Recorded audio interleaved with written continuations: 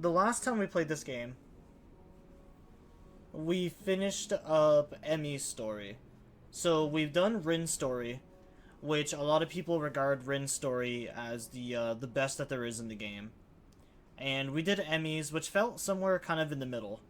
And that was kind of like the same consensus that I got from a lot of people, was that Emmy's was like middle of the road.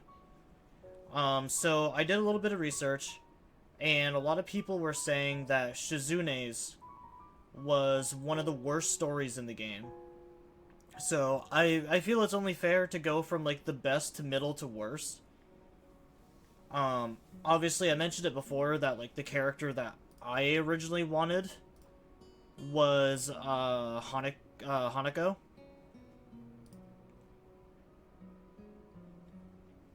So yeah, we got like a bunch of stuff with Emmy.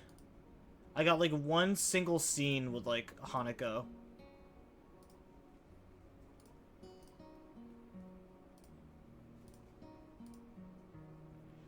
And then yeah, we have like Rin's story.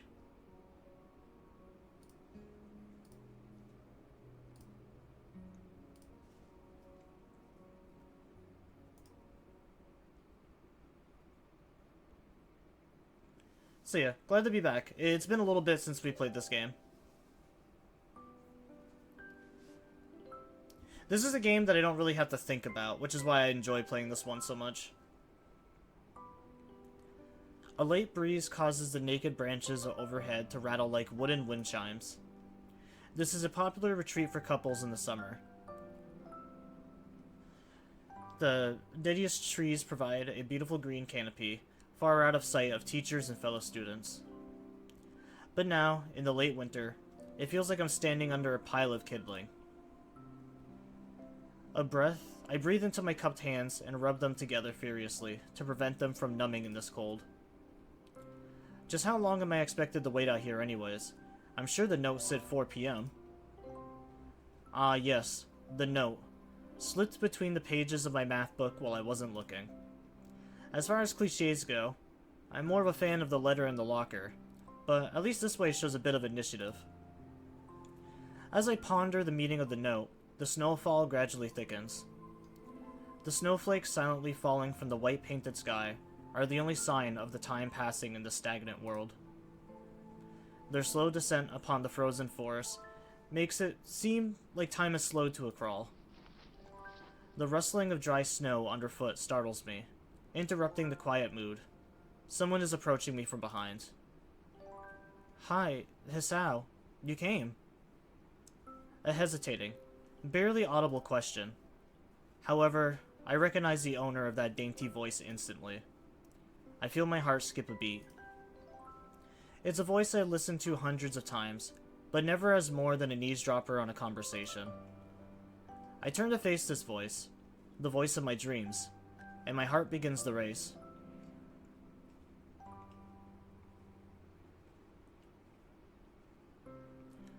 I want to go. I got a note telling me to wait here. It was yours? Damn it, I spent all afternoon trying to come up with a good line, and that was the result. Pathetic. Yes. I asked a friend to give you that note. I'm so glad it got to you. A shy, joyous smile that makes me so tense, I couldn't move a single muscle even if I tried.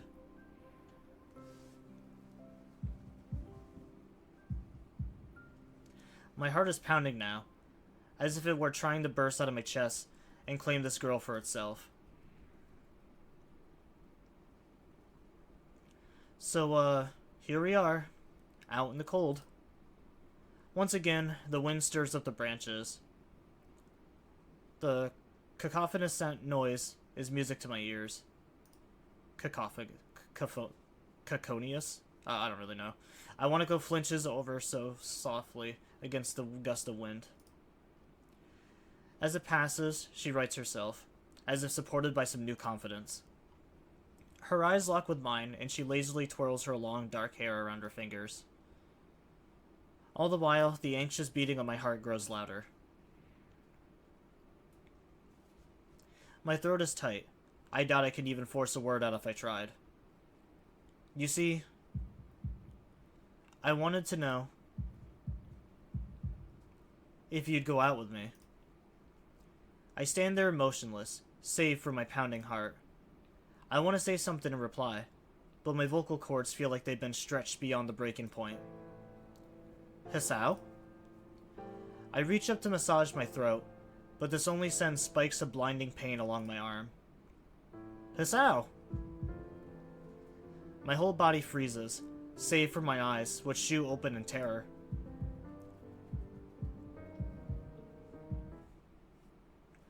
Hisao! The beating in my chest suddenly stops, and I go weak at the knees. The world around me, the canopy of bare branches, the dull winter sky, Ayonako running towards me, all these fade to black. The last things I remember before slipping away are the sounds of Ayonako screaming for help and the incessant clatter of the branches above.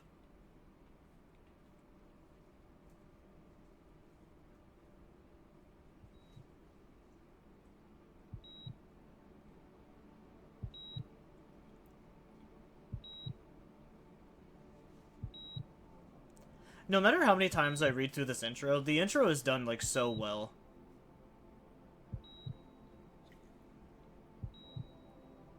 I'm also always surprised when I come in here and see an animation for, like, the intro, too.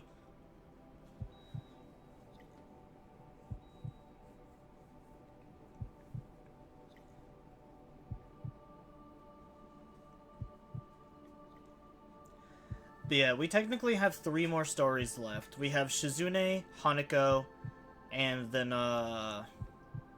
Lily, the blind girl. We've done Rin and Emmy so far, which, funnily enough, Rin was first, the girl with no arms, and then we got the girl with no legs, like, right after. I guess for some reason the game just gave me all the amputees first, and now everyone else has just been left over.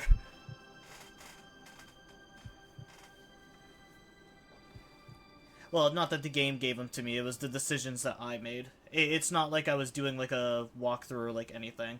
I just chose the decisions that I wanted. It's been 4 months since my heart attack.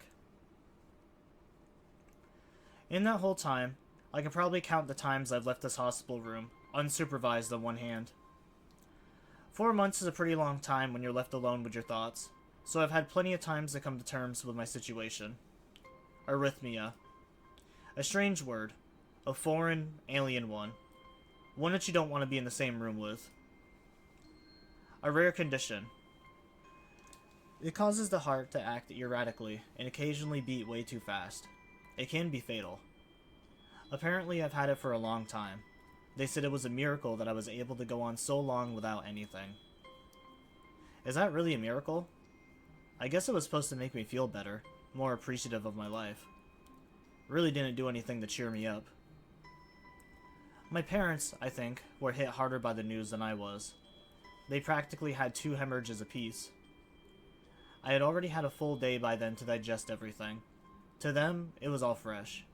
They were even willing to sell our house in order to pay for a cure. Of course, there isn't a cure. Because of the late discovery of this condition, I've had to stay at the hospital to recuperate from the treatments. When I was first admitted, it felt as if I was missed. For about a week, my room in the ward was full of flowers, balloons, and cards. But the visitors soon dwindled, and all the get-well gifts began trickling down to nothing shortly after. I realized that the only reason I had gotten so many cards and flowers was because sending me their sympathy had turned into a class project. Maybe some people were genuinely concerned, but I doubt it. Even in the beginning, I barely had visitors. By the end of the first month, only my parents came by on a regular basis. Iwanako was the last to stop visiting. After 6 weeks, I never saw her again. We never had that much to talk about when she visited anyways.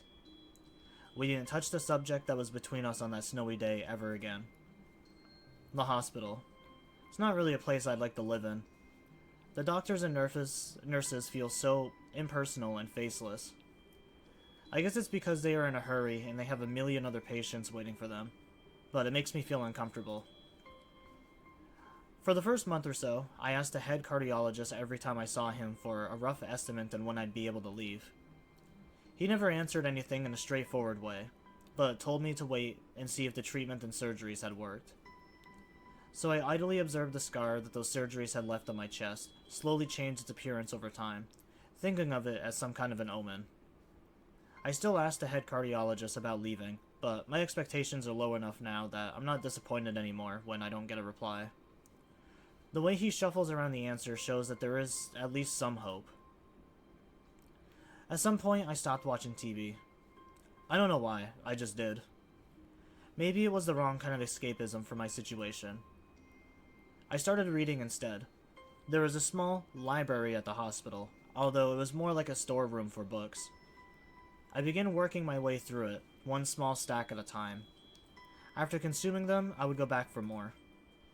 I found that I liked reading, and I think I even became a bit addicted. I started feeling naked without a book in my hands. But I loved the stories. That was what my life was like. The days became increasingly harder to distinguish from each other, differing only by the book I was reading and the weather outside. It felt like time blurred into some kind of gooey mass that I was trapped inside, instead of moving within it. A week could go by, without me really noticing it. Sometimes I'd pause in realization that I didn't know what day of the week it was. But other times, all the things that surrounded me would painfully crash into my consciousness through a barrier of nonchalance I had set up for myself. The pages of my books would start to feel sharp and burning hot, and the heaviness of my chest would become so hard to bear that I had to put the book aside and just lay down for a while, looking at the ceiling as if I was going to cry. But that only happened rarely. And I couldn't even cry. Today the doctor comes in and gives me a smile. He seems excited, but not very. It's like he's trying to make an effort to be happy on my behalf. My parents are here. It's been a few days since I've last seen them. Both of them are sort of dressed up. Is this supposed to be some kind of a special occasion? It's not a party. There is this ritual the head cardiologist has. He takes his time, sorting through his papers, and then setting them aside as if to make a point of the pointlessness of what he just did. Then he casually sits down on the edge of the bed next to mine. He looks me in the eyes for a moment. Hello, Hisao. How are you today? I don't answer him, but I smile a little back at him. I believe that you can go home. Your heart is stronger now, and with some precautions, you should be fine. We have all your medicines sorted out. I'll give your father the prescription. The doctor hands a sheet of paper to my dad, whose expression turns wooden as he reads it quickly. So many. I take it from his hands and take a look myself, feeling numb. How am I supposed to react to this? The absurdly long list of medications staring back at me from the paper seems insurmountable. They all blend together in a sea of letters. This is insane. Side effects, adverse effects, contradictions, and dosages are listed line after line with cold precision. I try to read them, but it's so futile. I can't stand any of it. Attempting to only makes me feel sicker. All of this for the rest of my life every day? I'm afraid that this is the best we can do at this point. However, new medications are always being developed, so I wouldn't be surprised to see that list fade over the years. Years? What kind of confidence booster is that? I'd have felt better if you hadn't said anything at all. Also, I've spoken with your parents, and we believe that it would be best if you don't return to your old school. What? Please calm down, Hisao. Listen to what the doctor has to say. Calm down? The way he says it tells me he knew full well that I wouldn't like it. Am I going to be homeschooled? Whatever of my concern shows, it's ignored. We all understand that your education is paramount. However, I don't think that it's wise for you to be without supervision. At least not until we're sure that your medication is suitable. So I've spoken to your parents about a transfer. It's a school called Yamaku Academy that specializes in dealing with disabled students. Disabled? What? Am I? It has a 24-hour nursing staff, and it's only a few minutes away from a highly regarded general hospital. The majority of students live on the campus. Think of it as a boarding school of sorts. It's designed to give students a degree of independence while keeping help nearby. Independence? It's a school for disabled kids. Don't try to disguise that fact. If it was really that free, there wouldn't be a 24-hour nursing staff, and you wouldn't make a hospital being nearby a selling point. Of course, that's only if you want to go, but your mother and I aren't really able to homeschool you. We went out there and had a look a couple weeks back. I think you'd like it a lot. It looks like I really don't have a choice. Compared to other heart problems, people with your condition usually tend to live long lives. You'll need a job one day, and this is a good opportunity to continue your education. This isn't an opportunity. Don't call it an opportunity. Don't call it a goddamn opportunity. Well, you should be excited at the chance to go back to school. I remember you wanted to return to school, and while it's not the same one, a special school, that's an insult. That is what I want to say. It's a step down. It's not what you think. All of the students there are pretty active in their own sort of way. It's geared towards students that can still get around and learn. Just need a little help in one way or another. Your father's right, and many of the graduates of that school have gone on to do amazing things. A person doesn't have to be held back by their disability. One of my colleagues in another hospital is a graduate.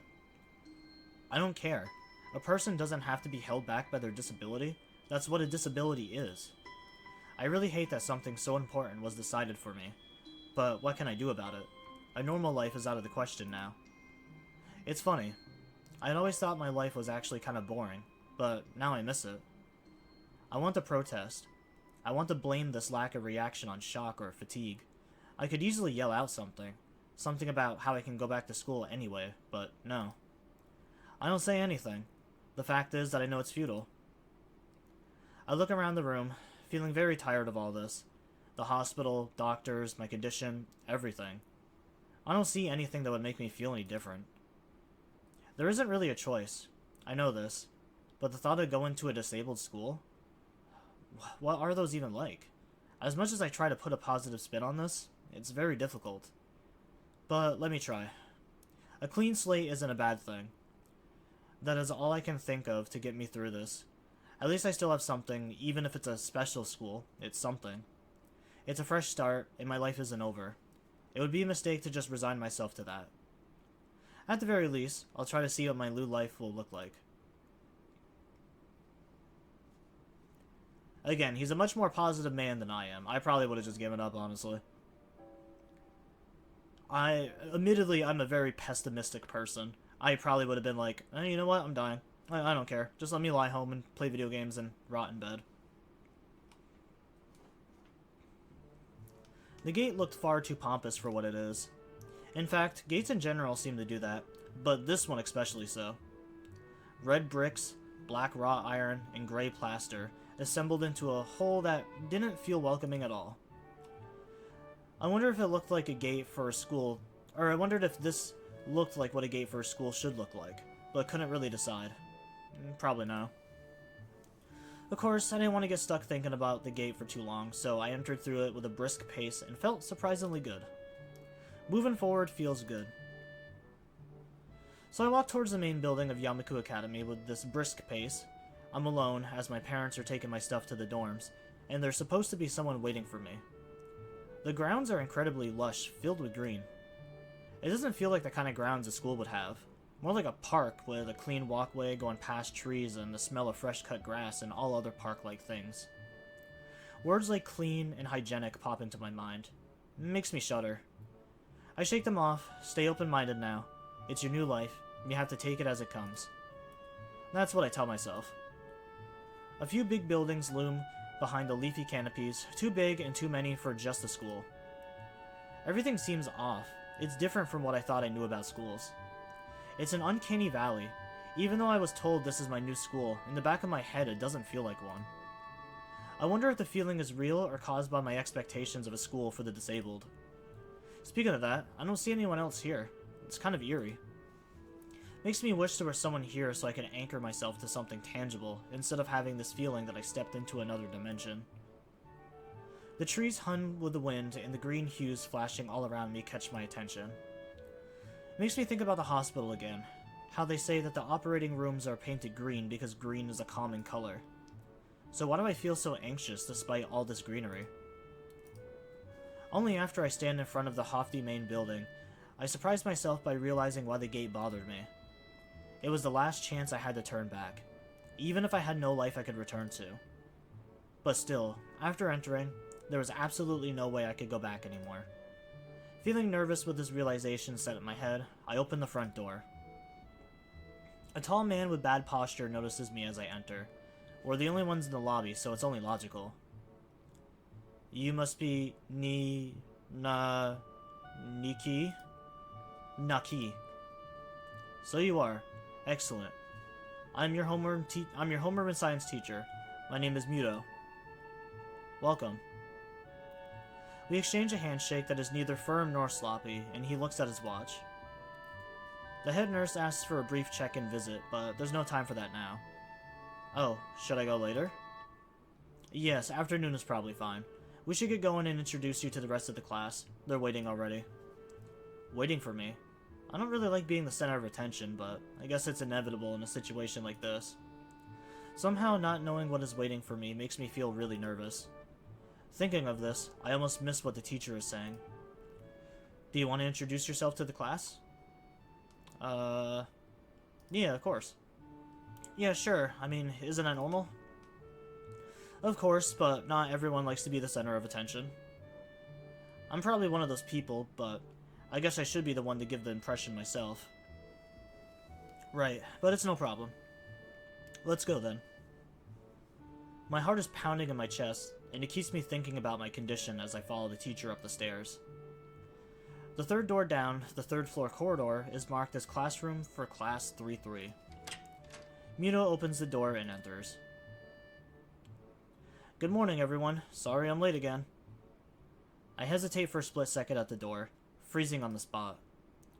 Get a grip. This is a big step, I know that.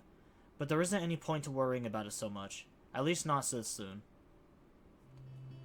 I follow the teacher into the classroom and look around, partially so I won't have to meet the curious gazes of the classmates. It's pretty spacious, the ceiling is unusually high and there's a lot of space left over around and in between the desk. An entire wall taken up by blackboard and the high old-fashioned windows only make it seem larger. The student desks are just standard wooden desks with shelves underneath for books and wooden chairs and with metal frames. Simple and efficient. I stop walking in front of the classroom and face the other students. They all look normal, like students in any other school. But then, why would they be here? They're probably like me and have something wrong with them, only it's just not immediately obvious. Then, I notice that one of the girls seems to be missing a thumb on her right hand.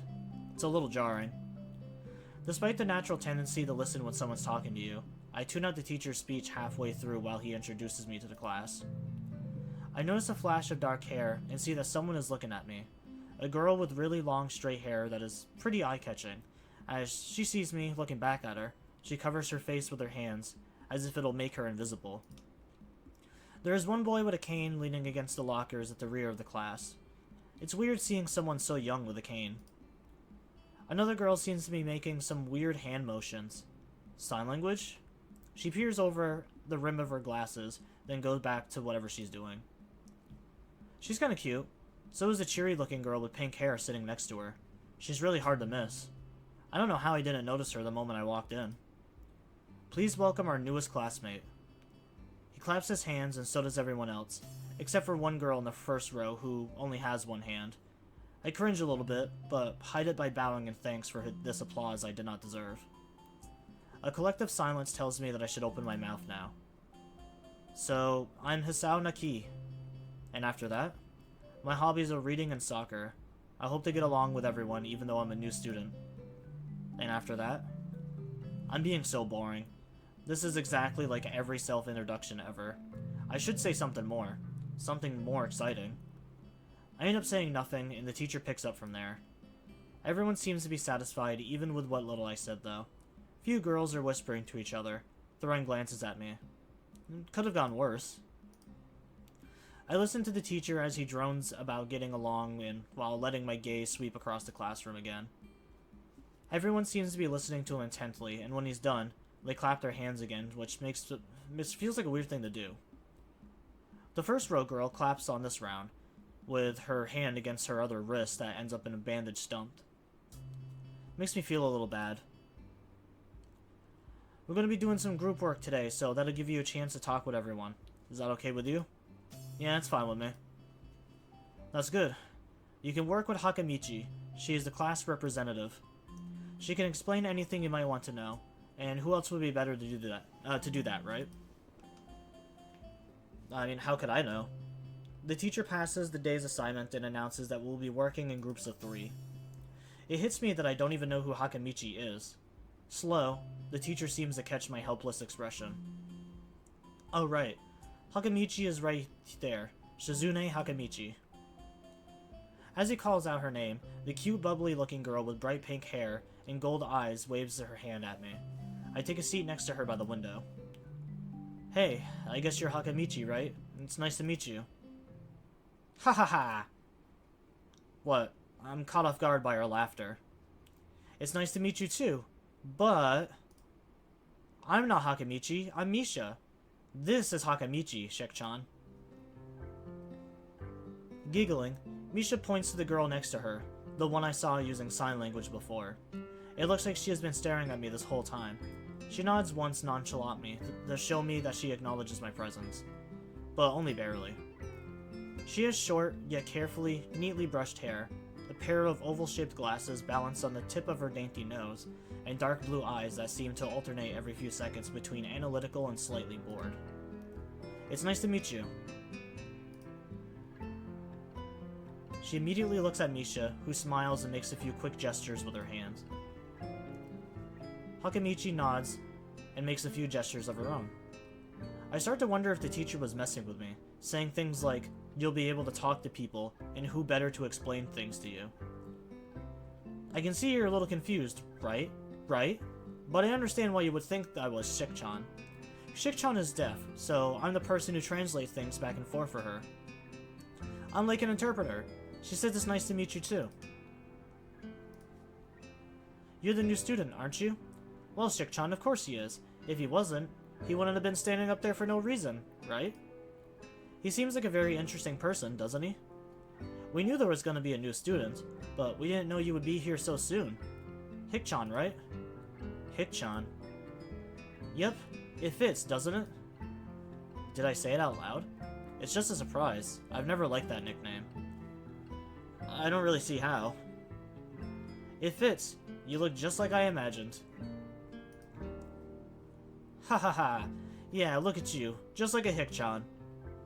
I wonder why everyone seems to think so. Hakamichi taps her fingers on the desk to get Misha's attention. They gesture back and forth to each other excitedly, their hands a blur. Misha seems a little overwhelmed. Ahaha, sorry about that. Shik-chan wants you to know that she's the class rep, so if there's anything you need to know, you can feel free to ask her. Do you like the school so far? We can show you around a little if you haven't had time to walk around and familiarize yourself with it. Misha stumbles with the hard word a bit, making it stick out in her otherwise fluent translation.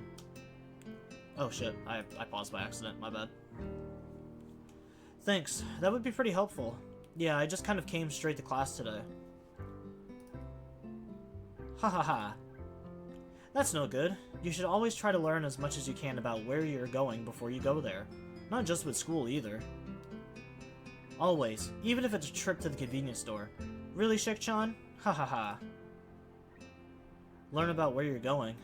I guess I didn't bother to do that, or just didn't care enough to do so. I didn't look forward to this, even if I committed myself to go along with this half-assedly, but anyways. I don't say anything, and Misha signs something that ends in a shrug. What was that? Seems like it was about me. I feel like slumping over in my seat. Both of them are smiling, but that shrug hit me unexpectedly deeply. You look down. Are you okay? Don't take it the wrong way, please. I hate it when people are afraid to ask questions. That's why people learn things by asking. Asking for help is perfectly normal, as much as needing help. Stop looking like you just failed the test.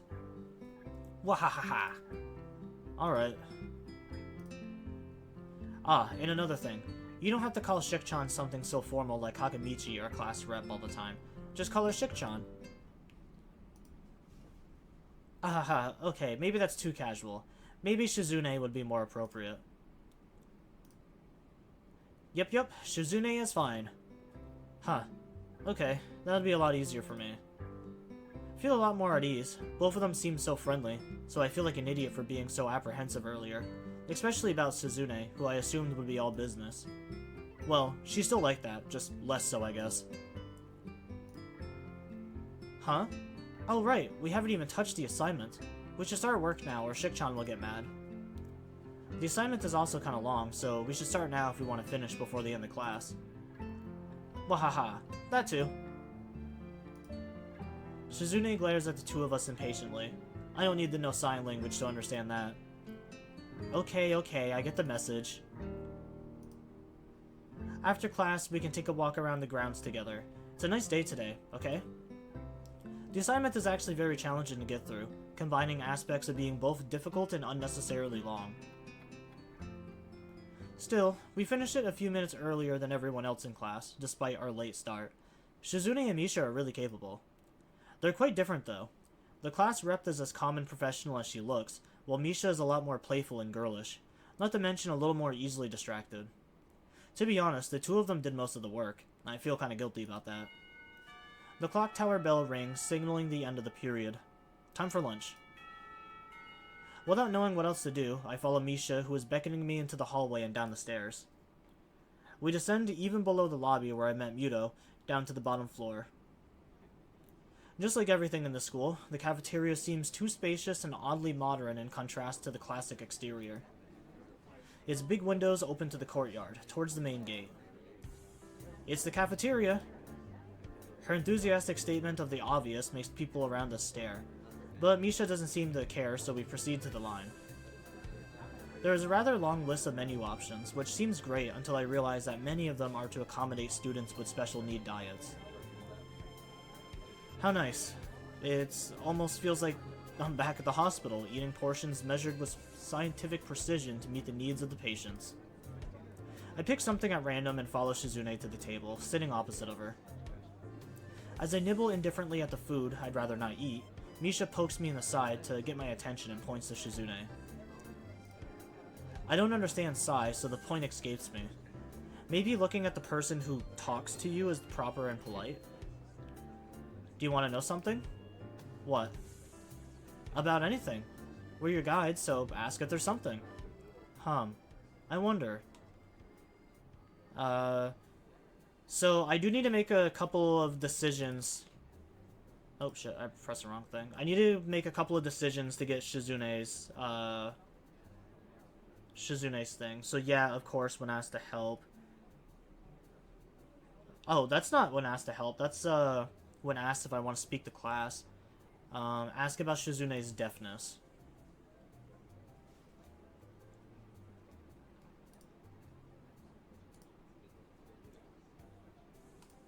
Oh, I don't know what happened there. Alright, ask about Shizune's deafness. Shizune intrigues me, and I kinda want to ask something about her. But I can't really ask about something that personal, can I? I can't come up with anything else to ask, so I just focus on my food while the girls talk between themselves. Misha and Shizune sign back and forth very animatedly, throwing sideways glances at me, but Misha refrains from translating. Maybe they were talking about secret girl stuff or something. I quickly notice a conversation and sign is not enough to fill a silence. We arrive in the classroom early, but we're not the first. The dark-haired girl I noticed before is slumping over her desk at the last row. She jumps a little when Misha crashes into the room with the elegance of a rhino. She shrinks deeper into her seat. I can feel her tension all the way from here, as if she were slowly turning into stone just from her presence. Misha and Shizune either don't notice or don't mind it, as they walk directly past her to their seats to begin to converse.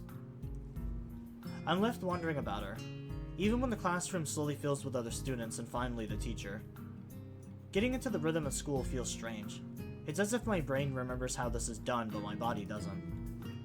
Towards the end of class, I start yawning and counting the minutes left. I shouldn't be this tired for just my first day of school. Maybe it's the long time I spent in the hospital that made me like this. I'm even feeling physically weak and lifeless. Before long, the final bell rings. School is finally over for the day. Beside me, Misha and Shizune are having a short conversation. After a bit of deliberation, Misha turns to me. Unfortunately, we can't stay and show you around today, Hik-chan. We've got to hurry already, since there's a lot of work for us to do. You'll find your way around, I'm sure of it. Oh wait, the teacher said I have to see the nurse. Where do I have to go? Is that so? We can at least show you that much. Come on, the nurses have their own building, so we have to go outside. We joined the flow of students making their way down to the stairwell and outside, with the girls pointing out other senior classrooms in the same hallway as ours.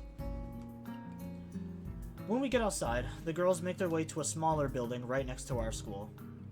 It's built in the same style, so it looks like it's actually part of the main building.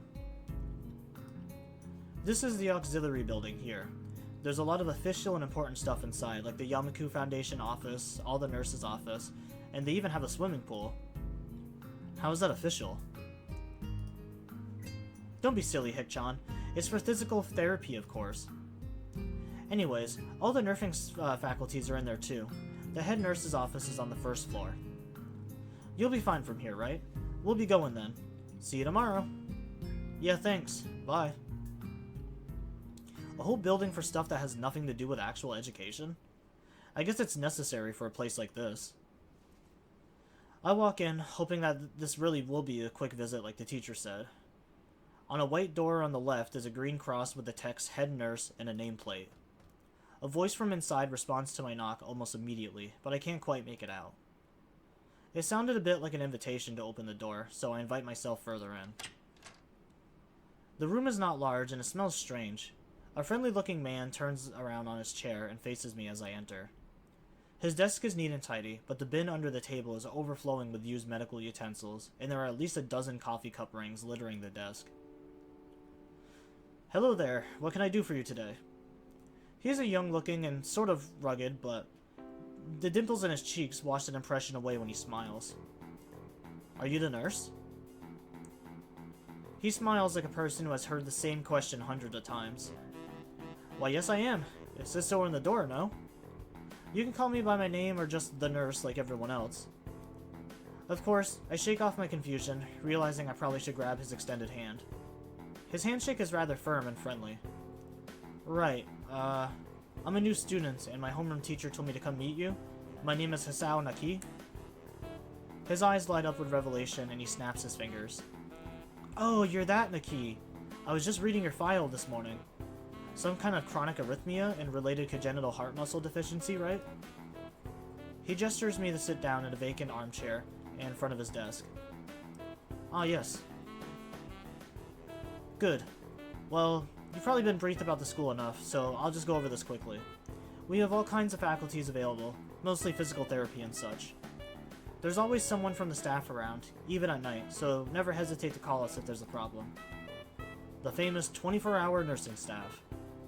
Wow, this is like a hospital. Well, not exactly. For instance, we don't do brain surgery here.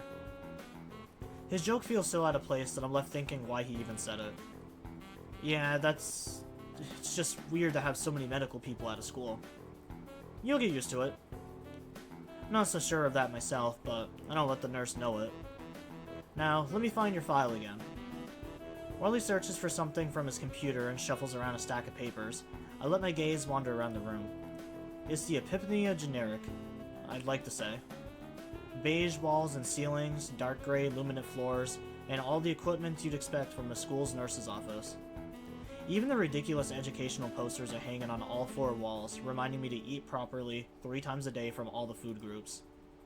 Smiling, the nurse draws a thick file from a stack of similarly thick files and opens it. So you already have medication for the arrhythmia. Just remember to take your pills every morning and evening, or it won't be much help. Apart from that, do you do any sports? Rash stuff like, I don't know, boxing? He grins at his own joke, but I don't. Well, I played soccer occasionally with some classmates. Alright, I'm afraid I'm gonna have to recommend you refrain from doing that, at least for the time being. Oh. My lack of reaction makes him raise an eyebrow, but really I'm not too bothered by it, him forbidding me to kick a ball around. I guess I never did it out of a burning passion for the sport, just to have something to do. Any kind of concussion might be very dangerous to your heart, and risking another attack is not good. Was the previous one caused by a sudden concussion to the chest area? There is no mention of what the cause is in your paper. Not exactly. I sidestep the question acceptably, and he glances at me over his papers with a more serious expression on his face. Still, you need to keep your body healthy. Some exercise would do you good. We have physical therapy and such available, as I said, but I don't think you really need such heavy measures. Just get some light exercise regularly. Brisk walks or even light jogging, jumping rope, that sort of thing. Swimming, maybe. There's a pool here. So I was told. You were? Very good. At any rate, and I'm sure you've been told this before, you just need to take care not to overexert yourself. He wags his finger to emphasize the point. No need, really. I've heard this 1,000 times already. Absolutely no unnecessary risk. Take care of yourself. Okay. He goes over my paper one more time, and then sets them down on the desk, obviously content. Good. That's it then. Come meet me if you ever need something. Love how you're playing my game for real. Thank me later because I'm playing Hisao. Yo, maybe they'll remake this game with voice acting, and then you can be Hisao. I'm ushered out before I even realize it. A quick visit indeed. I ended up standing in front of the main building and the auxiliary building, although to my eyes, they still look like one of the same. It's the first real look I get at the other students, so I watch the people coming out of the school, going towards the gate or their dorms. Everyone seems to know where they are going, and I still keep thinking that most of them don't look too special for being students at a special school. Then again, neither do I. Does that make me one of them? One of us? I should go somewhere too to prevent me from getting lost. It's around dinner time, but I feel tired instead of hungry. They would all just be racist ghosts and Goonie Gang. They shouldn't let me voice act. Maybe that just adds more character, though. The weirdness in me only grows as I trudge towards the dorms, set a little ways apart from the main building complex. There is a garden of sorts between the school and the dorms. Shrubbery, flowers, and the overbearing smell of fresh-cut grass that fills the atmosphere. It dawns on my tired mind that the smell feels novel because I haven't been outside in such a long time. The dorm building is big and made of red brick. Like the others, it feels way too pompous for what it is. So I push forward and go inside. Yeah, grass? Ugh, I don't want to touch grass. Grass makes me itchy. Actually, low-key, like, grass does really make my skin itchy. I will never be out. You can't ever catch me dead outside barefoot or, like, laying in the grass. It takes more time than necessary to fish out the key I was given from my pocket. Room 119. Despite the... yeah, itchy balls. I just... I just, like, mushroom stamped the grass outside. Despite the ordinate exterior, the inside of the dorm is fairly new, functional, and boring. Just like the main building, the halls and doors are wide to accommodate wheelchairs. The same goes for the elevators at the end of the hallways. I poke my head around the corner of the common room door. Inside, a few students are watching the television. One nods and gives a quick hello before turning it back to the TV. Seems that only the girls around here are sociable. I suppose that's perfectly fine with me. I climb the stairs to the upper floor. Here, small corridors branch off from the main hallway. Each of these minor halls seem to have a toilet and shower, as well as 4 rooms. About halfway down the hall, I spy room 119. The nameplate on the room adjacent to mine are blank. I guess there are just 2 of us here. Light shines from below the door of room 117, so I knock lightly. Hello? Is anyone home? From inside, I hear a few movements, then the clicking of way more locks than I thought these doors had. After a moment, the door squeaks open. A bi-speckled boy is standing in the doorway. He is looking at me very intently through his extremely thick glasses. My girl best friend doesn't want to send me a good oiled up selfie booty pic, and now I am here, gang. L friend, low key. I'll have to send you my oiled up butthole then. Although mine's probably not going to be nearly as appealing. Who is it? Blind? Nah, at least not completely. Why would he have glasses if he was blind? He leans closer to me until our noses are almost touching. His breath stinks of garlic.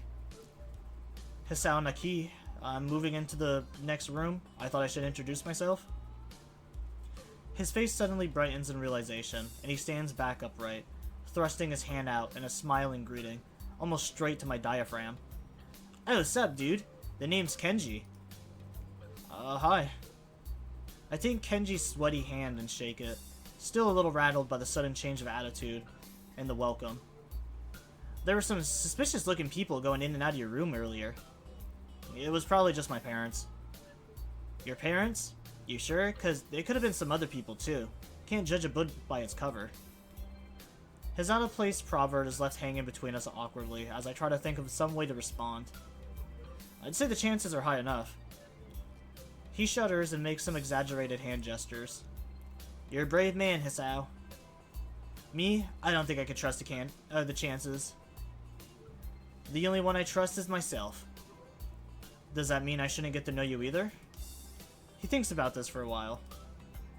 "A wise decision." "Damn, you're smarter than you look."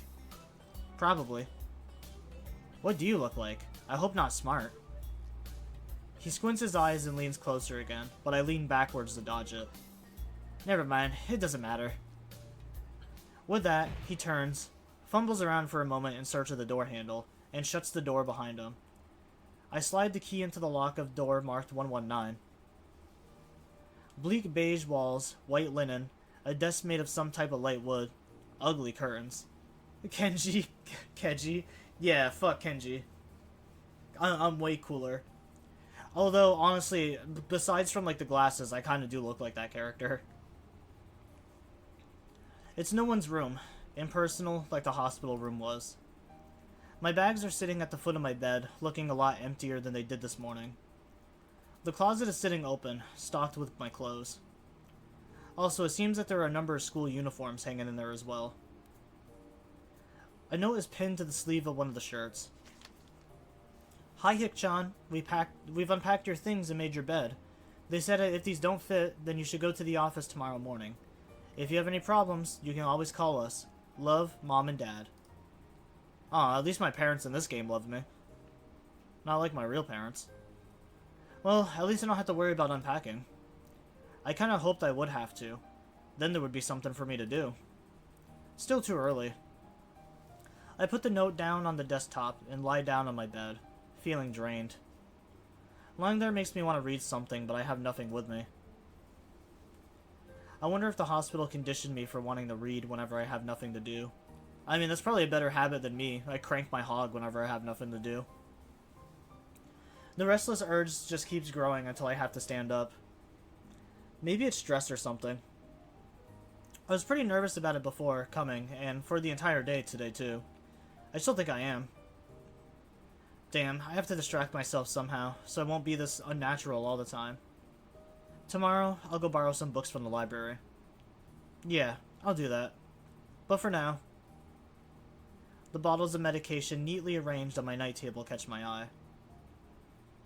I pick up one and shake it just to hear the contents rattle inside, and then read the glued-on pharmacy label. Hisao Naki, 2 tablets a day to stay alive. It doesn't really say that, but it could just as well. It's kinda twisted, having your life depend on chemicals like this. I resent it a little, but what choice do I have? With a sigh, I begin my new daily ritual of taking the right number of pills from each bottle, being careful to check the correct dosages. Yeah, when the doctor hands you the list at like the very beginning of the game, it like flashes like so many different kind of pills, but then like every day I swear I only see Naki take like 2 pills. Like that's not even that much.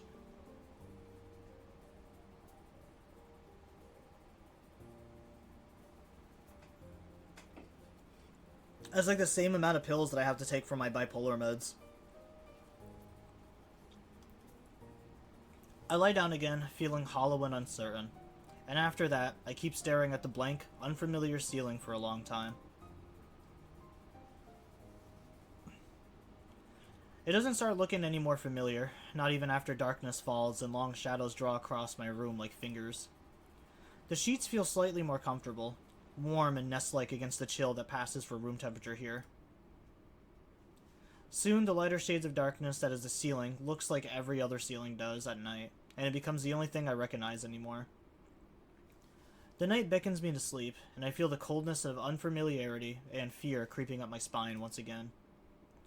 I keep drifting forward, or further away from the world I knew. I literally only take hypertension, headache medicine only, in which they are like painkillers too. Yeah, I've never really been like a big medicine person. Like my bipolar medication is like the only meds that I actually take, and maybe like the occasional painkiller if it's like something that just won't go away. But other than that, like I've always been like a very natural kind of like remedy person for the most part. If I have like a headache, I'll just like drink tea or like take a shower in like rarely hot water, just like steam myself out to kind of like relieve a headache. I don't really like taking medicine unless it's like absolutely necessary. I wake up in a strange room. Solid morning light shimmers against the light gray ceilings. I had forgotten to draw the curtains closed last night. This is my room, isn't it? My room. This is the third room this year that I'm supposed to call mine. Various things around here remind me that, indeed, it's me who is supposed to be the one living here. My bags on the floor, my new school books on the desk, my numerous medications on the night table. I stare at the bottle for a moment, deliberating, until I open a bottle and shake out a pill and pop out a tablet from a foil sheet. I down them with a chaser of water without thinking about the chemistry. My uniforms are in the closet. You said shower gang. Hell yeah. I love spending time with the boys in the shower. I slink out from under the sheets and stretch my back before dressing up. Putting on a new school uniform feels like dressing in someone else's clothes. The artificial smell of generic detergent invades my nose, but the feeling of fresh clothes against my back is a good one, a natural one. It feels like a school uniform, as it should. It's not much different from what I used to wear. That goes for other things too. So far, this place seems more or less like a normal school. Except for the people. I think back to my talk with Kenji yesterday, Misha's constant laughter, and Shizune's sweeping sign language gestures. Well, I've only met 3 students so far. Maybe they aren't that normal, but I'm sure the others are. Or perhaps people like them are what passes for normal around here. Yeah, what does pass for normal around here? What do people do? They crank their hogs. I didn't see a lot of kids hanging around after classes yesterday, so maybe there are clubs. If so, I wonder if I should join one. I low-key jerk it in the shower because I am I'm trying to relax. I don't think I could do that standing up though. I feel like it would be impossible for me to do that standing up. I'd have to like get one of those like showers that have like the seat in it. All through class, the question remains on my mind, so I decide to ask Shizune about it when we split into groups. After all, she did say if I had anything I wanted to know, I should ask her. She crosses her arms and shifts her gaze slowly to Misha, who looks more preoccupied with trying to grind the eraser of her pencil down so that the top is perfectly and evenly flat. Does Misha have like OCD or something? Ahaha, sorry, Shik-chan. Is there something you wanted from me? Oh, I see. That's a good question, Hik-chan. My first thought is that it means she doesn't know, which is worrying. Maybe I'm being too negative. Well, anyways, Misha, please don't prove me right. Oh, that's right. Everyone is encouraged to join a club. A lot of people do so because there really isn't anything else to do. There are also school events like the festival coming up in a few days. Almost every student in the school tends to help out during that. So, you actually transferred in a busy time. Maybe you can help out too. Sure. Honestly, bro, if he clanks our hogs, do robot humans their bolts? Oh, true, that's... Like, when we have, when technology advances and sex bots become a thing, will the bots become, like... Because, like, obviously the big concern is, like, AI taking over and, like, AI becoming sentient. If that ever does happen, will AI have the urge to just, like, flick their bolts?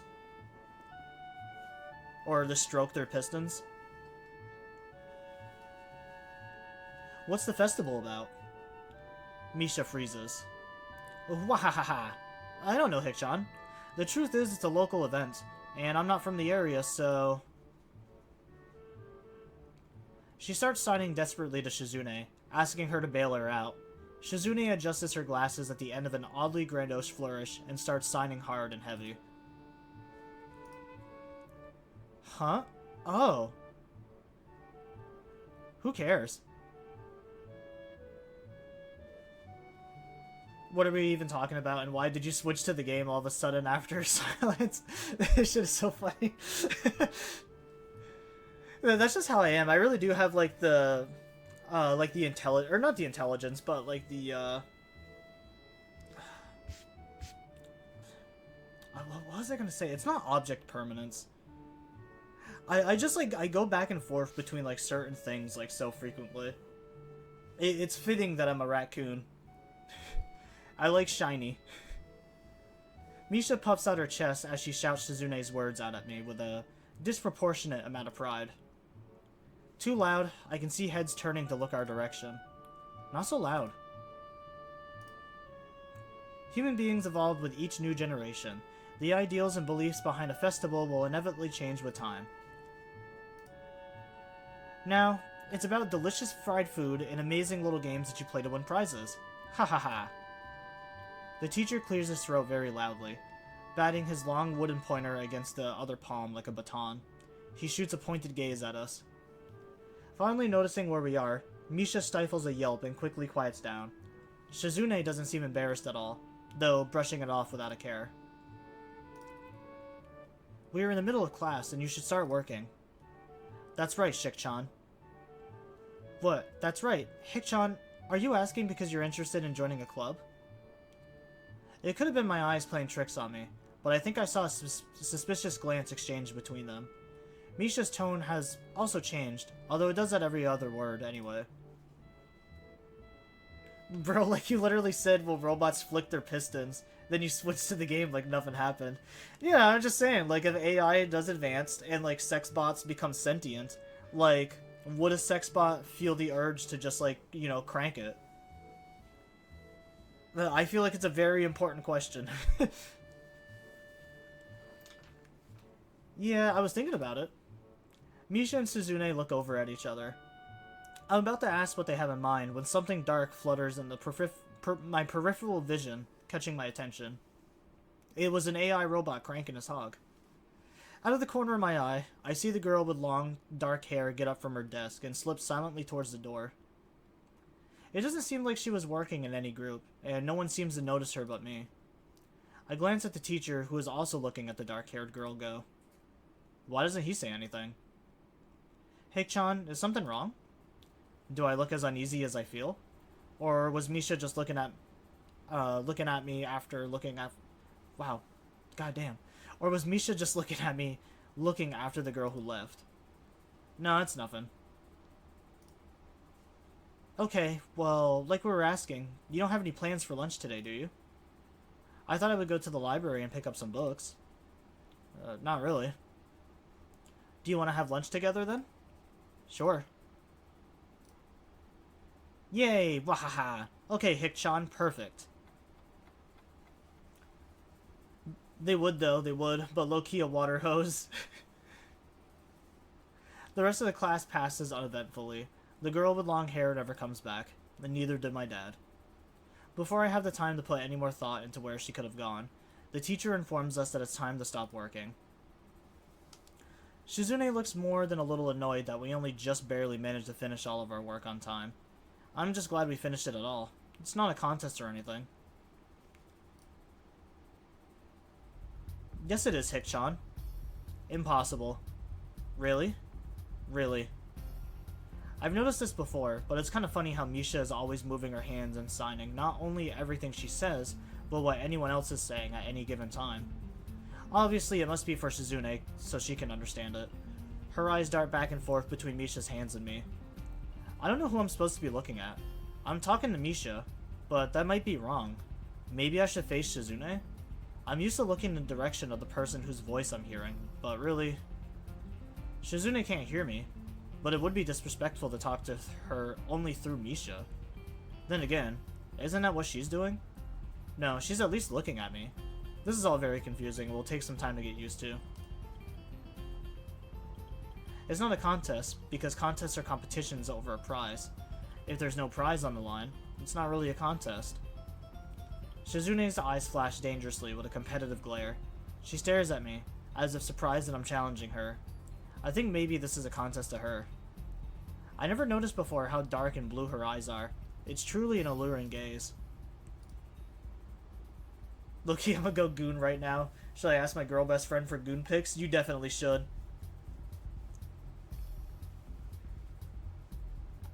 The homies need to, like... Homies need to be there for other homies. If my bro was like, hey man, I'm jerking it right now. Can I get a picture of your fat cheeks? I'd be like, hell yeah, brother. What kind of pose and position you want me in? Should I get oiled up too? Always gotta provide for the homies. Are you sure, Hikchan? Very sure. Ha ha ha, you're wrong, Hikchan, because I don't want to be the slowest one in the class. Therefore, what's on the line is my confidence in my abilities, and the prize is the satisfaction of proving them. Wahahaha. Shizune pushes her glasses up to the bridge of her nose in a very matter-of-fact way. I'd argue more, but the bell rings, and she quickly gets up and picks up her bag, looking at me expectantly. I'd almost forgotten that I was supposed to have lunch with them. What do you want to eat? The cafeteria? Ha ha ha, that's so plain. Alright, let's go. Plain? Well, I guess. On my old school, I'd like to eat outside, near the back of the building. It was a good spot, but I didn't find it until the near end of my freshman year. I wonder if there is a similar place to eat here. Misha seems to imply as much. See, I told her that. She says no. People these days... But she's saying come here to find out some scary shit like I forgot I am scared of women or something. Oh man, I mean, if she's invited you over, you gotta go over. You know, you gotta go over. She's gonna ask you to smash, you get there with like your Nintendo Switch and she ain't talking about Smash Bros. Man, I wish I had a girlfriend.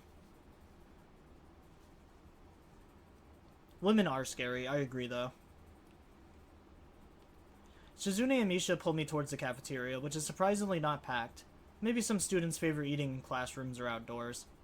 I saw some of my classmates had boxed lunches. After we finish eating, Misha picks up where we left off earlier. So, Hikchan, you want to know about the clubs and stuff, right? Right, Shikchan. Okay, I guess it makes sense to ask first. Exchanging little nods of confirmation, they turn to face me again, and Misha straightens her posture as if she's about to deliver a speech. Hikchan, do you have anything you're interested in? Women. I used to play soccer, but I'm not really into it. I don't follow the teams and players or anything like that. As of late, I usually just read a lot. There is a book club, right, Shikchan? Right. But it seems like they have all the members they can possibly have right now. Sorry, Hikchan. It's a really popular club. Oh, okay. But more to the point, Hikchan. Does this mean that you don't have anything already in mind? Not really. Good. Great. That's great, Hikchan. Really great. Ha ha ha. Wah ha ha ha ha. Why is this so great? No reason. Well, Hikchan, other than clubs and the upcoming festival, there is one other thing. Student council. I see. I didn't know the school had a student council. That was a very melodramatic setup, though, just to tell me that. I'm pretty sure the two of them know this, because Shizune looks a little embarrassed about it, and Misha is laughing. Shizune quickly retakes control of the discussion, in a manner of speaking. After all, it's Misha who has the voice to say whatever she wants. Ha ha ha. Huh? Oh, right. Hikchan, maybe you should join the student council. They could use more people. Yes, definitely. You should definitely join. Why? Well, for one, we can hang out every day, Hikchan. Shikchan and I are both in the student council. Actually, Shikchan is the president. Huh. I'm starting to get the suspicion that Shizune and Misha might not exactly be the most unbiased people to talk to about this. As if reading my mind, Shizune quickly adjusts her glasses and sighs something to Misha. Ha ha ha, of course we're not trying to get you to join just because we would obviously benefit from you joining the student council, and therefore have an incentive to try to get you to. So you're admitting that? No, we admit nothing. I mean, Hikchan, of course it would be nice if you joined, and we'd appreciate it. But even without all that, joining the student council shows a healthy interest in the workings of one's school. Yep, it's true, Hikchan. Besides, don't you want to spend time with us after school, Hikchan? I can't tell if she's being genuine or if this is really good acting.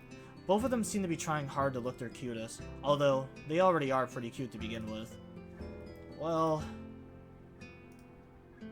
So it's settled then. Welcome to student council, Hikchan. What? No, no! Aw, see, Hikchan? Of course I want to go that easily. Yep, that's right. Though it would be boring if it went that smoothly. Oh well, Shik-chan owes me candy now. You were betting on it? Hey, my life is not a game here. Shizune seems very intrigued by this when Misha signs it to her. The aggressive glint in her eye returns. Wahaha, that's interesting, Hikchan. Let's play a game. That's not what I said. How about rich man, poor man, Hikchan? If you lose, you have to join the student council. No, absolutely not. Aw, why not? Well, because you two both have the same incentive, and therefore the same goal, which is to get me to join the student council, right? Yep. Yeah, that isn't my goal, but what this means is that both of you can just team up, and I'll be at a clear disadvantage, so I will have to decline. Hikchan, I'm very offended. Are you saying you don't trust us, and that we would pull something so... disingenuous? That makes me sad. Sorry? It's hard to tell where Shizune's influence ends and Misha's thoughts begin. In order to atone for hurting a young girl's feelings, you should definitely join the student council. No. How about a game of paper football instead? Of rich man, poor man? Paper football? Yeah, it's a game they play in America. You make a paper triangle, and then you just try to shoot it past the goalpost that the other players makes with their fingers. Isn't it cool? It's the ultimate form of competition between two people, Hikchan. And it's also played by elementary and middle school children. Shikchan, wahaha. That means it's a game that really separates the boys from the men. More like the boys from the slightly older boys. Anyways, I'm not going to play that game either. Just the fact that you know what it is means you're probably surprisingly good at it. Ha ha ha. Yeah, that's true. How did you know, Hikchan? Shizune frowns at Misha, telling me that she probably wasn't supposed to admit that so readily. I want to say that I'm happy with their attempts to get me into the student council, but I'm a little curious about what the student council does here. I've never been on one before, or even known anyone who was a member, so it interests me. I also kind of like Shizune and Misha, so maybe it wouldn't be so bad. Okay, Hikchan, how about Risk, the game of world domination? I don't know what that is. It's really fun, Hikchan. You fight for control of the world with armies and everything. Sounds like Shizune would be good at it. If you want to play, we can after school. Aw, really, Shikchan? We can play just for fun, Hikchan. Shikchan hasn't played in a long time, so if you want to, there are no strings attached. Well, alright. Okay, perfect. We'll see you after school in the student council room then, Hikchan. Wait, why there? Because that's where we keep the game. Wahahaha.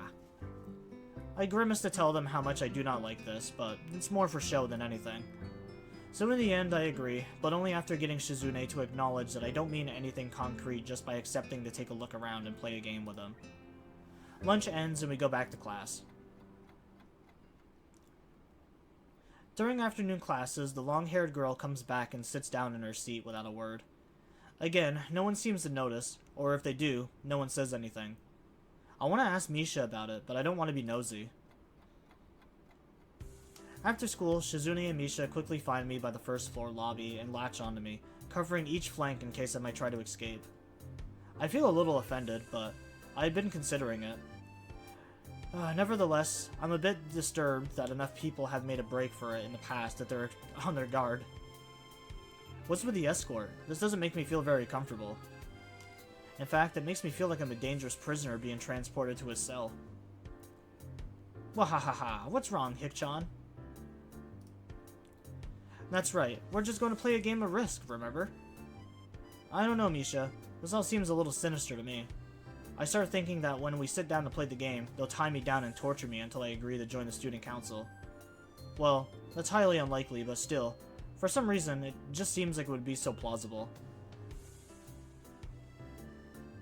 Getting to the student council room is as simple as turning 2 corners from where we started. What? That's it? This makes you guys being so on top of me seem a little silly. That's not true, Hikchan. Shikchan says that when their life is threatened, people have shown the capability to pull off superhuman bursts of speed. Life is threatened? Her expression unchanging, Misha signs something amusedly to Shizune, who makes a baffling face and puts her hands behind her back, looking pleased with herself. Misha feigns deafness and hums cheerfully. Stop that. I know you heard me. You have no excuse, unlike Shizune. Shizune opens the door to the student council room. It's a very plain, sparsely decorated room, although it is quite large, maybe a little larger than a classroom. There's a big table in the center surrounded by chairs, and a smaller desk prominently placed in the back that I assume is Shizune's. There are a few regular desks and chairs stacked to one side as well. Extras, perhaps. Aside from the tables and chairs, the room doesn't have much else to offer. Just a couple of filing cabinets and bookshelves stacked with old-school records and documents. Not much else. In fact, nothing else. This is a pretty bleak room. They could at least put a pot and plant in here or something, but the most noticeable thing in this room doesn't have is other people. Are we early? No. What do you mean no? Does it mean no one else is coming in today? Yeah, that's right. Before I manage to ask why that's the case, Shizune claps her hands together very energetically. Hikchan, let's play Risk. Come on, you promised, didn't you? You have to. Ha ha ha, okay. Do you want to know the rules? We can explain it to you while we set up. While Misha is talking, Shizune takes out what looks like a board game from behind one of the filing cabinets and throws it on the table. Actually, this looks kind of interesting. After Misha spends a little too long for her liking, running through the basics with a somewhat vague and confusing tutorial, Shizune cuts in and declares the game has started with a decisive motion, slicing her arm through the air. Shizune's aggressiveness is rubbing off onto me. I start feeling more competitive than I intended to be when I agreed to this. Halfway into the game, while I try to ponder how to defend against Shizune's assault from 2 fronts, she breaks my concentration by drumming her fingers on the table to get my attention. Hikchan, Shikchan wants you to know you're taking way too long to make a move. Shikchan also says that she will keep Australia if you agree to join the student council. I thought this was a game with no strings attached. Just the fact that she would dangle that over my head as an offer means that she knows I care about the outcome of this game. And anyway, no. Shikchan admires your fighting spirit and would be a benevolent dictator who will spare. Wow. Alright, let me take a drink.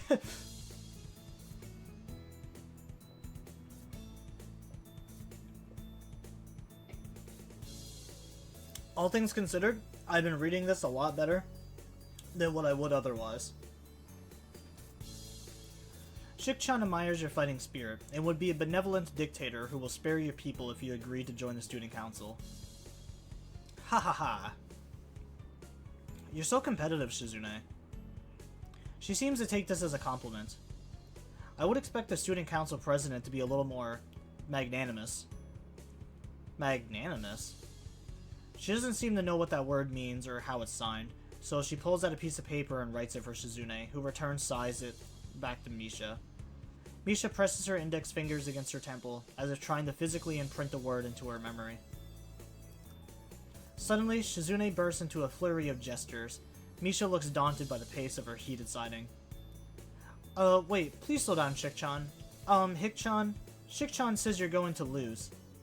Tell her that I will crush her world empire with my rebellion. Okay. Those eyes of hers shining like with childlike mischief. She says you have no chance if you keep playing like this. No, you won't. She has a point. Attack aggressively.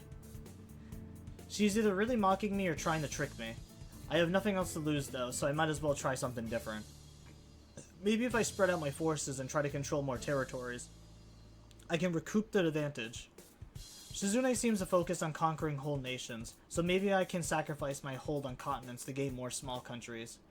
It's worth a shot. A few turns later, I end up losing the game anyways. Shizune adjusts her glasses victoriously and allows herself to tentatively pump a fist in the air in celebration. I win, yay! There's no need to translate that, it was pretty clear. Wahaha, don't look so sad, Hikchan. You were really giving it your best, that's what I thought. Sometimes your best just isn't good enough, though. If anyone knows that, it's me. You did very well for someone who just learned how to play today. Hikchan, you attacked Iceland and North America at the same time. It's a very daring move. Shikchan was impressed. The mark of great people is that they are daring and that they can follow through. You're already halfway there. Isn't that great, Hikchan? That isn't enough, though. Just potential isn't enough. There's no point to potential if you don't take the first step, and there is no point to that if you don't keep going. I want to see more. You're right, Shikchan, but that's so demanding. Shizune leads forward, suddenly looking a lot less playful and more like the serious person I expected her to be from the start. Hikchan, would you like to join the student council? She really doesn't waste any time, does she? But it's only my second day of school, so I'm hesitant about committing to something so early. I haven't even taken a look at the other clubs yet. But spending time with Shizune and Misha doesn't seem like something I would hate. I still need more time to think about it before I decide for sure. Maybe. I'll get back to you on it. Okay, Hikchan, but I hope you're not just saying that so we don't feel bad. No, really. Really? Hikchan, if you're gonna say that, you're saying that it's definitely the truth, and there can't be any mistake in it. I know. I guess I should have my revenge for losing at the very least. Shizune smiles at that mischievous way. In that mischievous way, that feels like twisting the knife in a wound for my loss. I take a glance at the clock on the wall and realize I spent far longer playing Risk than expected. Sorry, I think I have to go. I wanted to go to the library. It's not closed yet, is it? Shizune scratches her head and gestures at Misha. How hard can it be to determine whether the library is open? There's a clock right there on the wall. It should be, unless the librarian is absent. I think you're right, Shikchan. We think the library is open. It's on the second floor. Can't miss it. Do you want us to show you where it is? No thanks. It's okay. See you tomorrow. Bye-bye. One flight of stairs up, and I run into problems. The second floor hallway is a carbon copy of the third one. Wide, of course, and plain like only hallways can be. The problem is that the library's whereabouts are not as easily determined as one would think.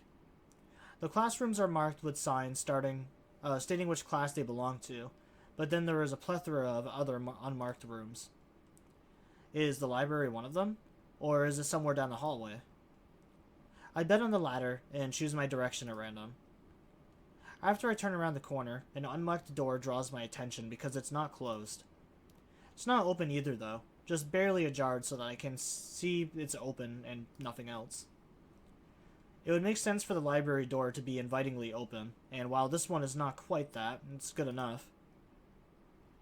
At the very least, it means that someone is inside, and I can ask for directions no matter how embarrassing that is. I gingerly push on the center of the door with my fingertips, every muscle in my arm ready to pull back at a moment's notice. The feeling of being an outsider to the school can't be shaken from my mind, so much so that I instinctively fear doing something wrong by entering. The door slowly creaks as if groaning from a deep sleep, though is much easier to open than I anticipated. Leaning over and poking my head ever further inside, to gain sight of the room as fast as possible, the meek hello on my lips is quickly snatched away.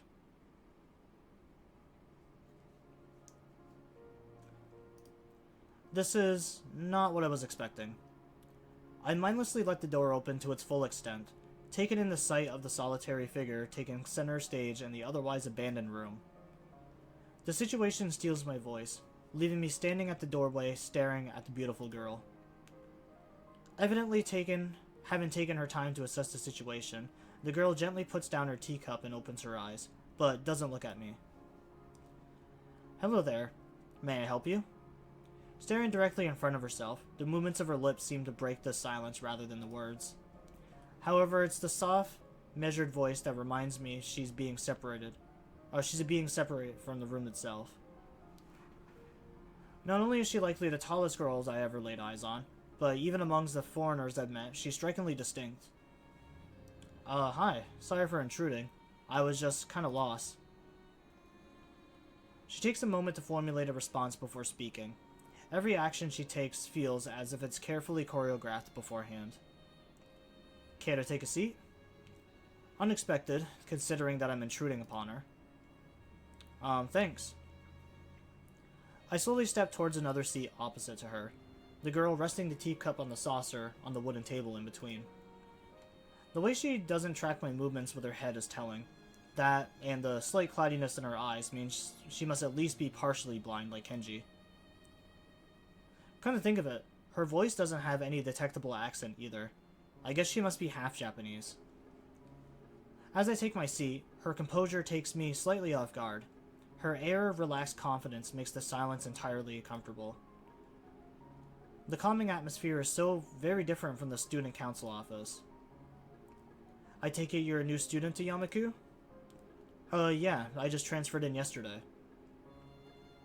I get the distinct feeling my speech patterns don't match the formality of hers, accentuated by her restrained bow of greeting. One which I hasten to match before realizing the futility of the action. I'm Lily Satao. Pleased to meet you. Hisao Naki. She gives a nod before gesturing roughly in the direction of her teacup. Would you care for a drink? Sure.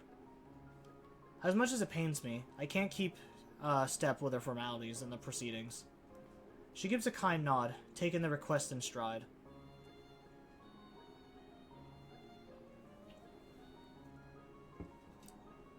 Without another word, she steps off the chair and prepares a second cup of tea from a collection of supplies laid out among the shelves.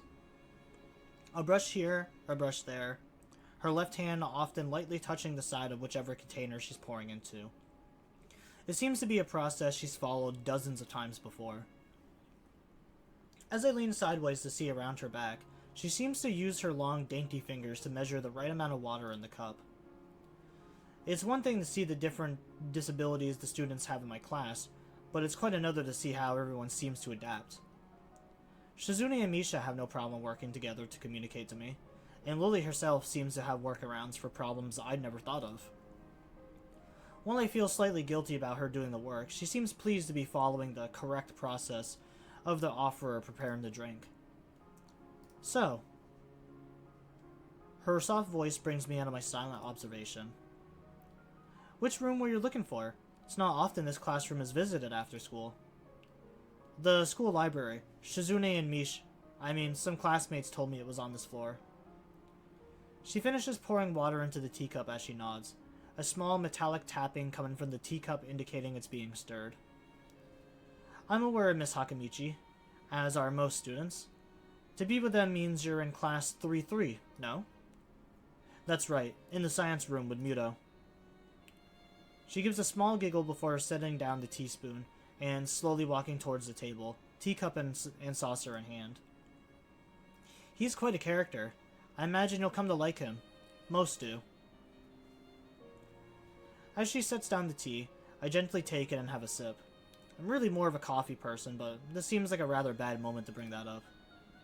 Nonetheless, the smell is quite nice. I hardly think it'd be hard to choke it down. Thanks, Sato. It really means a lot. Or, it tastes nice. I don't know what the fuck I was reading. I was reading like something completely different. She smiles and quickly waves her hand in front of her face. Lily, please. There's no need to be so formal. She says this in spite of her exceedingly well-bred speech. Oh well. I guess I should try to ask her about herself, as it really does seem as if she's catering to me. So which class are you from? I imagine it's one of the third-year classes? Correct. I'm in class 3-2, which is on the third floor, same as yours. It's taught by Miyagi, and is specifically for both blind and partially blind students. I see. Sorry. I feel like slapping myself for the fox pass, looking at her face. Though, she doesn't seem in the least bit put off by it. My, there's no need to change your speech in my account. Sure. Sorry. I guess I'm really showing my newness here. An environment like this would be a big change, so I can't fault you for it. While the same can't be said for everyone, many have come to terms with their conditions. A category which would include her, it seems. All too ready to jump ship from this particular topic, I segue into another. Do you come here to drink tea often? It's a really nice place. Thinking on it, this might be her version of a place behind my school that I like to have lunch at. I come here fairly often during lunch times. My duties as class representative don't leave enough time for an official club, so a friend and I use this room for having tea. Class representative, huh? Compared to Shizune, her mannerism seems to be almost completely opposite. While Shizune is blunt and fiercely driven, Lily seems relaxed and calm, almost aloof. Come to think of it, she might be useful for a less biased view of the school's club. What kind of clubs are there to join? The more popular ones are the track and field club, which uses the field near the school during lunchtime, the baseball club, and the book club in a room near the library. There are also numerous small ones too, though, such as the art and music clubs. At a time when I was just wanting to get on my feet, rushing into a club right away seemed slightly unappealing. I wonder if this school shares the same rules as my old one. Is it compulsory, or is it compulsory to join a club? It isn't, though it is encouraged. Ah, good. That's a relief. I really let my guard down around this girl, to let such a thing slip out. The fact seems to amuse her.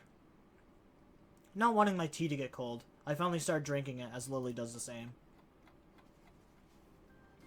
As I look over to the window, over her shoulder, I notice the light coming through into the room has distinctly turned to orange. Even here, time doesn't stand still. Huh. The time's gone quickly. Sorry? Right, she's blind. Of course she can't see the sun setting. It just looks like the sun's starting to set. Seems to come as a surprise for her. I guess she must have lost track of time. Sorry, Hisao. I didn't mean to keep you from the library for so long. I quickly moved to allay her concern. Oh no, it's okay. The library's still open, isn't it? She pauses and takes a moment to think on it.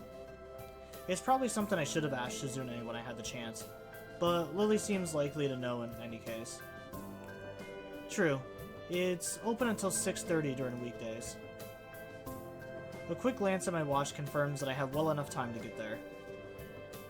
Huh. I'll make it going in that case. It's been nice talking with you, Lily.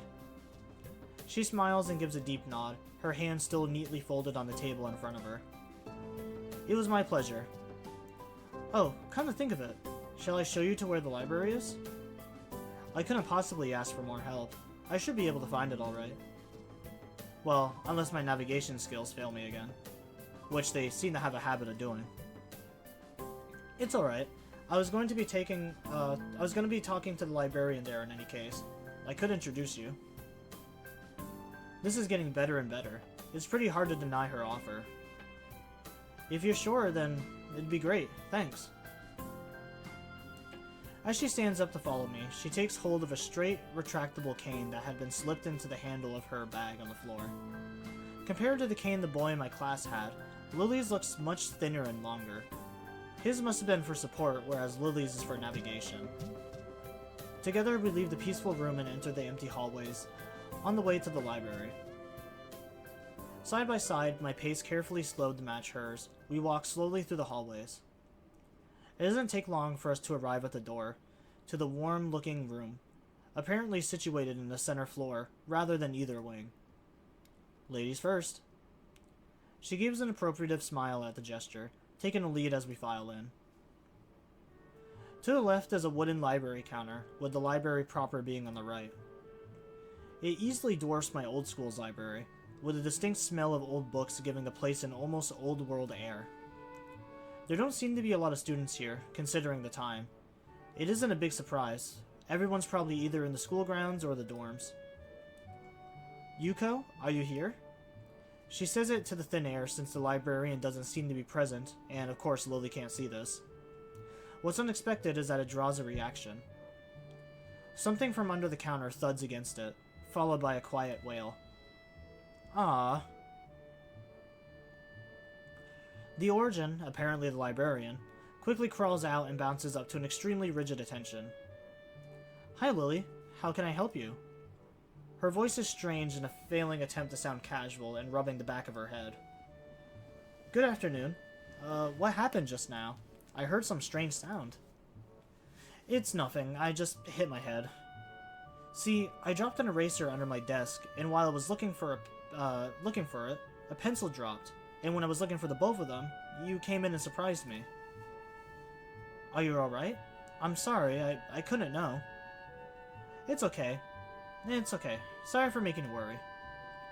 This is nothing. I've had worse happen to me. She's quick to reverse Lily's apologies, almost frantically trying to push aside the possibility that she could be in any way inconvenienced by bashing her head on the counter. Yes, worse things have happened, hee. The girl fidgets with her fingers as Lily doesn't seem to drop her concerned expression, and then she shuffles some papers around the counter for no reason. A little shorter than Lily, replete with glasses, freckles, and very troubled look, she seems to fit a library perfectly. Lily, did you get my message? Message... Oh, the 2 imported books that arrived? Right, they finally came. I can't believe it took so long, but... Amidst her celebrations, particularly for managing the change of topic, I'm sure, she notices me from the corner of her eye and freezes on the spot when she does. Oh no, I'm sorry for not noticing you before. Did you need to check out a book, or return one? I'm sorry. The way she can so quickly shift between moods is a little unsettling. He's with me. Yuko, this is Hisao, a new student. Hisao, this is Yuko, the school librarian. Pleased to meet you. Hisao, right. Hisao. Pleased to meet you too, Hisao. For a second, she visibly attempts to engrave my name on her mind so she won't forget. Yuko often arranges to import foreign books in Braille for me. Would you like to tell Hisao a little something about the library? Lily's innocent suggestion is met with an expression of abject terror. Please, Lily, I can't. I don't know what he could be interested in. This is too much responsibility. How's it any responsibility at all? I don't get. But her rejection is so sincere, I don't doubt for a second that she would rather disembowel herself on the spot than tell me where the light novels are. But... So there are a lot of books in Braille here? I attempt to save the day by asking the first thing that pops into my head. It seems to work at least partially, as Yuko seems to, not exactly relax, but at least look slightly less tense. Well, I think about 1/3 or 1/4 of Yamaku's books is either in Braille or audio. Makes sense, given all the blind students that'll be here. If it's only that, how come this library is so big in the first place? Well, we get a lot of new books regularly because the library is adequately endowed. That's probably why. They spend more on new books than my salary, and then I have to organize and shelve all of them. It's so troublesome, and they waste so much. I wish I could quit this job. A very awkward silence follows this revelation of too much information. I'll go check the aisles then, if you don't mind. It's probably the best for all of us if she doesn't keep talking. Very well. Meanwhile, Yuko, I would have those books if it's alright with you. My first impression was right. The library is surprisingly big. Ambling down the narrow aisles, I study the spines of the books in random order, occasionally sliding one out to read the blurb, taking it with me if it looks good. In a few moments, I have a respectable stack of books in my arms. I guess I'll never be stuck for choice here. The normality of the library sinks in. Sure, there are large prints of Braille books scattered throughout, but It is what it is, a library. It's as if the calm moon from this room, I had tea with Lily, snuck in with us here.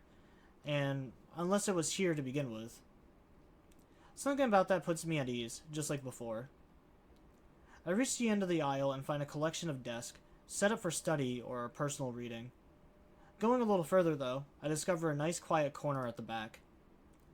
While the rest of the library has the odd students sitting here at the desk, either reading or stealthily sleeping, the back is pretty much deserted. As I glance around, I see someone who I recognize sitting on one of the several beanbags.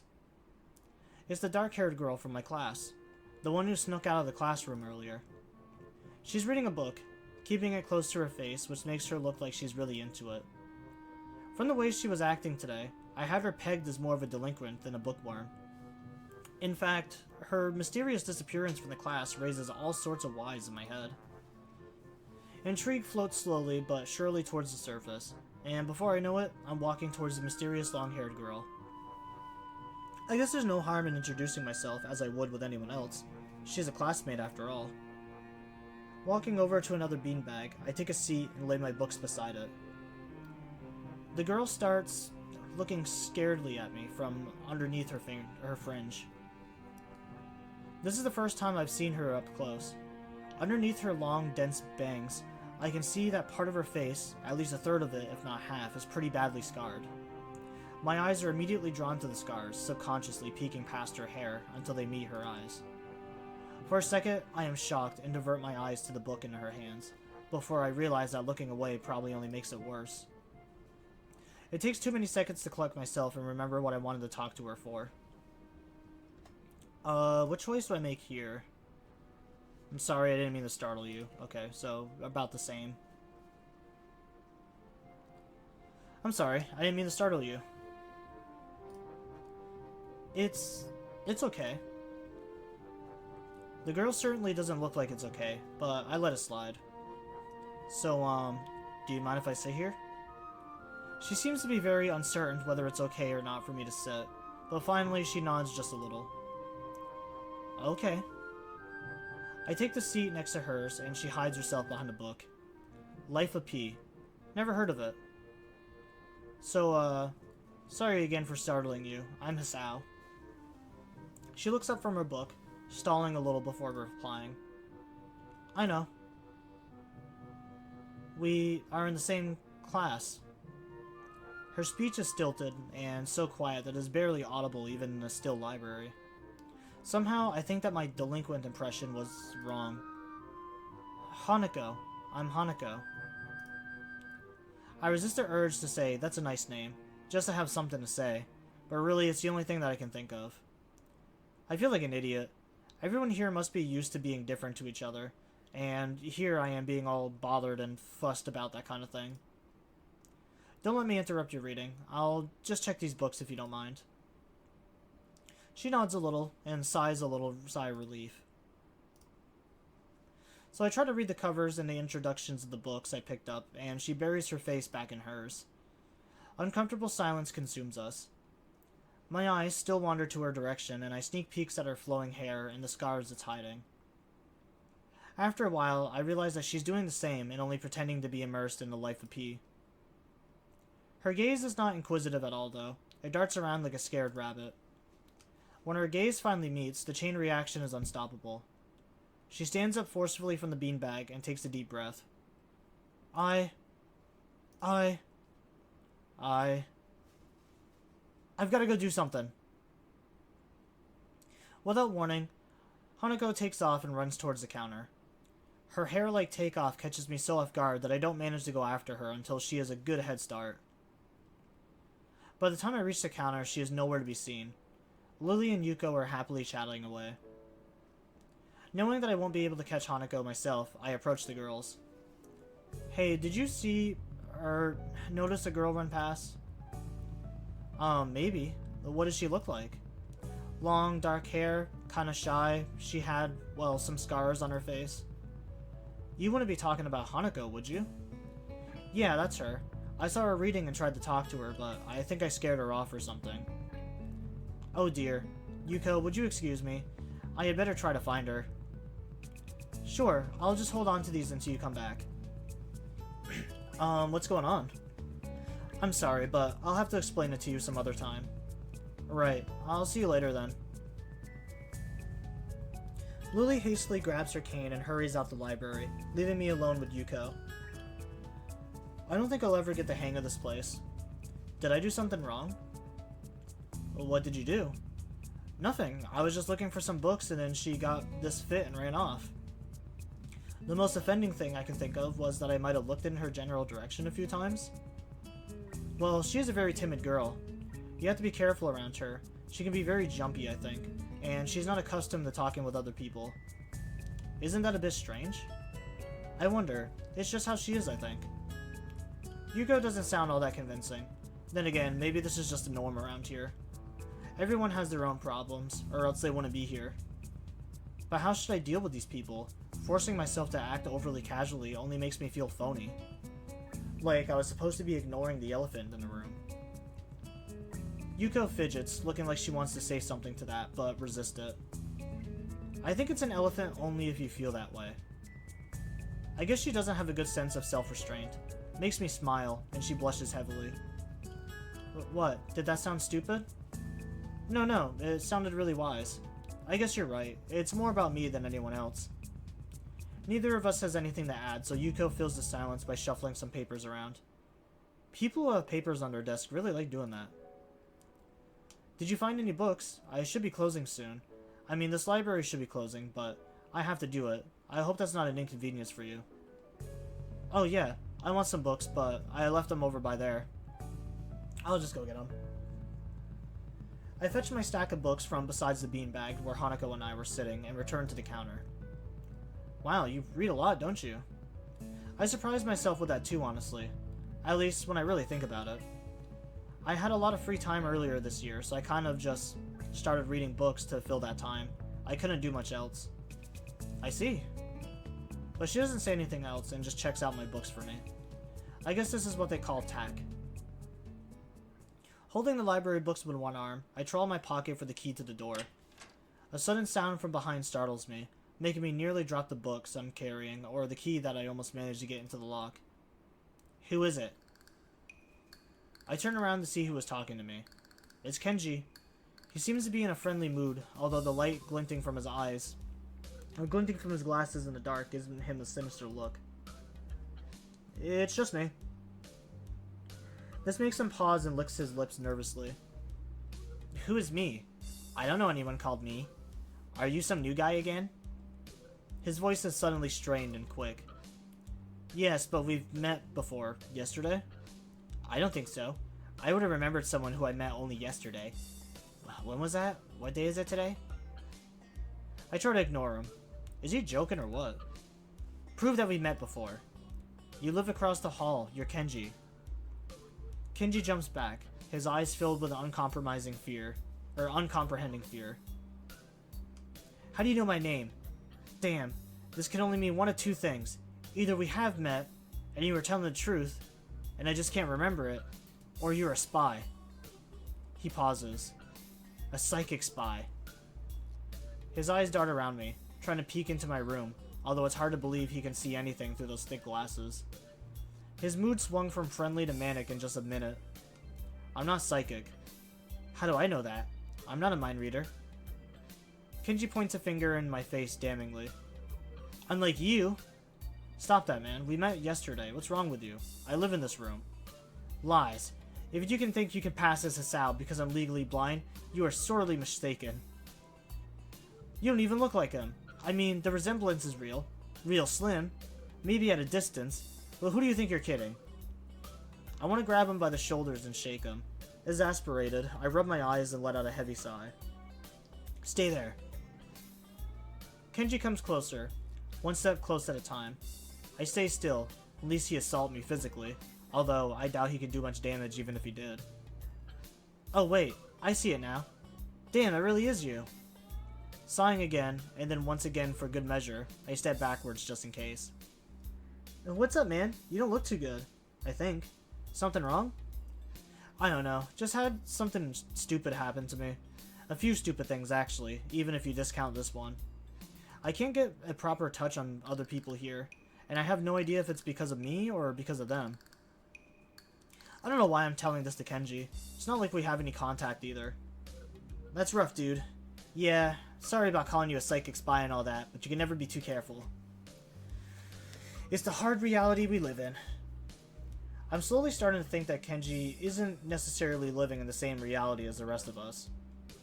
You see, this is how it is, this world. There is no justice, you see? Even when I lose, I win, because I don't lose the lesson. What does that even mean? It doesn't matter. He dismisses it flatly, with a wave of his hand. So what happened? Why the long face? Do you have a long face? It's nothing. I just scared some girl off accidentally. Literally too, she actually ran away from me. It was my fault, really, I think. I'm not really used to all this yet. A girl? A cute one? Cute. That's a hard question. She had a nice body and really beautiful hair, but the face... I guess it could go either way. Okay, what's the next one? Next one is she was cute.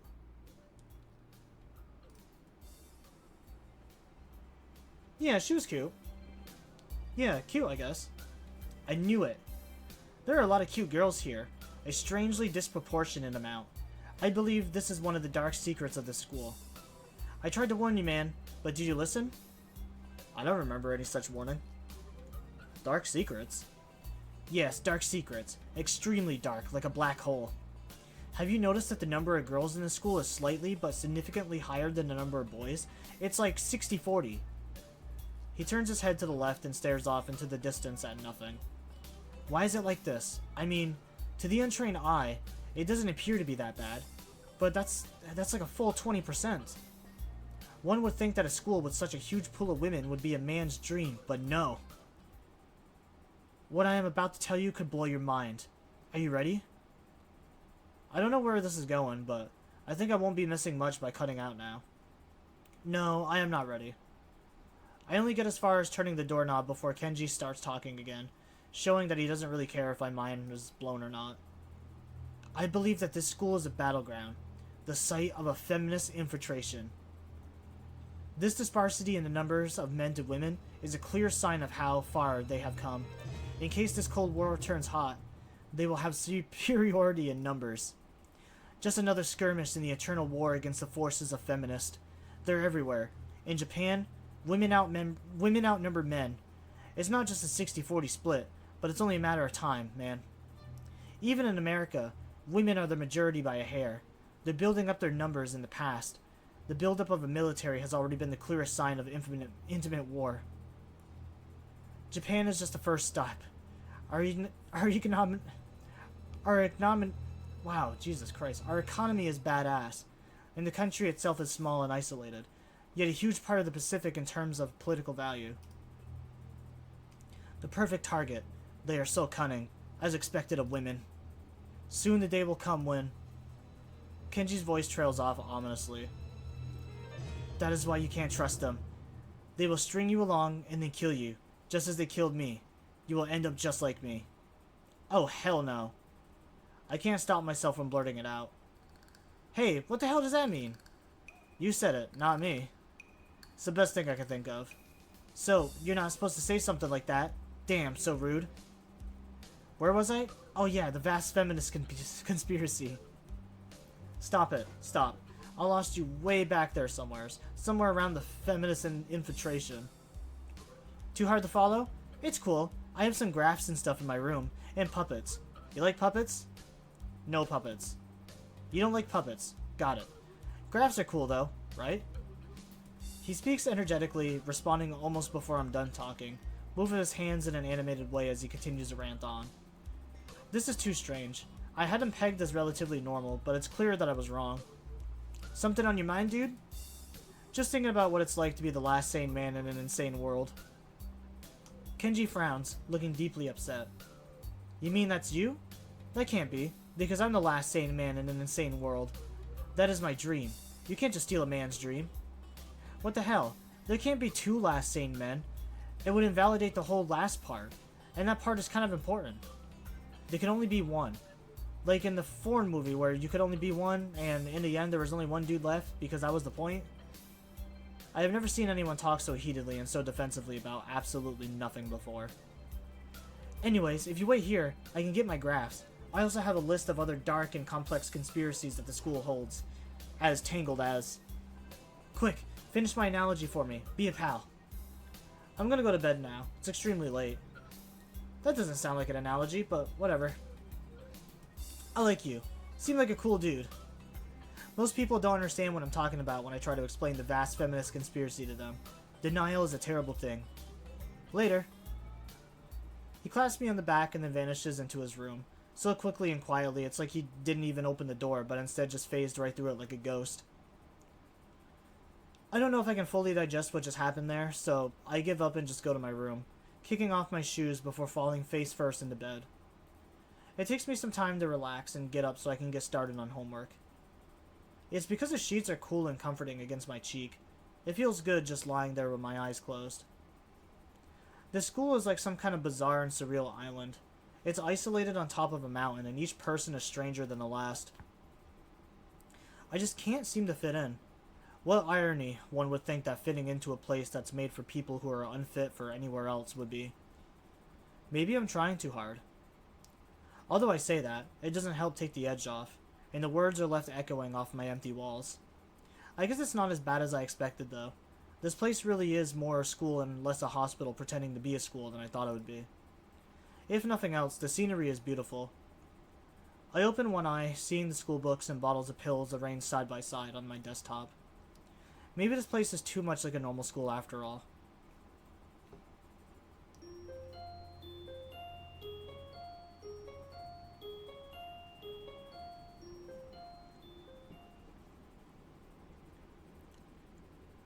Damn, I can already tell my voice is gonna be like dead tomorrow.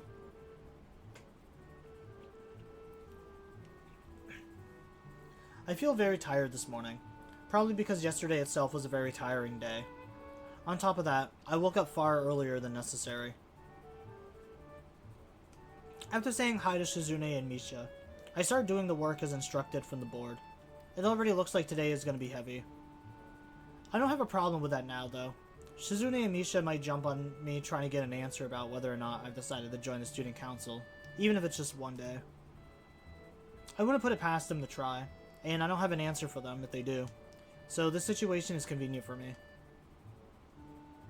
About 10 minutes into class, Hanako walks in and takes a seat, but no one looks at her. The teacher doesn't even comment on her lateness. He does, however, stops us to say that we're going on a break into groups, or that we're going to break into groups. Okay, gang, how is no one came? Good question. I guess technically this is my second stream of the day today.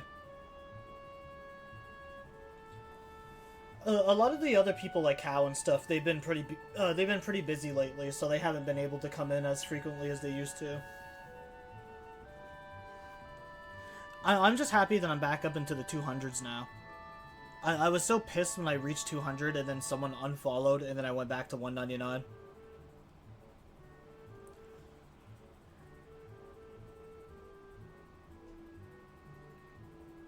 It is a test week for me, gang. Oh, rip. Although, honestly, I'd rather be back in school than have to deal with being an adult. I turn my head to see that Shizune and Misha are looking at me. Shizune gives me a smile that is equal parts cute and menacing. This is a smile that says, "We have you now, there is no escape." Hik-chan! It looks like we're together again. Yay! Misha leans sideways while Shizune pushes her desk closer to mine. There really is no escape now unless I were to jump through the window. Jumping out the window isn't the best option, sadly. What's wrong, Hik-chan? Oh, Hik-chan, have you been thinking about what we said the other day? You said that you would think about joining the student council, didn't you? It's okay, Hik-chan. We were talking about it after you left, and it would be rude to expect you to already have an answer for us this early, right? Ha ha ha ha. I'm so happy you two are able to have a laugh at my expense, and even more pleased to know that you both know how crazy the two of you can be. Now that that's over, Shizune snaps back into serious mode and smacks today's assignment with the back of her hand in an overly dramatic and important way. When I actually look at the stuff, it's mostly just reading. In fact, there are only two problems. I almost want to say something about how her rush to get started seems a bit much, considering the small amount of work. In fact, Shizune probably knows how little there is and simply doesn't care. Yeah, it seems like a workload doesn't matter to her as much as the fact that there is work. The actual amount is unimportant. She approaches everything with the same level of ambition. While I'm reading, I let my eyes wander around the room and catch Hanako trying her hand at solving the problems. It looks like she's working alone.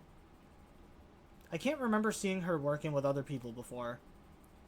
Thinking back to how shy she is, it's understandable.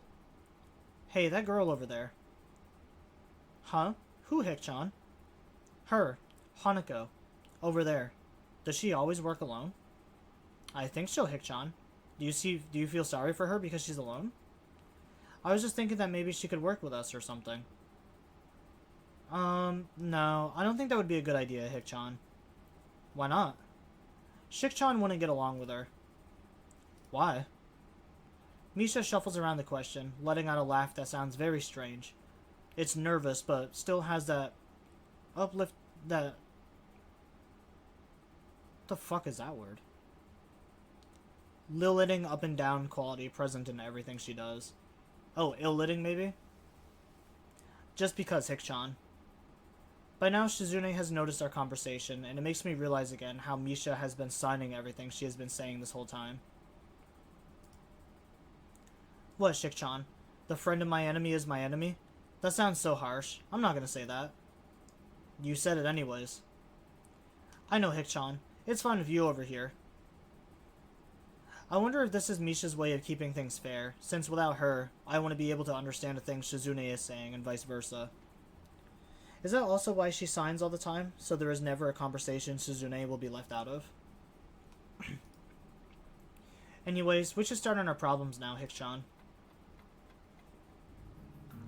We finished with time to spare, and I decided to ask if there are any alternatives to the cafeteria, as frankly, the food so far has been subpar. This sends Shizune and Misha arguing amongst themselves about their favorite restaurants.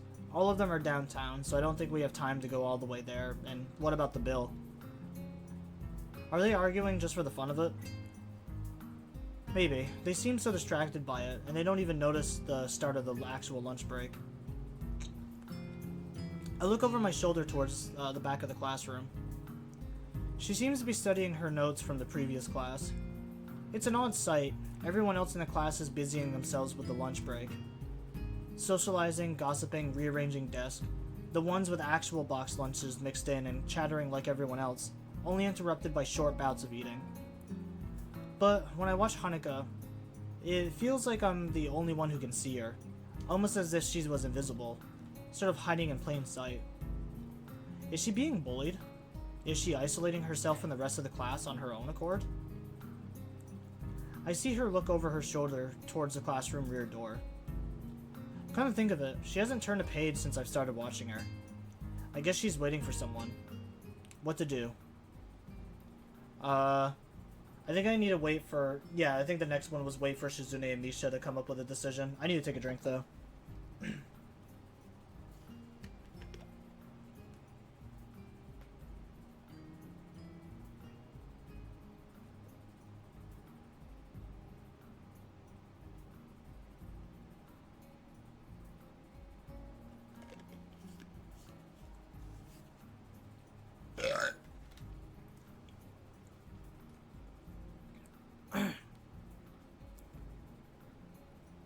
It's getting to that part where my throat is starting to get sore. Because we did just stream Persona 4 for like 5 hours earlier today. These Katawa Shoujo streams are usually pretty short because they just take a toll on my voice.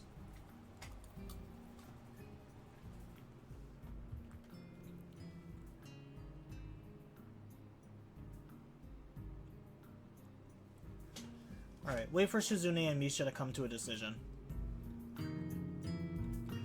Misha and Shizune are still arguing about their choice for lunch place. Incomprehensible for a pair of high school students who have to take a taxi at least to make it downtown and back in time. Haven't you finished already?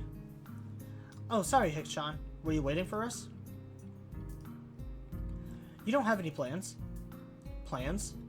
For lunch? Well, I don't, so I thought I could hang out with you guys. Misha smiles victoriously at my lack of plans and excitedly translates my response to Shizune. If you don't have anything special planned out, do you want to eat lunch with me and Shik-chan? We're gonna go to town for lunch though. Don't worry, Hik-chan, it's not that far. Sure, I'll come with you. And with that, we leave the classroom. So this is all actually new. I've never actually seen this section. Just around the corner of the hallway, something hits me in the chest with the force of a runaway train. Ouch!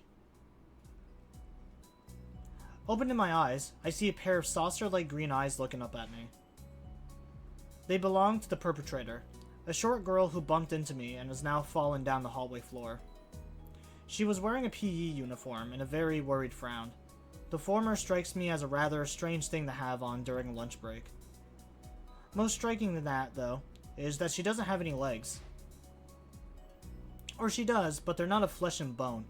Her pale and very much flesh and bone thighs end in the shins, and feet made of black metallic or plastic-like material. They look disturbingly artificial and unnatural. It almost makes me forget that my chest is hurting. The girl winces a little and rubs her nose and jumps up. "Oh man, hey, are you alright? I'm sorry about all that, really. I wasn't looking where I was going and you just came out of nowhere. Sorry." She's looking really apologetic in the hurt puppy way of looking apologetic. I quickly forget about being angry or anything, since hurt puppy dog eyes are my weakness. "It's alright, don't worry about it." Ouch. I say that, but there's a stinging pain growing in my chest, and I know that this is about the biggest possible danger for my condition. Don't overexert yourself, don't forget your medication, and most of all, don't get hit in the chest. I try to rub my solar plexus to chase the pain away, holding my breath in an attempt to hear my heartbeat.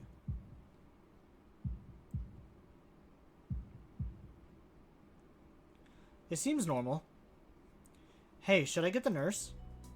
The worried, high-pitched voice of the girl snaps me out of it. I stare at her for a few seconds dumbfounded, until I realize that I probably looked worse off than what I really was, doubled over myself looking all tense. Damn, I'm overly worried about my heart. No need. I'm fine." Managing to say something in response, I pull myself upright, feeling my sore ribs one last time and take a deep breath. She just knocked the wind out of me. Big time. But it's nothing more than that. "You sure you're okay? I hit you pretty hard." "It's okay. I said I was fine and nothing's broken. No harm done." "That's good. I feel a hand on my shoulder at the same time the girl's eyes widen in horror. Eep! I don't have time to look behind me because Shizune is already shoving me aside and stomping over to the girl, signing furiously at her. "Miss Ibaharazaki, I saw that. Running in the halls is strictly forbidden."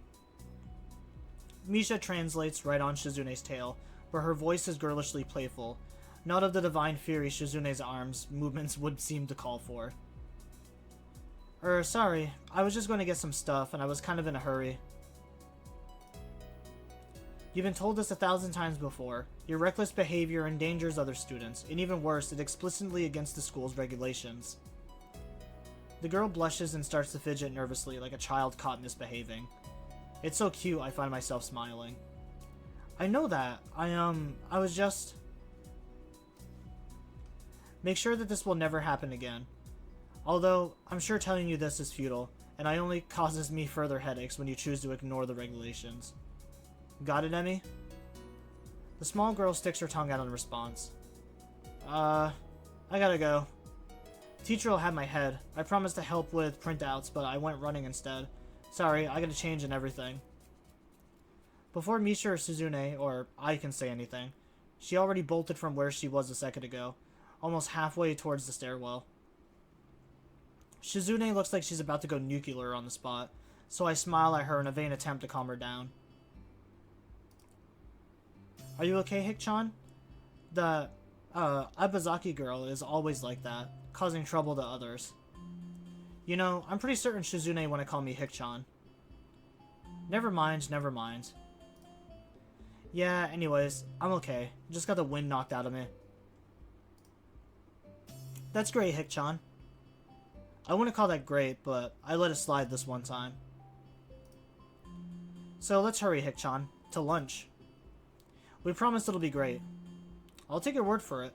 What kind of place is it? A restaurant or something? It's a tea house, Hik-chan. A tea house? That sounds kind of fancy.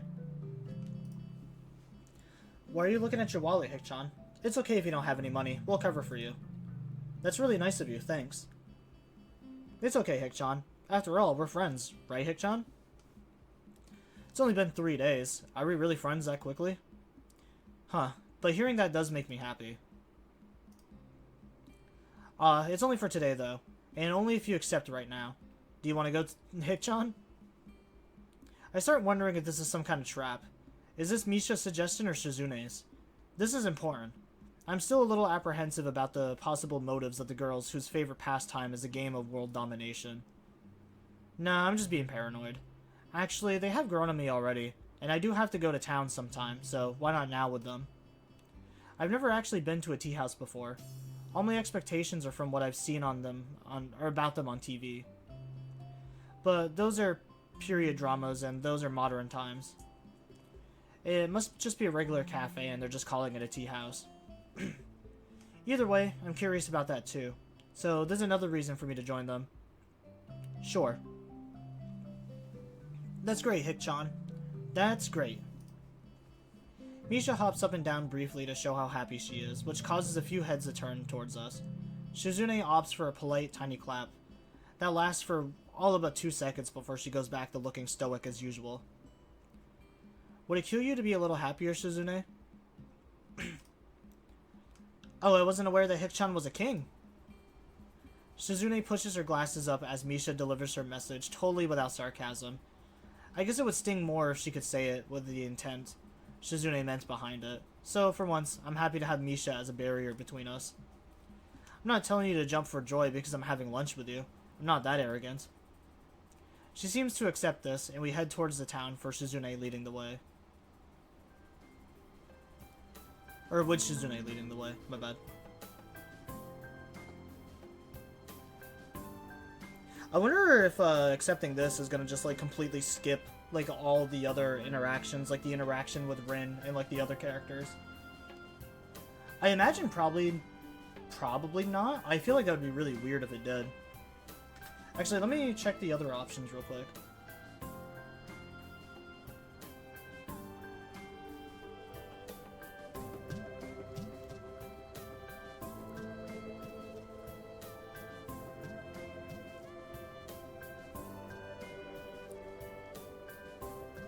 I'm not seeing anything about the art class or anything like that. So maybe it does really just skip like the like latter half of the game if I just go with Misha and Shizune. Watching her walk in front of me, I noticed that she walks very quickly, taking long, heavy, determined strides. Maybe if we were traveling through a snowstorm, it would make sense to walk like that, but it's a perfectly clear day. Anyway, it's making me feel exhausted just watching her. We arrive at the tea house in what Misha says is record time, likely because of Shizune's blazing pace. I feel a little let down seeing that it's not a huge, feudal-era building with mats on the floor and women in kimonos pouring tea. It is actually more like a cafe, as I thought. Not that it's a bad thing. It looks very nice. As soon as I walk through the door, someone zooms in front of us, as if they had been lying in wait the entire time. Welcome. Thank you for patronizing this establishment. The top half of her body drops forward in a bow that looks like an axe chopping through wood. I'm surprised to see it none other than Yuko, the librarian. Hey, I didn't know you worked here. Oh, yes I do. I'm a waitress. I've been working here for 1 year, 6 months, and 2 weeks now. Thank you for choosing to come here. Is there anything I can do for you? Hi, Yu-chan. Hello. Misha, you both know her too? Of course, Hik-chan. Yu-chan works in the library after all. I don't go there often myself, but Shik-chan knows her. And we both come here a lot, so it's like we see her all the time. Yes. Should I get your usuals? And if there's anything you would want, please feel free to tell me anything. You don't have to be so formal, we all know each other. It's also pretty empty today, so she can afford to take it easy. I was hoping she would stop looking so nervous, but my words have the opposite effect. No, I'm a waitress. This is my job. I have to do it properly. Okay, that works for Shik-chan. Yu-chan, please get Shik-chan what she usually gets, and I'll get some green tea with milk and honey. No pressure. Yes, but this is my job, and there is always pressure. I'm sorry, I'm arguing with a customer. Sorry. Yuko takes another 100-mile-per-hour bow. I decide to give up and join Shizune and Misha at the table. As soon as I sit down, Yuko comes by, looking even more upset than before. I'm sorry, I'm really sorry, I forgot to take your order. I am not attentive to customers, that's not right. I'm sorry. If there is anything I can do to make it up for you, please tell me. It's okay, Yu-chan. Hik-chan didn't order anything, so it's not your fault. Don't be upset. It's true, I guess. I should order now. But I don't really know what this place serves, and there doesn't seem to be a menu. Yeah, she's right. I'll have some coffee and a sandwich, if you have one. Whichever sandwich you think is the best tasting one here, because Shizune is paying for my meal. Shizune frowns. It gives me an alternating look of surprise, indignation, and bemusement, unable to decide between the three. Hik-chan, just how much money do you have in your wallet? It can't be that little, right? Right? We should split the cost 3 ways to make it fair. Yeah, I don't accept anything else. Misha turns to Yuko. Yu-chan, Shik-chan says she wants 3 of whatever is the most expensive item on the menu. No. Haha, just kidding, Hik-chan. Okay, I think that the turkey sandwich is the most delicious sandwich. And it comes with free soup. A good employee would try to recommend the item that there is the most of, though. Or the most expensive item. Am I bad at my job? No, that sounds good. I'll have that and some coffee. Okay. But he's not going to say how he wants his coffee? I feel like that would actually be the hardest part of this, is like the coffee. She comes back a few minutes later with her drinks and my sandwich. Shizune seems to be fine with just her tea, while Misha also ordered a parfait. I don't know why, because I can't imagine many other things that would go worse with tea. Oh well, I take a bite of my sandwich. It's very good. Hik-chan, have you thought about joining the student council? Huh? Don't talk with your mouth full, Hik-chan. I wash my food down with a sip of coffee, which is also surprisingly good. But now it's not time to remark on how this place has a good food. You said you understood it was too early to expect me to make a decision this quickly. That was like 3 hours ago. A man should be decisive, Hik-chan. You really should join the student council, Hik-chan. Come on, it'll be fun. People always say come on, it'll be fun about things that are never ever fun. Don't you believe me, Hik-chan? Is it Shizune saying that or Misha? What a cute expression, but the effect is somewhat jarring, like she has a split personality. Hik-chan, that's depressing. We just want to spend time with you. That's right, Shik-chan. Yeah, that's a good point too. Yep, this is beneficial to everyone. It solves all of our problems. Yeah, I also thought Hik-chan would appreciate it. That makes me sad. Suddenly, I feel really left out. It's rude to talk about someone without letting them in on the conversation. Shizune adjusts her glasses, laughing to herself. But it's true, Hik-chan, and you would be helping us out. Membership has been really low this year. How low? That's a secret, Hik-chan. No, I want to know how low it is. How low is your low? 5? Lower? Well, 0? Wahaha, Hik-chan, that isn't important. What matters is that the number is low, and that is why we would appreciate you giving us a hand. Especially with the festival coming up soon. And it's looking to be a busy year ahead in general. So you're not going to answer my question? No. I sigh and straighten up in my chair, trying to look as defiant as possible because this seems like a big issue and I do not want to let it go that easily. I feel silly, like a blowfish. Fine, at least tell me this. How many people are in the student council total? Well, Hick-chan, we're definitely undermanned, but we have enough members to get the job done. It's not just the two of you, is it? Haha, Hick-chan, that's funny. But it's definitely not just us. Are you sure? Are you absolutely sure? Yep. I stare at them both, trying to see if they will slip up and confirm my worst fears. Misha frowns, looking uncomfortable, but that's probably because I'm staring at her. Shizune, on the other hand, returns my gaze with one of her own. Maybe she is challenging me, peering at me over the rims of her glasses like that. So teasing and surprisingly immature, like a girl beckoning someone to play with her.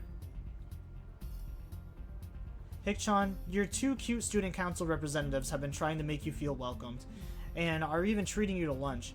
You should show your gratitude by joining the council so that you can at least help them out. Yeah, it would be great if you could just file some papers for us, and the festival is coming up, and we have to build some stalls for the games and foods. Just a few, so if there were, it would be a lot easier for us. Please, Hick-chan? What an interesting good cop, bad cop routine. I'll give it a shot, why not? Just a shot. Okay, I'll give it a trial run. It doesn't mean I'm joining or anything definitive. Just that I'll help out a little, and then I'll see. And this makes us even for lunch. I'm not doing this because I want to. I finished off the last of my sandwich, and this makes Misha notice for the first time in a while that she has a parfait. She starts digging in, much to Shizune's chagrin? I don't even know what that word means, because I can tell from the way she plays with her fingers that she had a lot to say. Every time I look at Shizune, she looks back with such focus and intensity. This time is no exception. Her face is expressionless. Maybe she is thinking. Eventually it gives way to a smile. She sighs something, and obviously I can't understand it at all. She has to know that, then she does it again. A childish playfulness showing through her in the speed and the energy of the gesture. Oh my god. I could feel that burp coming up as I was speaking. If I thought I was actually just gonna barf there for a second. Misha, what did she say? Misha looks up from her parfait, torn between wanting to help out and going back to eating. What does this mean? I try my best to make the same motions with my hand that Shizune did. I come to realize quickly that this isn't very easy. Imagine doing this all day, as your only means of communication. Sorry, Hick-chan, I can't tell you. Why not? Is it an insult? No, Hick-chan, I can't tell you because it means something nice. Something nice, huh? Well, they've gone back to their tea and food, so I guess this conversation is over for now. I don't really understand, but this makes me wish that I could. Maybe I can even try learning sign language. This school might have a few courses for it. Would I really do that? I think about it as I finish the rest of my coffee. I wonder why I'd even be motivated to think about it. I'm enjoying myself so much that I don't even notice that we're supposed to be back in class in 10 minutes ago. Even if I were to start heading back to school right now, it would take at least 30 minutes. Maybe. I can't risk running fast with my condition, so it would take at least longer than that to get there. Well, 10 minutes late already as I am, it wouldn't matter even if I could teleport. Something wrong, Hick-chan? I just realized lunch break ended 10 minutes ago. It's only my third day and I'm already going to miss class. Yep, you're already late. Hey, that's not funny. So are you. And aren't you two the student council? You're setting a bad example. Hick-chan is so moral. But Hick-chan is right. He is late for class, and it looks like you're cutting too, Hick-chan, because you're not making an effort to go. As your student council representatives, we're going to have to do something about this and make sure you're punished for it. But you two dragged me out here. This is all your fault. Take responsibility. Hick-chan, we were just taking a prospective student council member out to try and recruit him. It's business. But you're not a member of the council, so there's no excuse. Yes, there is. That prospect student council member is clearly me. Yes, are you going to join the student council, Hick-chan? Shizune raises her teacup haughtily and wags her outstretched pinky finger and up and down. Hick-chan, if only you were a member of the student council, but you can still join now, Hick-chan. If you join now, you won't be in any trouble at all, and we'll be able to take more nice excursions like this all the time. It'll be fun. I start to think that maybe this was all an elaborate setup leading to this moment. Maybe Shizune lured me out here, banking on the possibility that I lose track of time and be forced into this situation. Diabolical. Well, considering what I know of her, I should have been more on my guard, but to admit that I got myself into this, even slightly, would be unforgivable. I try to read Shizune's intentions in her eyes, but she just returns my stare blankly, innocently. She takes a sip of tea like she's mocking me. By the way, Hik-chan, I didn't plan this at all. Things just happened to work out this way. I was almost about to drop my theory as paranoia, but this puts a new spin on things. I almost fall over in awe. So it really was an elaborate setup from the very beginning. All just to burn me and force me to join the student council. Ha ha ha ha. You look so nervous, Hik-chan. Do you really think we were tricking you this whole time? You're not? Hik-chan, you really thought? Misha frowns, looking heartbroken. Shizune quickly frowns as well, following her lead. How synchronized. Two of a pair. They must be twins. Shik-chan, she says she's flattered, Hik-chan, but doing that kind of thing would be a grossly inappropriate abuse of power, an opposing of your free will. And it would be blackmail too. Shik-chan would never do anything like that. Never. I think about asking Misha, are you sure, but resist the urge to. Anyway, Hik-chan, what Shik-chan said is true. Since you're with us and we're doing student council work, it's okay if we miss a class or two. Not that this is a good excuse to do so. Or one that should be used more than 3 times a month. Or something that can or should be abused. So, we must definitely return to class eventually. Wahahaha. Shizune waves Yuko over and points to her empty teacup, indicating that she wants another one. As Misha scrambles to find her parfait, she can order something else. Maybe I should as well. I am still hungry, and the portions here are a little on the small side. Most importantly, Shizune is paying for everything. With that in mind, I asked Yuko for another sandwich. By the time we leave the tea shop, I miss not just 1 class, but 2. Shizune and Misha seem content to let the whole day pass by, stalling for even more time by suggesting a tour of the town that turns out to cover a 2-block radius from where we started. Eventually, we do go back to school, and the rest of the day is business as usual. When classes are over, Shizune and Misha pack their bags and leave the room before me. Come to think of it, this is the first time they've left me alone. It's strange. I almost missed them. The room empties quickly and I'm the last one out the door. When I try leaving the lobby, however, an arm lowers itself in front of me like a toll bridge gate, stopping me in my tracks. Oh, hi Shizune. A pair of hands from behind cover my eyes, followed by a sharp burst of laughter. Hi, Hik-chan. Guess who? Misha asked the question completely without sarcasm, meaning she doesn't think that I instantly knew it was her for many obvious reasons. Oh boy, I wonder who it could be. Well, it's definitely not Misha. Haha, it is. Misha swings around to stand in front of me beside Shizune. Hik-chan, are you busy right now? Busy going to my room. Yeah, see you 2 tomorrow. I try to make a break for it, but Shizune is too agile to get past. As someone who used to play soccer, this is embarrassing. Not to mention that this behavior is drawing some odd looks. I should just quit while I'm ahead.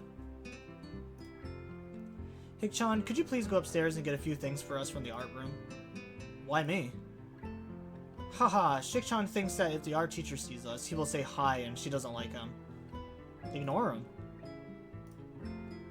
She tried, but even though Shik-chan is deaf, he'll try to say hi anyways. Run away? Oh, yo, maybe I do like Shizune. She doesn't like the art teacher either. When I was doing Rin's story, the fucking art teacher was such an asshole. Dude just seems like an absolute creep, but I mean, I guess that's maybe just most people that are in the art business.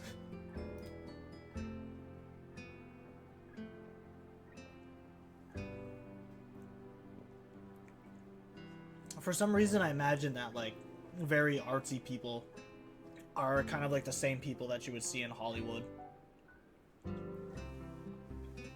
I never run. A tone of finality so strong that I can pick it up even through Misha. I can see there is no pursuing this further with Shizune. Misha, why can't you get them? Stairs make me dizzy, Hik-chan. Shizune nods as if to confirm it. Please, Hik-chan, we need these things to build stalls for the festival, and you said you would help out a little, right? Right? I really shouldn't, but I guess just this once would be alright. Okay. That's great, Hik-chan. Thank you. This is what we need. She holds out a piece of paper for me to take. I'm sure this list was made by Shizune. It's handwritten, but each letter is perfectly formed and uniform, as if it were typed. Not just that, but it's exhaustingly detailed, complete with numbers, bullet points, and even little checkboxes. What it boils down to is that she wants paints, paintbrushes, poster boards, and an easel. Just different types of specific numbers of each. I wonder how I'm going to carry all this stuff down the stairs without breaking my neck. The classroom's closets to ours are designated belonging to class 3-1 and 3-2 on the right side, and 3-4 on the left side, each door looking exactly the same. Further down the corridor, still with identical doors, are rooms that I didn't think were used for classes. I guess the art room is not a classroom as such. I carefully push open the furthest door and peek in. It's a classroom, but it seems rather badly kept or not in use. Am I in the right place? Desks and chairs are all around the room. A thin layer of dust settled on them. There are some easels in the corner, so at least it looks like the right place. The room is flushed in sunlight from the big windows, shadows creeping all over the desk. Specks of dust are dancing in the stagnant air, making the beams of light almost visible. Jokingly, I call into the empty room. Anyone home? Something catches my eye as I stop mid-sentence. Sitting on the desk is a short-haired girl, curiously wearing a boy's uniform with a fork between her toes, a morsel of food stuck firmly on the end. This odd way of dining seems to be caused by her apparent lack of hands, but her presence here is what takes me aback even more. How did I miss her before? She's sitting in the corner very still, but I still somehow took her as part of the furnishing or a statue at first glance. I'm not being too observant today as a whole. The girl seems to be frozen in place, staring at me with those huge eyes like a rabbit in the headlights. She's staring at me, her mouth wide open, ready to accept the fork. I'm staring at her, my mouth wide open, suddenly remembering I didn't finish my sentence and trying to think of if I should. This weird stalemate keeps us both stunned in a silence, punctuated only by the wall clock ticking rhythmically. I do so good, but then there's one word I always just fumble on. Hello. The girl stuffs the fork full of food in her mouth, and is now staring at me expectantly while chewing. This is a bit awkward. Hello. I was told to pick up some supplies from here, for some festival stalls, I think. I didn't think there would be someone else in here. There isn't. That's why I came here too. She picks up another forkful. Doesn't that mean you're in here then? She raises her eyebrows as if she's suspecting my observation was false. You are pretty observant. I guess it does. But who are you? This girl is pretty straightforward, isn't she? I am Naki, Hisao Naki. I just transferred in on Monday. I'm Rin. Tazuka Rin. Rin Tazuka. I won't shake hands with you, but at least we know who we are now. That's very nice. Her deadpan manner of talking makes it hard to determine whether she's joking about shaking hands or not. It kind of bothers me. Joking about these matters doesn't feel appropriate at all.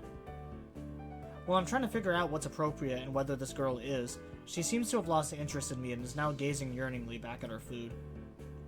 Can I continue my lunch? If you don't mind me, I won't mind you. If you need to get your stuff, the supplies are in the back. Go right ahead, but lunch? School's already over for the day. What word would you use then? There is no word for a meal you eat after lunch, but before dinner, right? It really bothers me too, but I don't really know what I should say. I don't think you were supposed to eat a meal before lunch and dinner, to begin with. But I'm hungry now, and my delicious boxed lunch would go to waste otherwise. I have curry. It's very delicious. With much decisiveness, Rin once again picks up the fork between her toes, and with at least as much impoliteness, she points it straight at me. So, Naki, what brings you to this place? Like I said, I was told to look for these things. No, the school. From outside you look fine. Is your problem inside? I come to a full stop, opening my mouth but not getting a word out. I I can guess. I'm good at guessing. Better than most people. Rin cuts me off before I can answer her question, or skirt around it somehow. I don't know which I would have done. I froze in front of the issue again. I haven't even told anyone about my condition, or maybe it's because it hasn't really came up yet. I do get the feeling that not making an issue of it is part of the social code here, as the teacher said. I wonder if the people here could relate. Probably not any better than any normal person could. I can't relate to Shizune's circumstances, or Lily's either. Naturally, while I go through this in my head, Rin keeps considering what my condition could be, with an overtly contemplative look on her face. She puts her fork between her lips and leans back, looking at the ceiling as if the answer was written up there. A beam of light illuminates her face from the window side, creating a mask of dark shadow on the other. I don't think it's anything in your head, and something in your guts would be boringly ordinary, like this lunch of mine, and less delicious. The problem must be in your pants. This messed up Sherlock Holmes kind of statement and the sheer lack of tact it was delivered with catches me completely off guard. I think I might have reeled back even physically as Ren's eyes widen in revelation and astonishment. So I was right, there is something wrong with your tackle, isn't there? Still partially in shock but recognizing the need to reply something, I spit out the first thing that I can think of. No, nothing like that. I have a heart problem, arrhythmia. I said it. More like blurted it out, but I said it. The girl in front of me purses her lips together and glowers at me, looking very disappointed. How boring. Trouble in the pants would have been much more scandalous. What's with this reaction? I'm sorry to let you down? I forgive you. Just I collect people and a person with, you know, that kind of problem would have been really great. Collect people? People with different problems. So you just, like, go around asking what's wrong with them? Pretty much. I see. With little left to say, Rin resumes her lunch and the conversation dies away, but I kept thinking about what she said. It's the first time I had told anyone else about my condition. All the other people have either known about it already, or heard about it from someone else. Or didn't need to know about it, like every other student here so far. Should I have told it as a natural part of my introduction? Is it expected of me? Hi, I'm Hasao. I have a serious heart condition. Is that how I'm supposed to go around introducing myself from now on? As if our disabilities would define us. What a disgusting thought. Although this is also the same person that's like, literally earlier it's just like, oh, I don't want to go to a disabled school.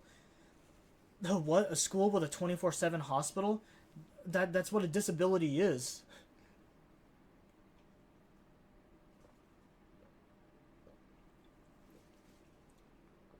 Only took like 3 days for him to make a come around. But I do know the obvious answer is that the story is written by like multiple people. So I think like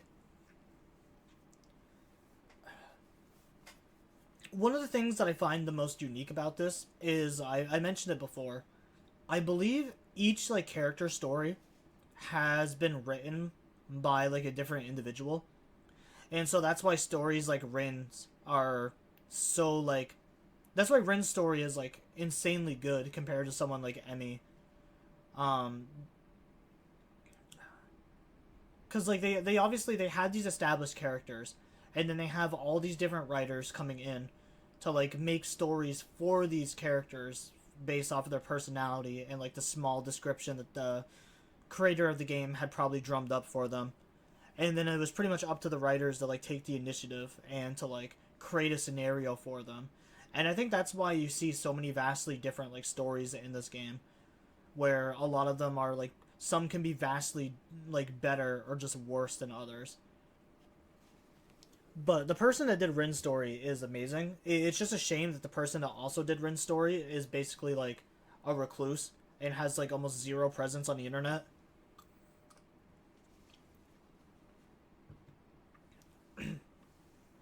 Because like there was a point where I was looking up the different authors between like all these stories and stuff to see if they've ever done anything else outside of Katawa Shoujo. And though obviously like my first playthrough was the Rin playthrough. And yeah, there just wasn't like a whole lot of information out there. Or maybe this Tazuka girl just has an unnatural interest in such things. As I walk to the back of the room to pick up the items on Misha's list, a chance opens up to study Rin from the corner of my eyes. Her hair is in burnt auburn, almost orange, and cropped short. Long hair would probably be impossible with no arms. The boy's uniform and a lack of arms make her look very thin and scrawny. She is not particularly pretty except for her murky green eyes, which flicker restlessly from below her short bangs, even when she eats. The distance and the shadows make it seem like they don't reflect sunlight at all, but instead absorb all of it within like deep wells. She moves her feet almost as daftly as a normal person would use their arms. However, I can see how this sight could discomfort people, especially while eating. Makes me feel a bit uncomfortable at least. I hesitate to think about the word unnatural, but it's too late now, isn't it? I keep searching the cabinets for shelves for Misha's things, but after enough time passes, the silence grows too uncomfortable, so I try to force some conversation out of the strange girl. So, do you always eat alone or in this late? Or do you get the occasional visitor? Visitors? Maybe you're my first occasional visitor, but I don't always eat alone either. Sometimes I eat with a certain person on the roof if she's not horsing around. Horsing? She likes to do sports. Oh. And that's all I can think of to say. Both of us fall silent again as Rin forks the last bite of her meal to her mouth. I look down at my haul and double-checked it with Misha's list. Seems like I have everything except plywood. So I think I have all the things now. That's very nice for you. Don't feel obligated to stay. I was about to take a nap anyways. You need to do whatever you're gonna do with that stuff anyways, right? Or perhaps you like to watch girls sleeping. Not sure what to make of this, but Rin looks serious. Even if I did, I think I have to be going. I'll catch you around, Tazuka. You can call me Rin. I feel that our relationship at this point is good enough to warrant this much. I was already turning to make an exit, but she draws me back in. Fine. Then I'm Hisao. Then you are. Rin looks at me in the eyes, but that intimidating feeling you get when someone stares at you isn't there. It's like she's actually not looking at me at all. She blinks a couple of times, and I can't figure out why a pause like this just popped between us out of nowhere. See you later, Hisao. There is something like a tiny smile on her face, maybe. I quietly back out of the room. As I shut the door in front of my face, I whisper to myself. What an intriguing person. From inside, I hear a muffled sing-song voice. I heard that. What did she hear? I jump at the sudden appearance of Misha, who I had not heard approaching despite the completely empty hallway. Somehow she had gotten the jumping distance of me without making a sound. Creepy. It briefly reminds me of Kenji's nutty theories about global feminist conspiracy, but I push that thought aside. Shizune, standing slightly behind Misha, looks aloof as she couldn't have heard the remark that drew Misha's attention, but Misha is visibly excited. No, wait, more importantly, who is in there? There's no club meetings today. She tries to carefully peek past me, even though the door prevents her from seeing anyways. What are you doing here? You took so long that we had to come check what's wrong. That's no good, Hikchan. She wags her finger at me scoldingly. I found plywood, but everything else is still missing because you are tardy. Oh, sorry. I got the things here, was just gonna bring them. I think you were up to some mischief, Hikchan. Who was in there with you? I wonder. Misha signs something quickly to Shizune, pointing at her own ear a couple of times. Shizune immediately pushes her way past me and opens the door into the classroom I just left. I can only imagine the shock she's experiencing. With Shizune's diligence and attitude, the insolence of daring to deface school property by sleeping on top of it must be too much to bear. And indeed, she stares at Rin, frozen in place apart from the slight but noticeable trembling of her shoulders, from suppressed rage, I'm sure. Instead of blowing up, Shizune takes a few deep breaths, adjusts her glasses, and slams the door shut, turning the sign furiously to Misha. Maybe she did blow up, but I can't understand it. She shoots a very loaded stare at me too, as if it was somehow my fault that Rin is sleeping on top of the tables. I hope she's not getting any funny ideas about the reason of my tardiness. Hello. Rin's voice comes from the other side of the door, and takes a few eye blinks to realize that she might have trouble opening it. I open the door to find Rin directly behind it, looking at us with a half-interested, half-sleepy face. Hello. I don't know why I always give Rin that so depressed, like, hello. I don't know, it's just how I imagine she would actually say hello. Man, I miss Rin though, she's such a good character. Ms. Tazuka, what do you think you were doing? You absolutely are not permitted to use school property for such disgraceful activities. It sure is suddenly very crowded in here. I didn't know I was this popular. It's hard to say whether she's happy or unhappy about this turn of events. At any rate, she ignores Shizune/Misha's scolding, so they have no choice but to drop the issue. Shizune taps Misha's shoulder, points at Rin, and makes some quick signs. Popularity aside, please don't do that anymore. Anyhow, how's your project going? Will it be done for the festival? Rin looks at them, blankly, apparently at ease under the pressure Shizune's cold stare is putting on her. I kept wondering about that myself, too. And? We'll think about it harder. As Misha sighs her reply to Shizune, whose face turns into an unsatisfied frown. Miss Tazuka, please try to take this seriously. It'll be a disaster if the wall looks like someone threw up their lunch onto it. Rin nods assertively. We'll think more seriously. Misha actually giggles at that, but Shizune doesn't, not even after translation. She just shakes her head, takes the materials from me, and takes off with Misha in tow. Rin frowns thoughtfully as she looks after the retreating student council duo. How rude. It's true though, I must finish my project before the weekend. There will be dire consequences if I don't. The end of the world as we know it. Like weekends usually are, but more dire. Much more dire. Maybe I'll postpone my nap to unforeseen future. It's the end of the world as we know it.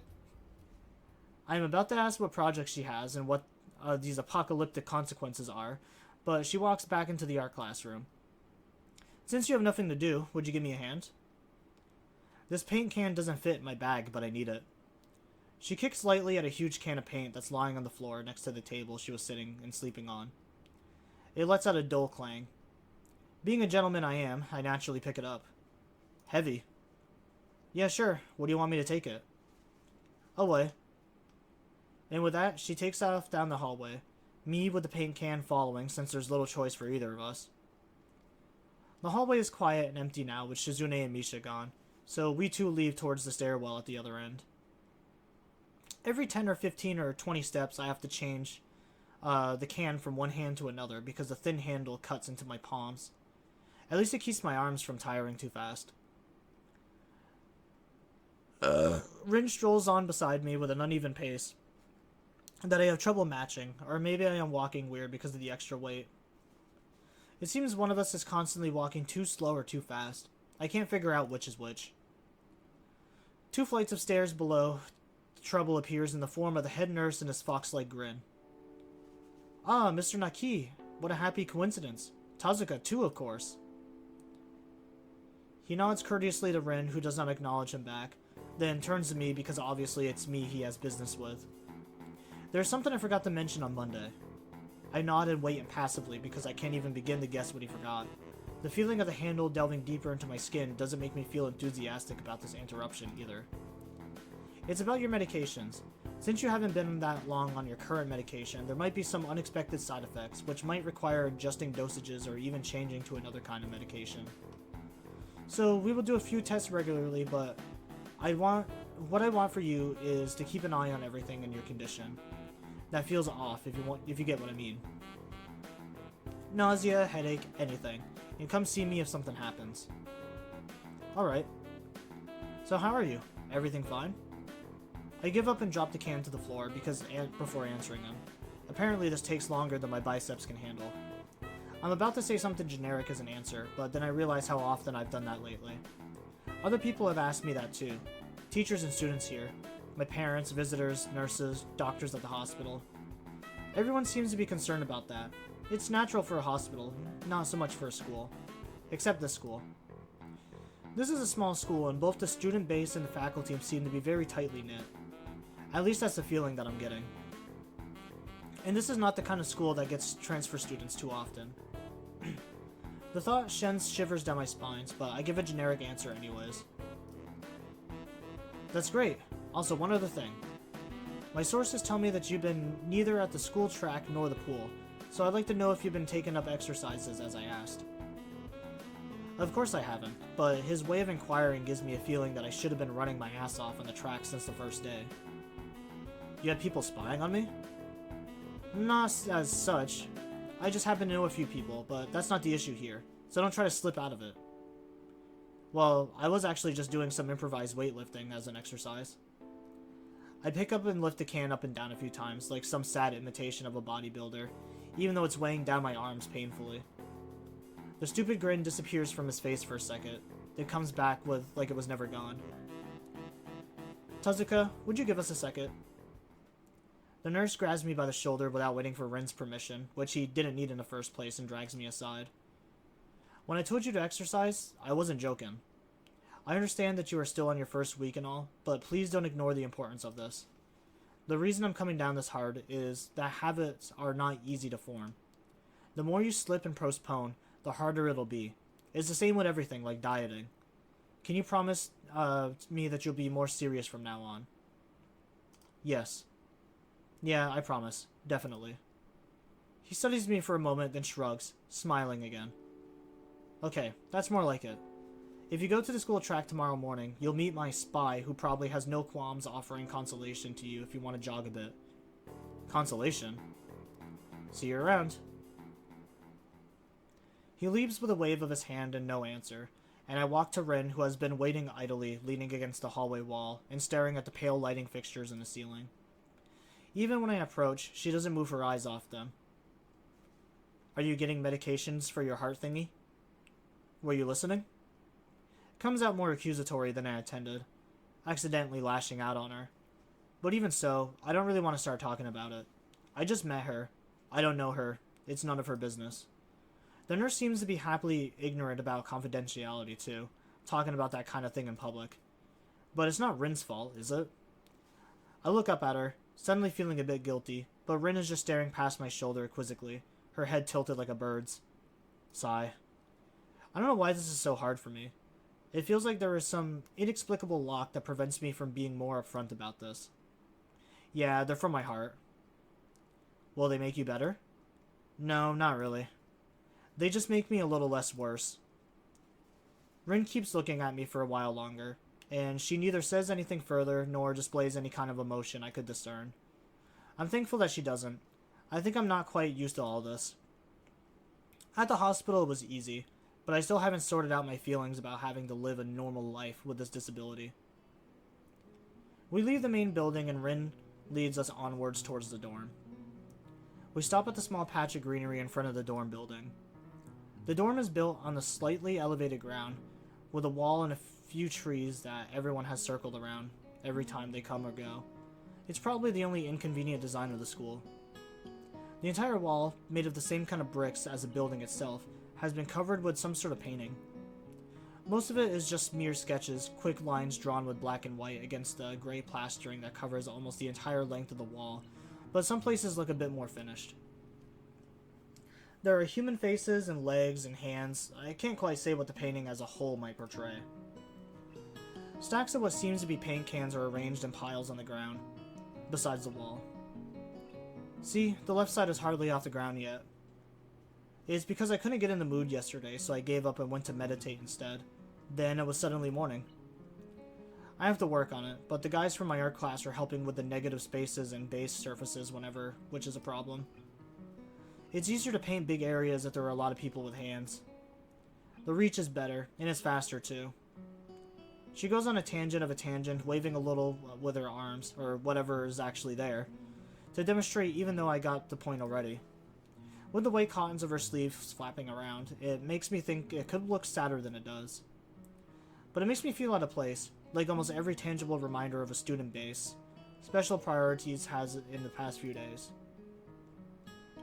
This girl doesn't notice my dreary feeling, of course, or the fact that she lost me a while ago, and just keeps blabbering on.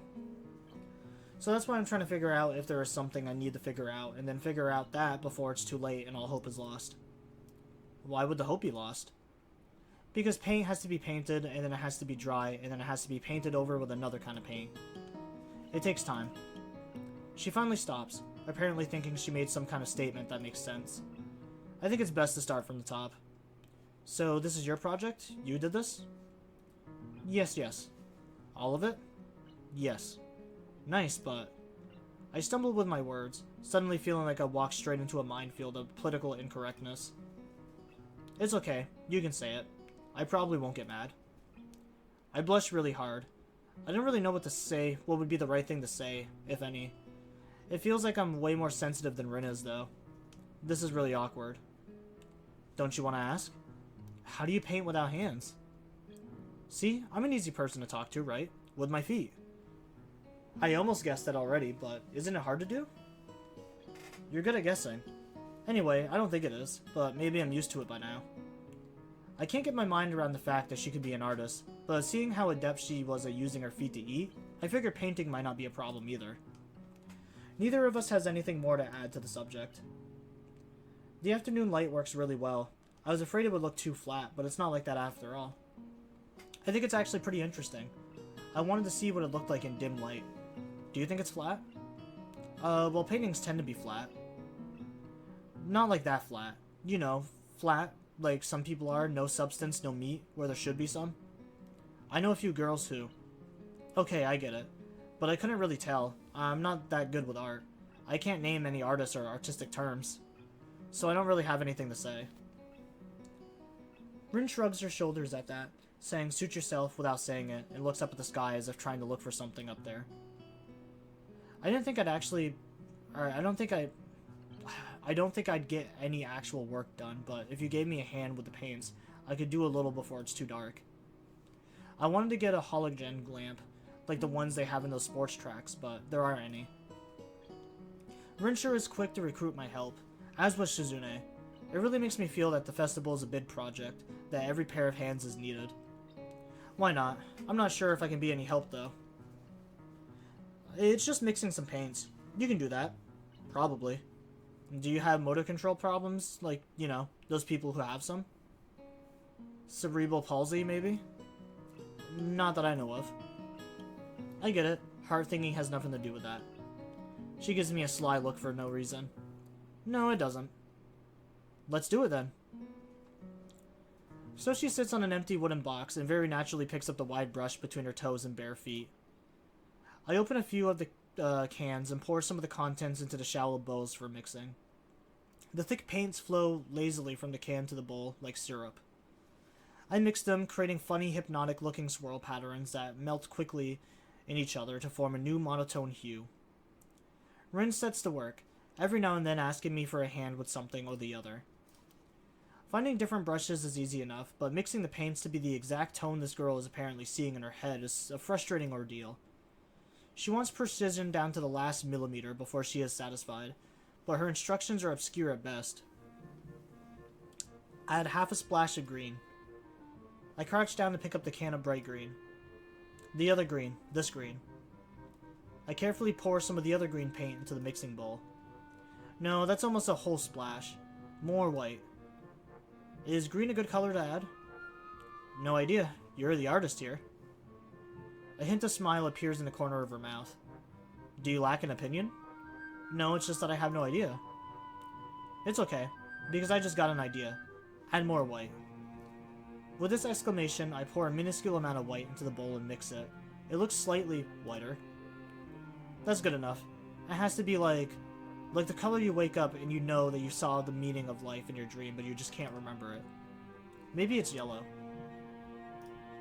Despite the impossibility of mixing a color like the change of seasons or any other nonsense that's being imposed on me, I find myself enjoying it more than I thought I would.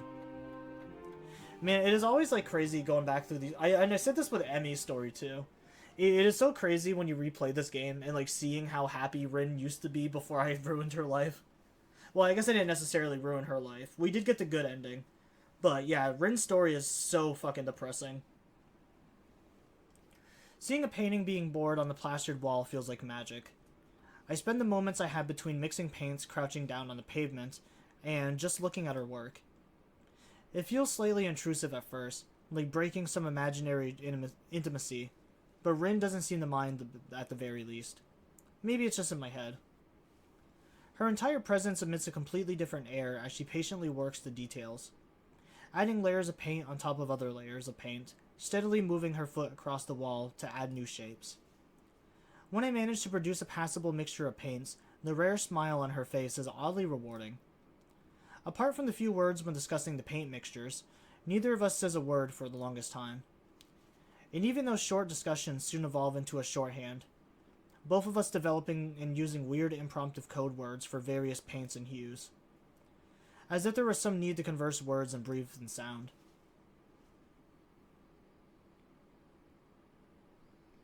We stay there late into the evening until the dark becomes until it becomes too dark to paint. I need another drink.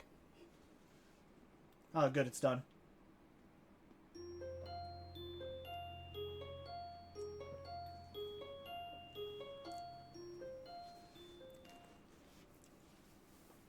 I know I haven't finished all the stories yet, but definitely as of currently, Rin is probably still my favorite.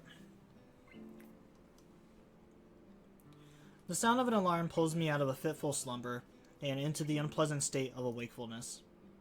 I linger under the blanket for a few minutes, gathering energy to rise up while making excuses as to why I haven't already. Honestly, I wouldn't mind staying here all day. School is surprisingly exhausting after a long pause, and the culture shock still has not faded, I think. Still, despite getting an impression that skipping class is easy here, I don't think they're going to let me get away with it that easily. And the nurse is bound to keep breathing down my neck with the talk of exercising as well. So eventually I do rise up, swallow the morning medication, and put on my old soccer clothing.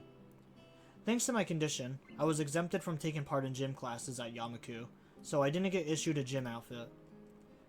I'd order some to cover such a contingency, but wearing my old soccer clothes is kind of nostalgic.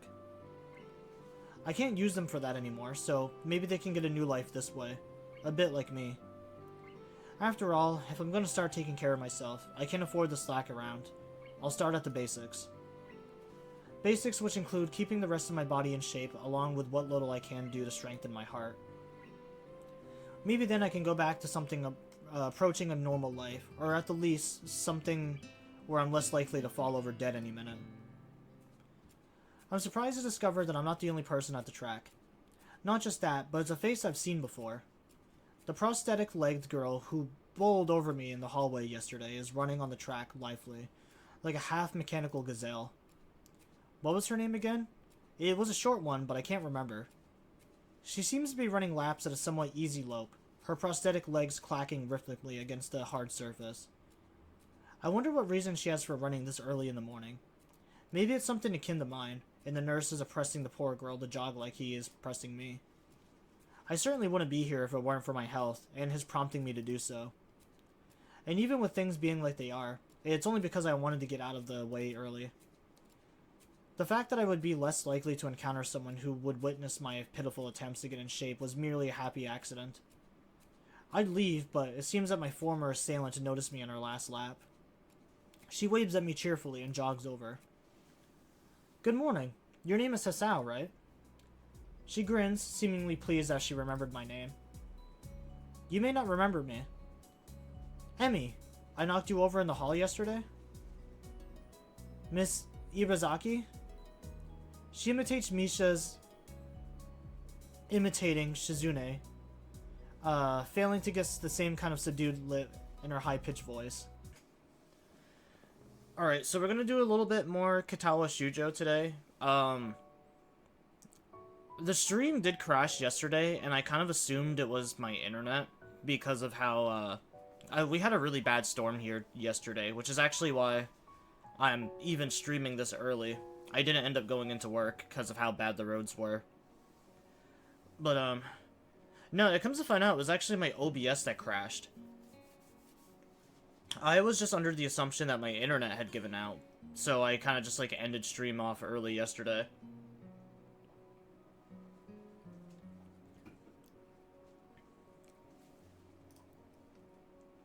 But no, where we left off, we were talking to Emmy. So I'm gonna go back and read through the dialogue again. just to make sure we're all caught up.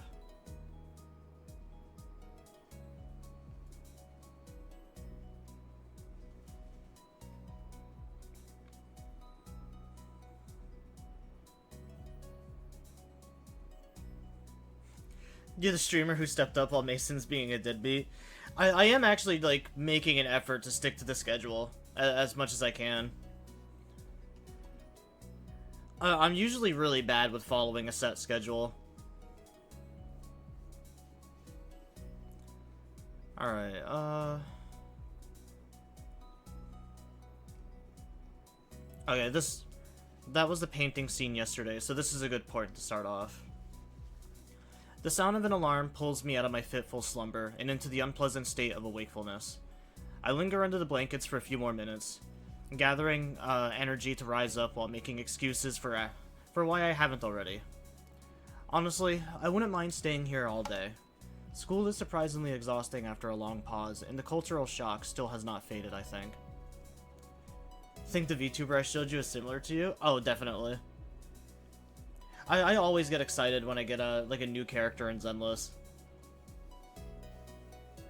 I was actually so sad the other day. I lost my 50-50 with getting the new character's engine.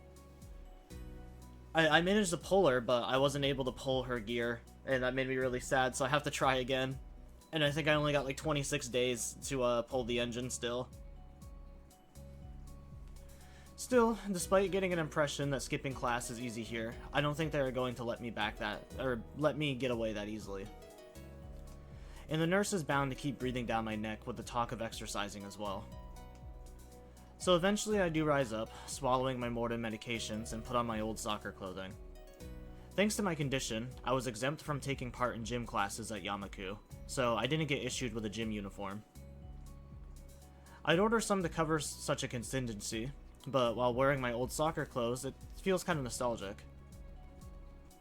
I can't use them for that anymore, so maybe they can get a new life this way, a bit like me. After all, if I'm gonna start taking care of myself, I can't afford to slack around. I'll just start from the basics. Basics which include keeping the rest of my body in shape, along with what little I can do to strengthen my heart. Maybe then I can go back to something approaching a normal life, or at least something where I'm less likely to fall over dead at any minute. I'm not surprised to discover that I'm not the only one present at the track. Not just that, but it's a face that I've seen before. The prosthetic-legged girl who bowled over me in the hallway yesterday is running on the track lively, like a half-mechanical gazelle. What was her name again? It was a short one, but I can't remember. She seems to be running laps at a somewhat easy lope, her prosthetic legs clacking rhythmically on the hard track surface. I wonder what reason she has for running this early in the morning. Maybe it's something akin to mine, and the nurse is oppressing the poor girl to jog like he is oppressing me. I certainly wouldn't be here if it weren't for my health, and his prompting me to do so. And even with things like they are, it's only because I wanted to get it out of the way early. The fact that I would be less likely to encounter someone who would witness my pitiful attempts to get in shape was merely a happy accident. I'd leave, but it seems my former assailant noticed me on her last lap. She waves at me cheerfully and jogs over. Good morning. Your name is Hisao, right? She grins, seemingly pleased that she remembered my name. You may not remember me.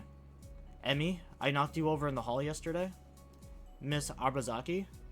She imitates Misha's, imitating Shizune, failing to get the same kind of subdued lit in her high-pitched voice. How could I forget such a blunt introduction? Emmy has the decency to look vaguely apologetic for a moment before giggling. Yeah, sorry about that again. Well, so long as you don't make a habit of it, I suppose I'll be fine. Great. I'm not sure she realized I was joking. So the spy consultant the nurse was talking about, is that actually you? That's right. Oh. I was expecting someone from the nursing staff, to be honest. What, are you saying I don't look like I can be a spy? Nah, this is more like a relief. I was afraid he would have someone to watch my every move. Unless you're here to do exactly that. And now we're caught up. No, I'm here for my own reasons. The nurse just asked me if I had seen a messy-haired transfer student who looks like he's kinda lost around the track. So why are you down here? Emmy strikes a dramatic pose. Training. For what? Track? Ah, I see. You're on the track team then? Emmy nods enthusiastically. Yep, I'm one of the better runners too. And modest about it too. Hey, you should join up. It's good exercise, you know. I think that much activity is probably out of the question for me. Nah, I'm not even sure that I really like running all that much. Plus, I'm just not into organized sports, you know. It's true, I never really got much into soccer. I mean, I'd run around with my friends and all, but that was really the only reason I ever played. It wasn't for the glory to be found on the field, that's for sure. Emmy seems to understand my meaning. I see. Not that into the whole organization thing. But now that you're here, I guess we're going to run together, huh? What? Sure, I guess. Emmy seems pleased. Are you going to warm up? Real men don't warm up. Oh no, you should always warm up. Bad Hisao. She scolds me enthusiastically, but then smiles and leans closer. I hate warming up too. She laughs suddenly. Heck, I don't even have to stretch my legs. As if to confirm her statement, she bounces up and down a couple of times, giving a passing impression of standing on a pair of springs. Her leg blades seem to be quite elastic. Let's go. So we both take off around the track, and I can immediately see that she wasn't lying about being a good runner. Emmy moves fluidly, throwing herself into the run with a sort of wild abandon. I find myself concentrating more on running properly. Hands spread right, and something about hitting the balls of your feet rather than the heels. I try to match my stride to Emmy's, but it's pretty difficult. Apparently I'm not very good at it. Maybe Emmy could help me with that sometime. I'm really not feeling up for more than a couple of laps today, and to a slow walk pretty quickly. Emmy keeps running. It doesn't seem to notice I've stopped until she passes me a second time. She quickly skids to a halt, breathing steadily in contrast to my own somewhat gasping demeanor. Finished already? I hang my head ruefully. Yeah, I'm not in very good shape right now. Emmy nods and grins at me again. She seems to do a lot of smiling. Well, the important thing is that you started, right? Next time, you just have to hold out longer, and then longer, and eventually you'll be great. I'll keep that in mind. But I think right now, I'm gonna go get ready for class. Shouldn't you? Emmy shrugs unconcernedly. Nah, I've got plenty of time. I noticed that she's not wearing a watch. Are you sure? Another careless shrug. Not really, but I've got to finish my routine. So see you later, Hisao. See ya. I'm not sure whether this morning's experiment was a success or a failure, but I'll admit that I do feel slightly good about getting out there this morning. And like Emmy said, I just need to keep at it in order to get better, right? Practice makes perfect, or something like that. It's nice at least to feel like I've taken some semblance of control over my own health. I have to try to keep this up. I head back to the dorms to wash and change into my uniform, trying to resist the urge to take a really long and hot shower. I'm tired from all the running, so I just want to unwind, but I don't want to break my slowly building routine of getting to school before the morning rush. After taking a long shower anyways, I dry myself off and get out of the stall to put on my clothes. Out of nowhere, a shadow appears within the mist, looming and radiating malice intent. It bursts through the fog. Sup? What are you doing here? The hell are you scared me. What's your problem? I should be asking you that. I've been looking for you all over the place, man. What do you mean all over the place? I want to ask if he's been looking for me like that, stark naked, but I hold my tongue back. I finally realize I'm still naked too, and quickly hold up my shirt in front of me, but Kenji doesn't seem to notice a thing. His glasses are fogged up, but then, why doesn't he just wipe them off? Is his vision so bad he's like perpetually seeing through fog? You know, your room, and yeah, that's it. Hey, I mean, I still had to get up though. Whatever. It's not important. Can I borrow some money? He puts on an innocent face and looks away, trying very hard to look very casual. It doesn't work. He's as transparent as his window pane-sized glasses. Talking neutrally like this, wearing nothing, feels awkward. Actually, somehow it's even more awkward to be naked in front of someone when they can't even see me being naked, to say nothing of the fact that he's naked as well. I try to brush the feeling off with little success. Money? Sure.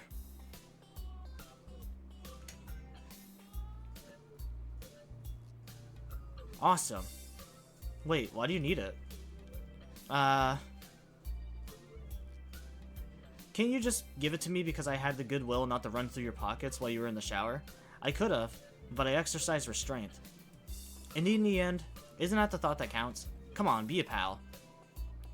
This makes no sense. If it's the thought that counts, I should withhold my payment since his thoughts were so clearly impure, and his intentions are probably even more sinister since he can't tell me what they were.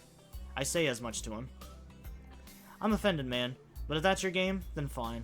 I guess I have no choice. I want to order a pizza, and I already have most of the cost of the pizza. I just need a help for the rest. I get some of that pizza too, right? No. Are you serious? Yeah, I would give you some, but you have classes. You don't have time to eat pizza. What about you? I'm not going to class. I have to wait for the pizza and pay the pizza guy, and then eat it. It's not easy. You have to attain the pizza stealthily. If you don't, everyone will see you and the pizza, and they'll ask for a slice.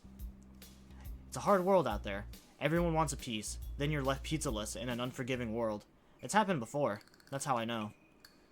Every day, I play my vengeance so that when people who wronged me order a pizza, I will be there, ever vigilant. Kenji strikes a dramatic pose, completely without irony. But yeah, I only need like 400 yen. Please, you're my only hope. I can't go outside and buy my own pizza, it's too far. I try not to go out unless it's absolutely necessary. Let me tell you what happened the last time I went out without carefully planning it out in advance. I was outside. I can't remember what I was doing. Something, standing, maybe wondering how I got there. And then out of nowhere, it happens. Like a flash of lightning splitting the sky, like how you split a sandwich into 2 equal pieces to make it more manageable to hold and eat, a bird crapped on my head. It was the second most shocking moment of my life. What was the first? He ignores me and keeps going. I want to grab him and shake him. Is he just trying to keep momentum? I'll go with that, even if it's more likely he just didn't hear me. It was like in the openings of some kind of anime show. You know how there is always a part where the main dude is fighting his rival, and they fly at each other and clash swords and there's like a big dramatic colored aura and zooms? It was like that, but with poo. Okay. So yeah, I need some money. Please, don't leave me hanging, man. I only need like 1,000 yen. I thought it was 400. Okay. What? I'll pay you back, I swear. You better. That's what it means to borrow stuff. Cat, go away. I don't know when I'll be able to pay you back. Yeah, 1 week. Ah. Kenji winces and makes a noise like a dying cow. A particularly disturbing fact given that his baton is conducting freely. You're not supposed to be so tight-assed about money between brothers in arms, man. Men have it bad as it is. Did you know that male porn stars only make about half of what female porn stars make? That doesn't mean anything unless you're a porn star. So maybe I am a porn star on the side, struggling to make ends meet as I fight the feminist agenda. And you can't even spot me your crumbs? You bastard. Nobody understands. Nobody. Wouldn't feminists be against pornography in the first place? This feminist agenda stuff again? This stuff is important. I can see that you don't give a shit, but this is serious here. Feminists are a dangerous enemy, make no mistake. You take them lightly, and you'll wake up in the morning with a knife in your back. Bam! Out of nowhere. How do you wake up in the morning if someone stabbed you in your sleep? Women are terrible at stabbing things. I thought you just said don't take them lightly. Well, I mean don't take them lightly for the big things. Individually, they're not a threat, but if there is some kind of war, like a big war, with men on one side and the feminist forces on the other side, it would be pretty ugly.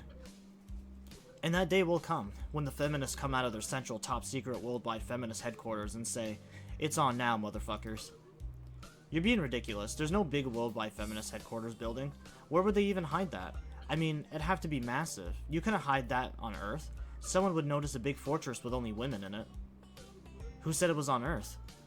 I turn away from Kenji and start practicing frowning faces in the mirror so that I can figure out what kind of frown would best express my emotions.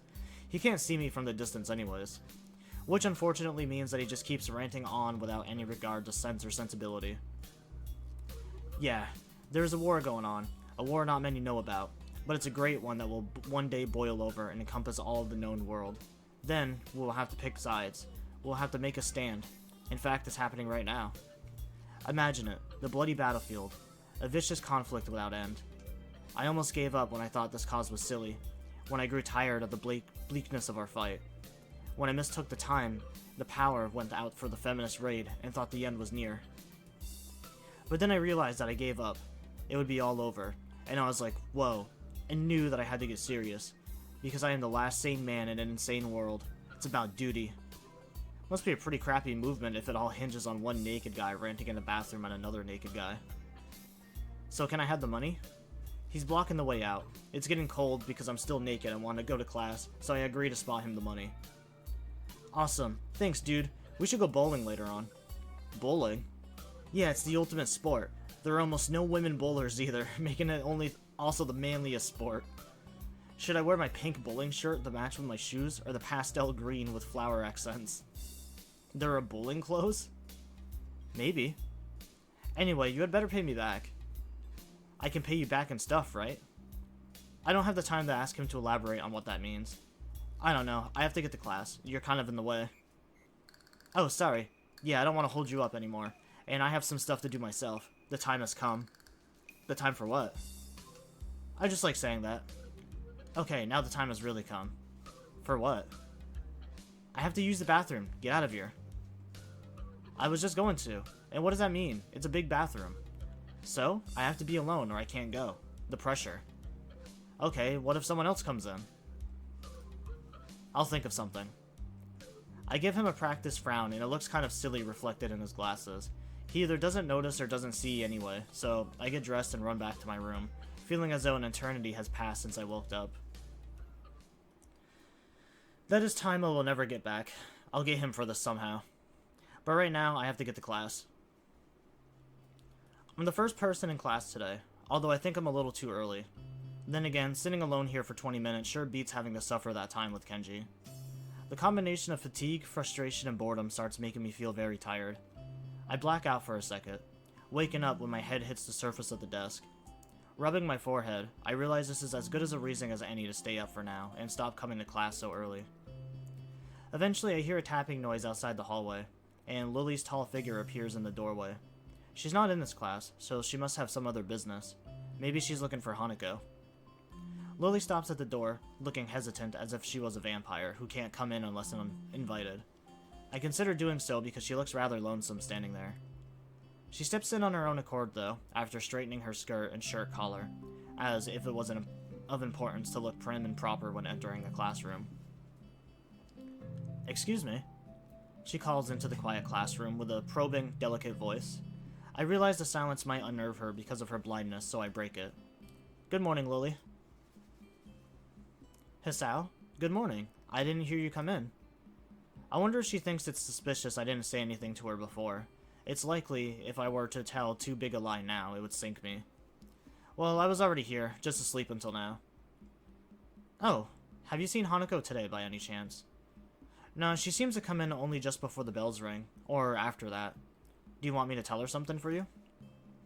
No, it's fine. It's strange, but I think we're the only two people in school right now. I didn't hear anyone else on my way here. I shouldn't have gotten up so early today, I guess. You're chastising yourself for doing something that other people should?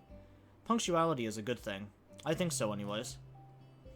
It's a very busy morning today. The festival is coming up soon, and today is the deadline for the event registration, budget reports, and any other official paperwork.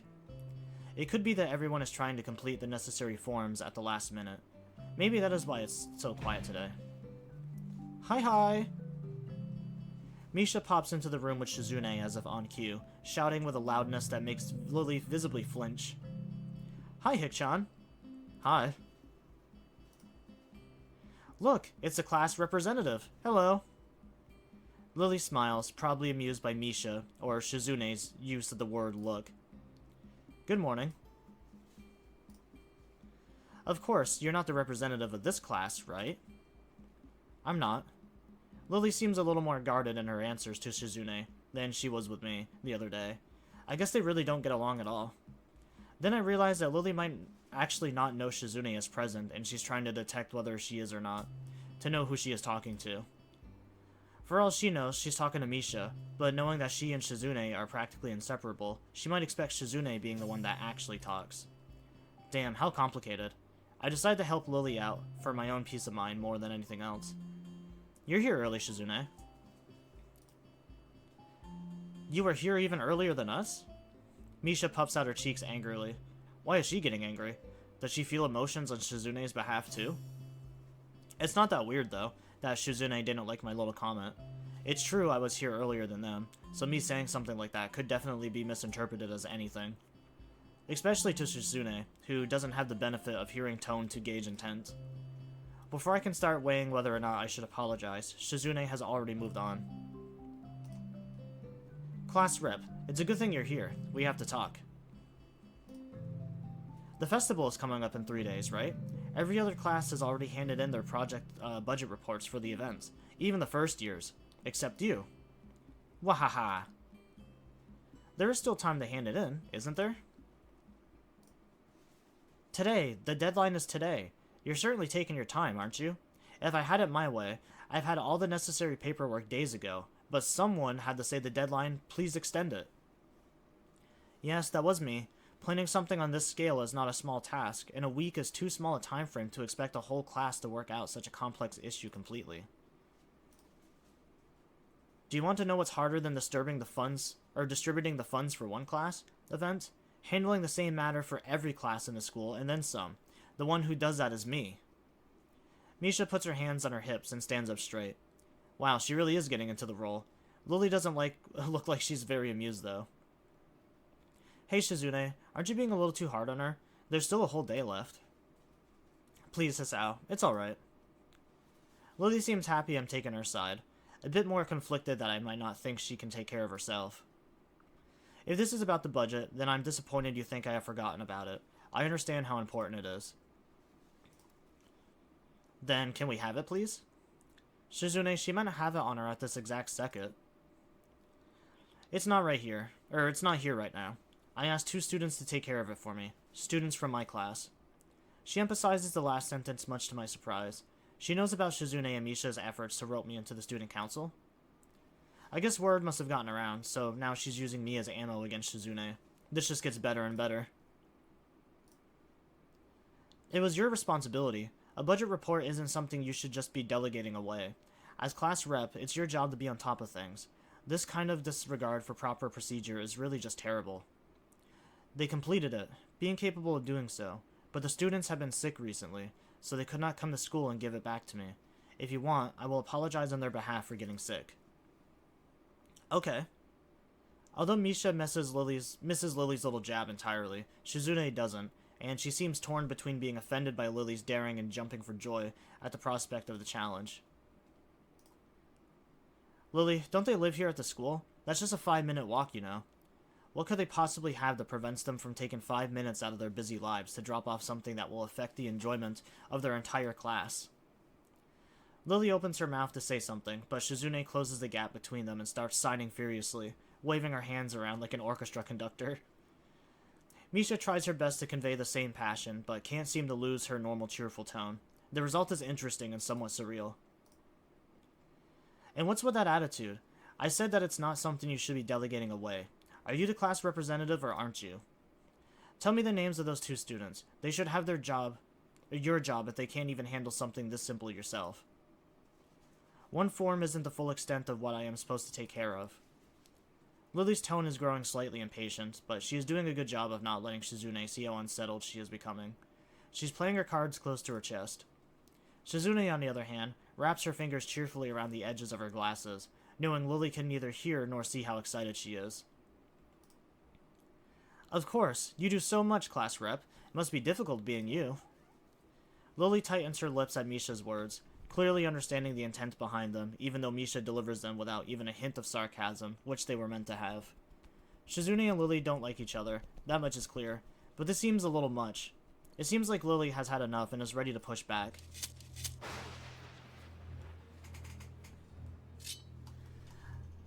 I was actually just discussing the budget report before you came by.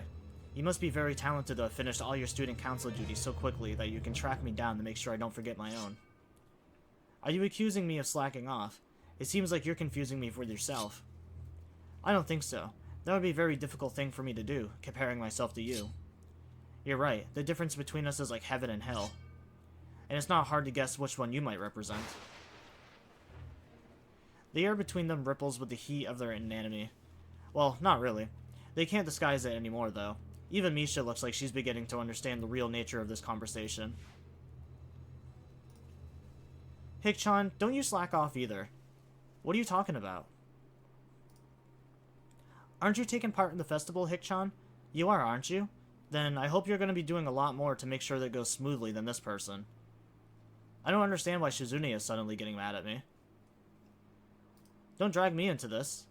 Or why am I being dragged into this again? I've done more than enough, I think. If you're angry with Lily, that has nothing to do with me. Now, wait just a second. Are you implying the president is more right in scolding me than yourself? Ah, damn. I think I could have worded that better.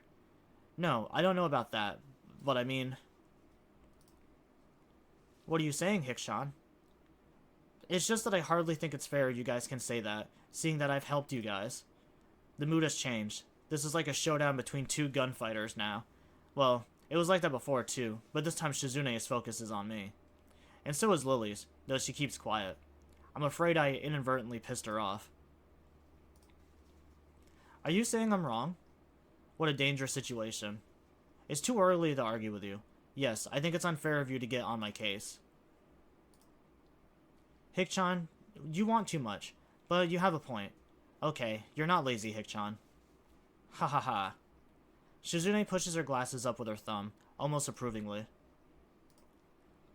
That's good. If you're not useless, you shouldn't let anyone say you are.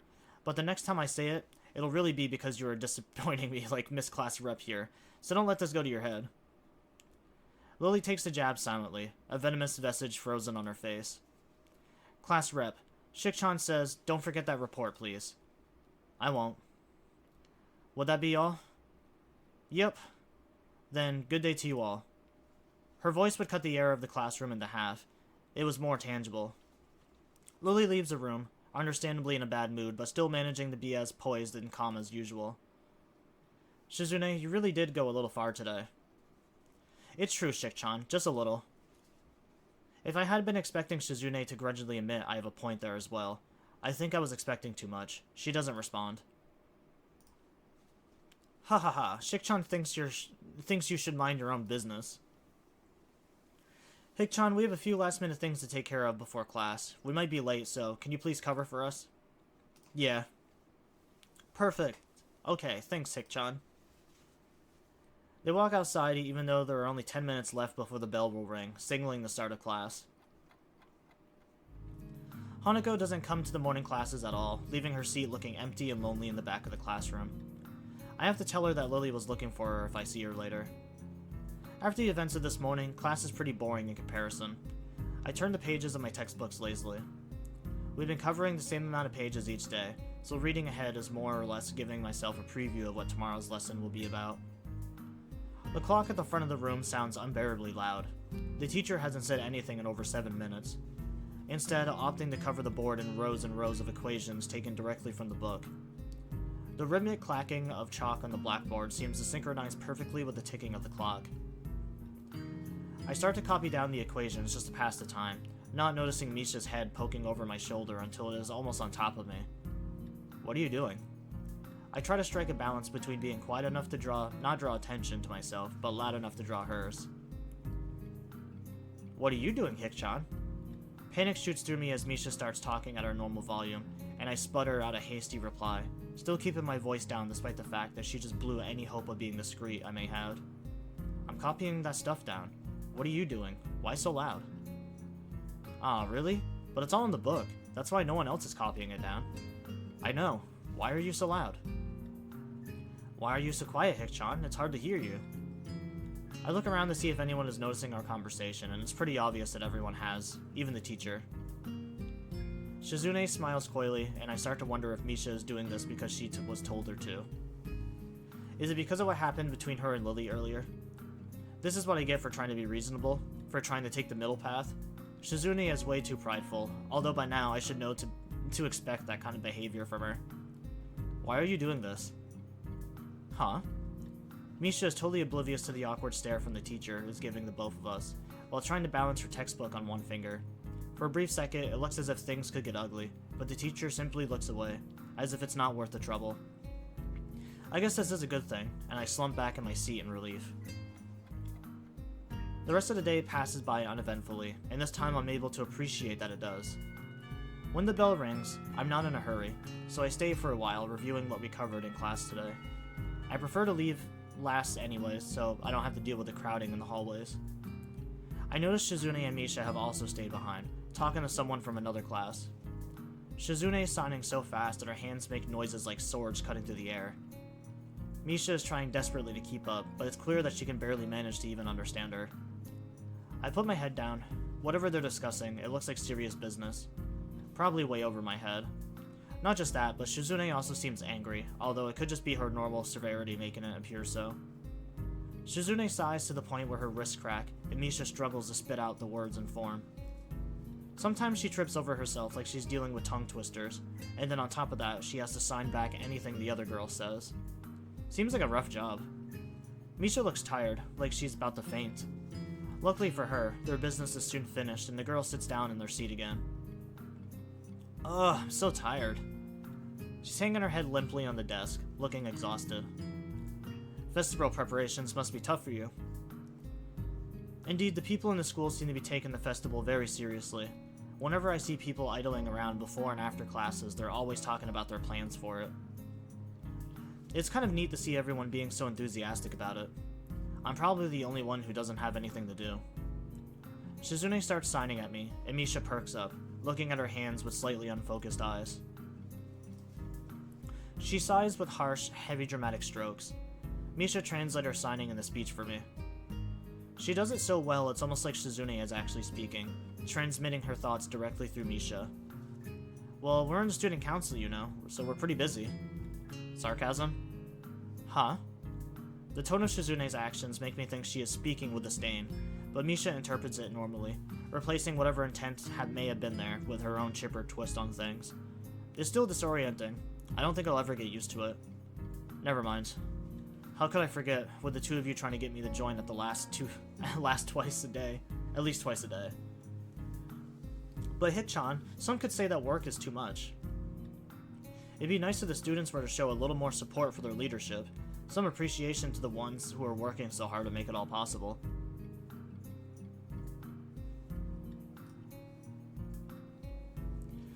Maybe, for example, a little help. That's asking too much, is it? Yep, help would be appreciated from students like you. If students would show their dedication and school spirit and offer some help, well, I don't exactly need it. But I wouldn't necessarily refuse it, so it would be nice if someone would. Oh, hello. I look over my shoulder and see Hanako peering timidly into the classroom, most of her body hidden behind the door. Hey, playing delinquent again? Hanako blushes hard at Misha's straightforward jab, even if it was only in jest.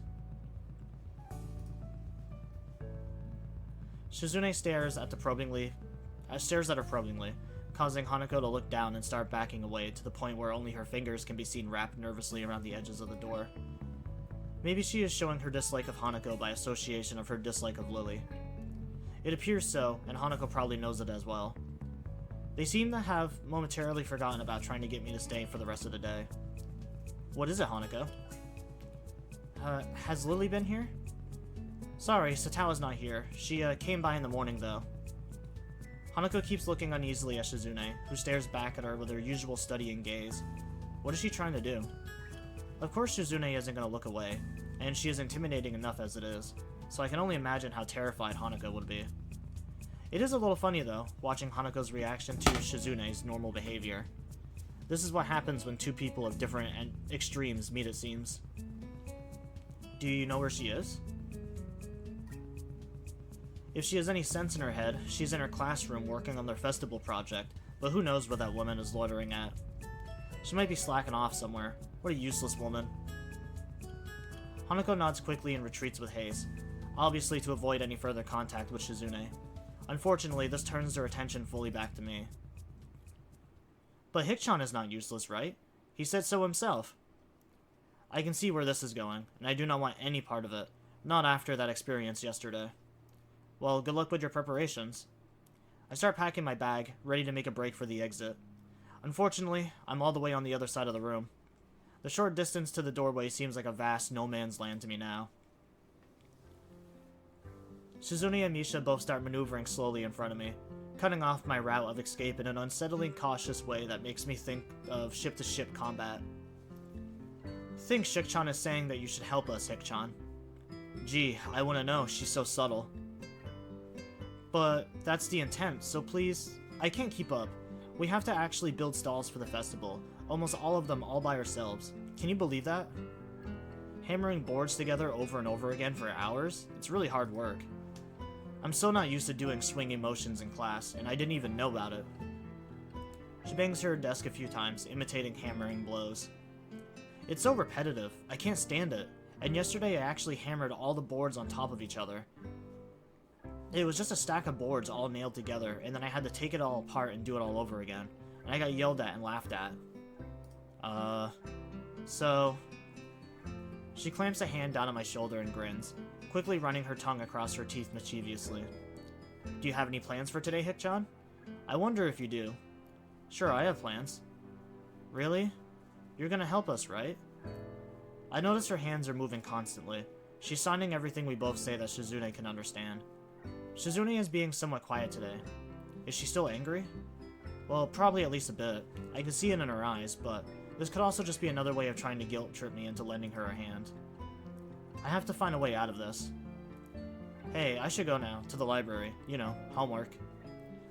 I should get going, shouldn't I? I have to be diligent because I'm a new student, and all. So I have to make a good first impression, right? See you later, then. I turn to bolt for the door, but Shizune is blocking my path, her arms crossed over her chest and a stern expression on her face. She wags a finger tauntingly and begins signing to Misha with the manner of a squad leader giving directions to his fellow soldiers. It didn't seem like you were in any rush to get to the library, Hik-chan. That's right, Shik-chan. It does seem like he was probably going to slack off for the rest of the day. Wahahaha, you're surrounded. Let's go to the student council room. She lets out a chuckle and then breaks into laughter. I'm sorry, Hik-chan. I feel bad, but this works out for everyone, right? That's right, Shik-chan. Yes, that's a good point, too. Yes, this is beneficial to everyone. It solves all of our problems. Yeah, I also thought he'd be more appreciative of our efforts. They pull themselves closer, as if they were about to pounce. Hey guys, 2-on-1 isn't very fair, is it? She keeps looking forward, impassive, then gives a sinister smile. Come on, we have a lot of work to do. Let's go to the student council room. Gee, I don't know. Misha laughs. Deja vu? She chortles before letting out another laugh. Haha, you know, my horoscope said it'd be a good day for me today. And now that you're gonna help, Shizune sighs quickly to her. Right, I mean, now that you decided to help us, completely of your own free will, I'll be able to take it easy. Lucky, huh? I open my mouth to say something, but then realize there's no point. I refocus on trying to think of a way out of this. No, their actions are clearly deliberate, and there's no sense in attempting to reason with them. You can't reason with a madman. I frown, and they don't even notice my discontent, further proving my suspicions. They seem pretty relaxed now. I guess they think they've already won, so they're letting their guard down. That's kind of arrogant. They pass forward in front of me as they move through the doorways. And I stealthily walk backwards back into the classroom as I step into the hallway, turning towards the stairwell. I let out a sigh of relief and quickly pack up the rest of my stuff so I can make my escape. The classroom door slams shut. That wasn't very nice there. You really got us good, though. Didn't he, Shik-chan? Right, ha ha ha. What was that about? I thought you said you'd help us out. And then you bailed on us, and you thought you would get away with it, didn't you? The indignant expression vanishes, and she begins to laugh hysterically, calming down only after an aggravated look from Shizune. Oh, yeah, you thought you could get away with it, but a criminal always returns to the scene of the crime. I didn't even manage to leave the classroom in the first place. No, wait, I didn't even agree to help in the first place. Not very bright, are you, criminal? Thinking you can shrink your duties like that? How low, Hik-chan? I'm a criminal? What did I do? What's the charge? What am I guilty of? That's for the courts to decide, criminal. I don't think we have to tell you that. Besides, you're the criminal here. You know what you did. Have you ever read the trial by Kafka? I don't think I know what that is. No? What's that, Hikchan? What does that have to do with this? I read it a few months ago. It's about these people who run a kangaroo court on the guy who just wants to live his life. They refuse to leave him alone, and he can't fight the power. Hikchan, what does that have to do with anything? Hey, what does that mean? She turns back to me after signing back and forth for a lengthy amount of time. You know, we're both a little disappointed in you. You let us down, Hisao. Dropped the ball. Left us hanging and out in the cold. Is that any way to treat a person? To run away from your responsibilities? To abandon your comrades? We think you owe it to us to honor your commitment. What? But I didn't commit to anything. My breathing catches in my throat, and I momentarily start choking. That's not true, Hikchan. You said you are not useless. You definitely said it. Yes, definitely, definitely, definitely. We are calling you out on those words now. You better prepare to show you are not a useless guy. Your honor will be soiled forever if you try to get out of this. So for the rest of the day, we are going to hang out together. Just the three of us and work hard. You can't fool us. You should be happy you're doing your school a great service, and ask what your school can do for you. But what can you do for your school? Ha ha ha. How depressing. Cheer up, Hikchan. She slaps me across the back with enough strength to knock the air out of my lungs. I gasp to breathe. Besides, aren't you happy to spend the day with two cute girls? Ha ha ha ha. I guess they are right. I did blurt those words out. Accepting my fate, I follow them to the student council room. And hammer the final nail into the stall. It took all of the afternoon, and dinner time is nearly over, but it is done now. Shizune pulls out a roll of measuring tape on a small level, and inspects it thoroughly. She smiles, looking pleased with the motions for Misha to come over. She says you did a very good job. In fact, you might actually have a gift for this. Wow, I'm impressed too. And that was fast. Have you done this before? No, never. Never before. And I never will again. Well, our quota for the day is 6 stalls. In a few minutes, me and Shikchan should finish this one. That means 4 more to go. We're making good time, she says. Isn't this great fun? What? I could think of a million things I'd rather do, but I suppose everyone has their own share of the festival, even me. You're both lucky that I'm helping you two out. If I really didn't want to, I could have gotten out of it easily. Really, Hikchan? Wahaha, Shikchan thinks you were just running your mouth. Japanese people have no fight or flight reflex, Hikchan. Shizune tenses her finger decisively? Yeah, decisively. I mean, aren't they Japanese too, though? Definitely. If you really wanted to escape, you would have taken immediate action. This is how you know someone is serious, when they have no doubts, no regrets. Maybe it was a bad idea to tell you that, since now Hikchan knows what to do next time. But just the fact that she is alright with telling me this shows me that she doubts I'll be able to act on it. That only makes me want to do it more, and I almost want the opportunity to do so to arise again. But if that happens, she might get me again somehow. Shikchan says she's happy now. Much later into the evening, we are looking at 6 completed stalls. With the pride of a job well done, we sit back and admire the fruits of our labor, not sharing a word between us, just admiring. I realize I'm quite thirsty. Hey, isn't there a vending machine out in the hall? They're on all day, right? Yeah, the drinks are very cheap too. We usually get something from there on days like this. I dig around in my pocket and find a single 100 yen coin. Is this enough? I'm feeling kind of thirsty. 100 yen? You can get any drink in the machine with that. That's good. That's very good then. Ah, wait a second. What is it, Shikchan? Do you want to give him... do you want to... Wow. Alright, I'm having a stroke. Hold on. What is it, Shikchan? Do you want him to get you a drink too? Hikchan, you really helped us out. So today, Shikchan will treat you. Hey, what about me? What would you like? I'm feeling thirsty myself. So am I. I don't know. Anything's fine. I guess the melon soda? Hey, wait, Shik-chan, I also want a drink. Ah. You know, it's times like this that I think she's just teasing me. That's probably it. I'm sure she'll get you something, right? Yeah, she usually does, but you never know. Huh. Shizune comes back with 2 melon sodas and a can of fruit juice. She hands me one of the sodas, the other to Misha. Thanks, Shik-chan. I had total faith that you'd get me one. I knew I could count on you. But how did you know that I wanted what I wanted? I usually get something else. What? You knew I'd want to try it?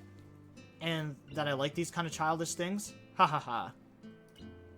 I gesture my thanks to Shizune, who smiles and nods. Hey, Hik-chan. Yes? We've been spending a lot of time together. Already in such a short time, we've done so much. We should both stop beating around the bush. What I'm trying to say is... Sounds a lot like she's gonna ask me out, but that can't be it. Nevertheless, my heart is beating like a jackhammer. Damn, this reminds me of another similar scene earlier this year. I try to say something, but my brain can't decide whether to stop her or to tell her to continue. I feel myself blushing all the way to my ears. What I'm trying to say is... Would you like to join the student council? Ah, what a disappointment. Ha ha ha ha. Did you think she wanted to ask you out, Hik-chan? Ha ha ha ha. I feel very embarrassed right now. I can feel myself getting even redder in the face. Shizune also tries to hide a blush after Misha translates, and then puts a few sheets of paper in front of me. So how about it? All the paperwork is right here. And you are sitting down anyways. You look very at home here. Drinks and everything. What do you say? She quiets down a little and asks me again a little more solemnly. Hik-chan, what do you say? You don't exactly hate this, right? I'm more than a little surprised by the sudden change of tone. I don't really know how to react to it. For one thing, she isn't shouting uproaringly, like no regard for tack. Or with no regard for tack. Before I'm sure she already... Oh wow. Man, I'm like getting ahead of myself today. I need to take another drink.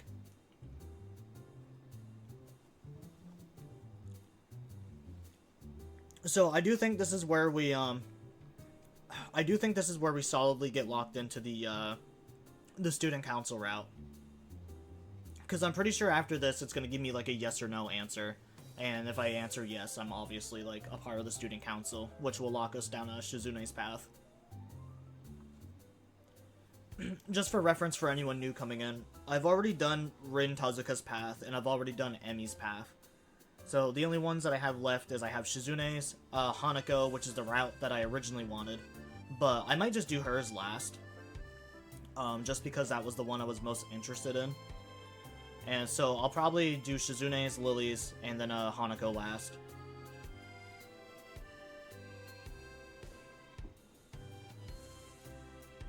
The way that I'm kind of doing it right now is from a lot of the research that I've done, a lot of people said that Rin's is definitely the best story, which I have to agree with. A lot of people said that Emi's story was kind of mid, so I was kind of happy that I got her second. And from a lot of the opinions that I've seen online, people have said that Shizune's is probably the worst story, so I guess I'm doing best, mid, and then worst story, and then just save the other two for just like casual playthroughs, I guess. I mean, so far, I am liking Shizune's story. I don't think it's that bad. If anything, from a lot of the stuff that I've seen, like spoilers and stuff, I think Emi's story might be my least favorite so far. But also, I've only done the 2 stories, so we'll have to wait and see. Before, I'm sure she already knew that, I was already gonna say no. This time, she actually seems serious. I think maybe you should join. Not because we could use your help, but, well, you're hanging out with us anyway. I think Shik-chan would like it if you would join us as well. It's not like you hate us or anything, right? It wouldn't hurt if you joined, and I'd appreciate it if you would. She seems to be having a hard time getting her words out, which is strange for someone talkative like Misha. For some reason, I'm almost troubled by it. My eyes drift over to Shizune, who stares back at me attentively, absent-mindedly cleaning her fingernails. If you don't want to join, I promise we won't ask again. But if you did, we would really be happy. Both Shizune and Misha seem to be unable to look me in the eyes. I can't lie, the thought of being around two cute girls is something that I couldn't possibly pass up. I'm not looking forward to this kind of work every day, but there should be less after the festival. At least I hope so. Alright, I guess it can't hurt, so why not? Wonderful, wonderful. Shizune tensed her fingers in satisfaction. She'll fill out everything, Hikchan. Congratulations, you are officially a member of the student council now. Great, I'm not looking forward to a lot of work. To be honest, I've never done any student council activities before, but maybe it'll be a positive experience? Misha starts to clap, laughing exuberantly as she does. Congratulations, Hikchan. Congratulations. Congratulations. Congratulations. I get the message. I can't help but smile, finding such a display childishly cute. Student council is always busy, you know. But for today, we're done. See you tomorrow, Hikchan. We still have work left, so we'll be counting on you. I leave the room, feeling totally wiped out. The grounds are totally disturbed, and the school looks pretty ominous this late. Totally deserted, not disturbed. I'm fucking stupid. The council office is the only window with lights on anymore. Is this what the student council will be like? My body might not be able to take it. Adhering to the nurse's nagging voice in the back of my head, I set my alarm clock to wake up early enough to go jogging again. I made a promise and I'm going to keep it. Besides, Emmy is bound to rat on me if I don't show up. But it's not all that bad.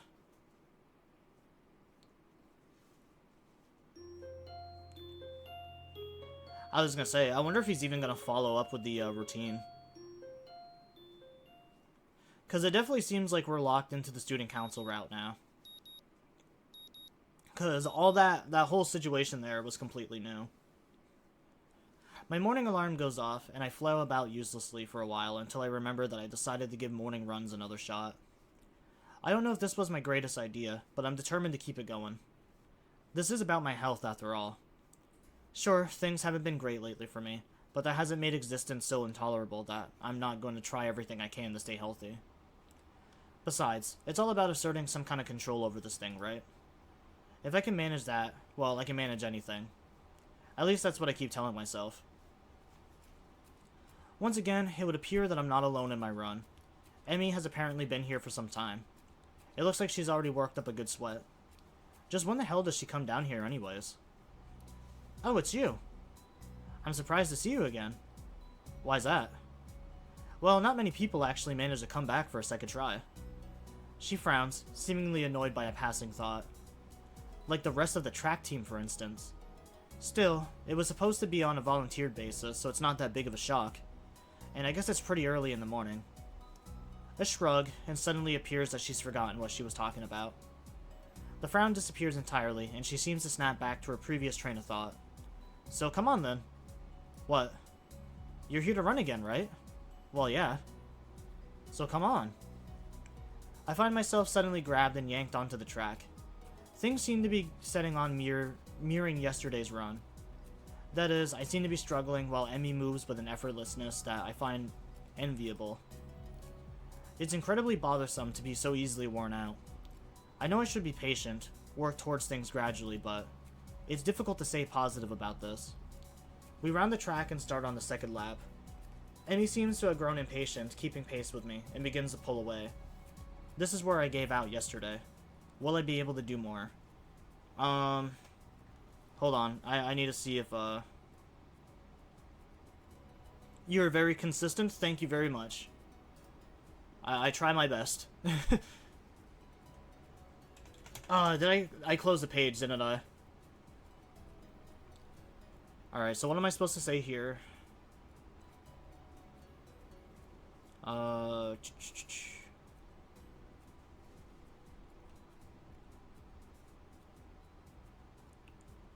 During the Tanabata prep, take it easy. Who the fuck is Tanabata?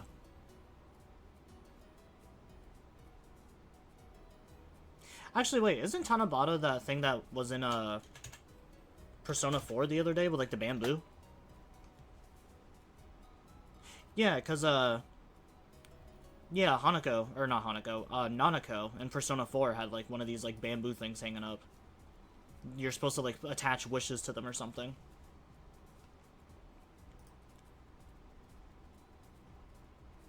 Take it easy. Oh, maybe that's referring to this. Okay, it's probably referring to this. Will you be able to do more? Take it easy. I let Emmy go with her own pace, and she doesn't show mercy, pulling half a lap ahead of me in an instant. I don't blame her. I mean, it's not as if I'm really putting up any sort of real fight out here, is it? Instead, I'm just running at a steady pace, which is what I should be doing, right? There's no need to go pushing my limits at this stage of the game. God, is this even worth it? As we finish the second lap, I break off again. Emmy keeps going, and it almost seems to me that she's disappointed. Well, that's stupid. I don't have anything to prove to her. Come to think of it, I've got nothing to prove to myself, either. I'm just fine the way I am. And what? I'm not a runner, as it is. This was probably a bad idea. Maybe there's something else I can do instead of this. Getting up this early sucks anyways. There's gotta be some other way to keep healthy. Walking, maybe. Nice afternoon walks. Yeah, that sounds good. Running isn't for me. I wave to Emmy and head back to my room. I'll think of something else later. Back in my room, the first thing I see is the familiar row of medication bottles line up on the top of the dresser, and it makes me depressed as usual. It's annoying. I thought I was okay. I thought I had made my peace with this thing and gotten over it. But what I really did, I'd allowed myself to forget that I had a problem. Being here really reminds me of the reality, and trying to fight against it just hurts. Reflecting on it is only going to do so much. I've done this before, for months. It seems like it's time to get over it. If I allow myself to forget that my life is definitely not going to be as long as those of others, I won't get anywhere. My life may be different from others, but it is a life in progress. That is how I'll rationalize it. I down the usual handful of pills, trying to push past the sudden dreary feeling out of my head. Then I prepare to head out of class early as usual. As I step into the hallway, I notice Kenji coming around the hallway corner, stealthily making his way over to my room with a large bag. As he sneaks past me, soundlessly like a ninja hiding in plain sight, I call out to him. Hey! He jumps at the sound of my voice. Oh, hey man. I didn't notice you there. I'm really tired. I think it's more like he didn't see me, but that's not the issue. Where have you been this early? Shopping? Nah, I wasn't shopping. Sometimes I have to visit the math teacher. Yeah, I figured it'd be a good idea to find out when the next exam is, since he tells you in advance if you want. So then, what's in the bag? I thought I'd go shopping while I was outside. I need supplies to continue the fight against the vast feminist conspiracy. Oh, okay. I thought you didn't go outside. I wear a hat now. I decide not to point out that he is not wearing a hat. An awkward silence settles between us, and then Kenji breaks through by pushing his door open slowly, releasing a creaking sound into the air that makes the moment seem more awkward. He sets the bag down inside of his room, and then closes the door. I'm surprised you went out of your way to find out a test date. Trying to take advantage of an opportunity to study is pretty diligent. I never study. Oh? I just wanted to know when the next test was. I'm still going to take it. Duh. I need to know so I know the day that I can't afford to skip class. He usually sends out updates and crap by phone, so I had to step out and check up on it. Alright, Kitty, you need to go. You have all this space up here in the desk. Go somewhere else. And why do you have to go out? When you can get it on your phone? I don't carry a phone. What do you mean you don't carry a phone? You mean you just leave it at home? Nah, I don't use phones. I don't have a phone. Phones. I have no phone. Why don't you have a phone? How could you not have a phone? No phones at all? No phone? I just don't like phones. Actually, I'm kind of scared of them. I don't know why. I think it's some kind of repressed trauma. But basically, when I hear a phone, I get nervous. It's my darkest secret. I have two theories on it. Either I have some fear of receiving some undefined, anonymous life-altering doom call, or I was beaten with a phone in the past. Beaten so badly I can't remember by it. Beaten in the head? Well, where else could I get beaten with a phone? That would make me unable to remember it. The ass? Unexpectedly logical. I feel very depressed now, sensing the conversation is more or less over. Kenji opens his door again and prepares to head inside. Yeah, I'm gonna sleep, dude. Have a good one. Class is gonna start in like 20 minutes. I already did something today. Too tired to go to school. Hey, you need some lip balm? I accidentally bought 2 because I thought the store had started selling individual AA batteries. Thanks, but no thanks. The door down the hall opens with a creak as it swings forward from being pushed open too strongly and crashing against the wall. The sound is followed by a peal of bubbly laughter, and I instantly know who it is. At the noise, Kenji disappears into his room like a ninja, slamming the door shut just as Shizune and Misha walk over, the former taking small, efficient steps towards me, while the latter more or less bounces off the wall. Why are they even here? This is the boys section.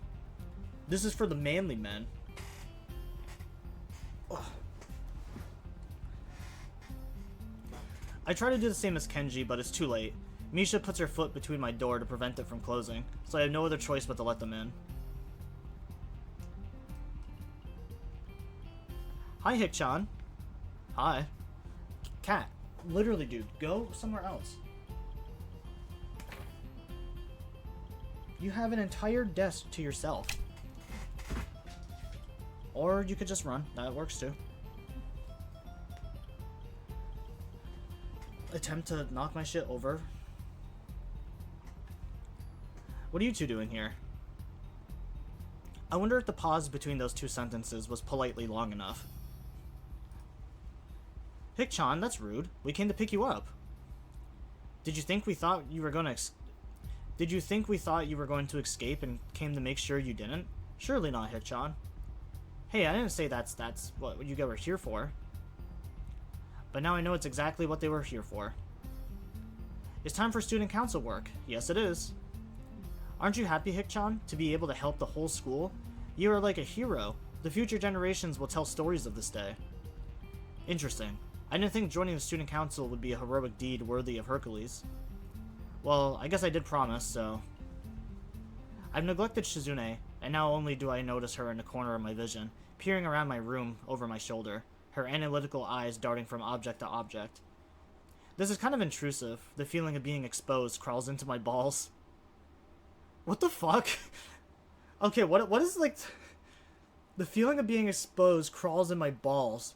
What is this? Okay, I can see now maybe why this one was the worst one. What the fuck does that actually mean?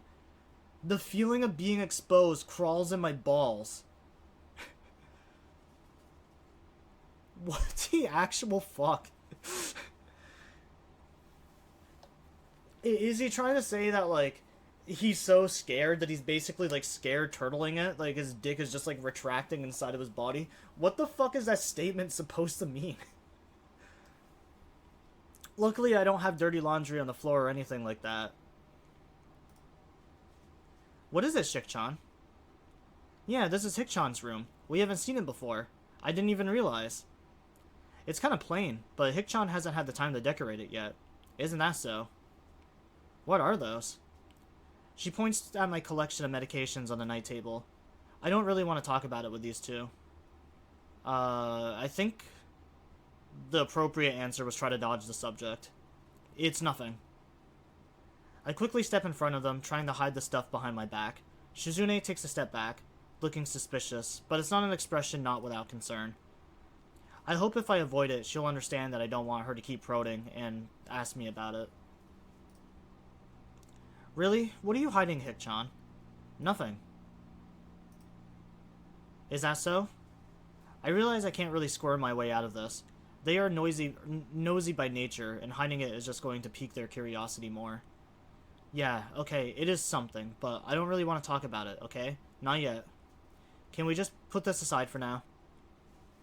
As Misha translates, Shizune stares at me hard with her eyes focused and analytical as ever, peering at me curiously over the rims of her glasses. Her fingers press against each other thoughtfully, as if she's weighing the value of pursuing this further than necessary, against the insult of disrespecting my wishes.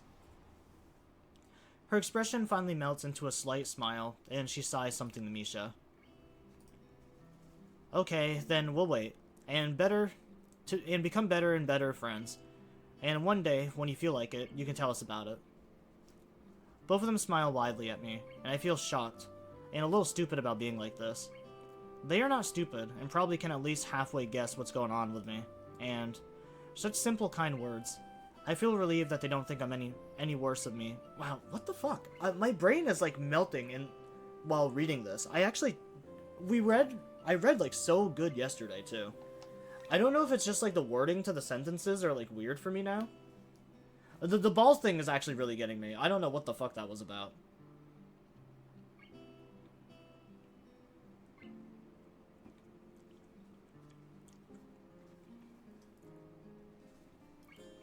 I don't know, it just feels like the phrasing for like a lot of these sentences are really weird now.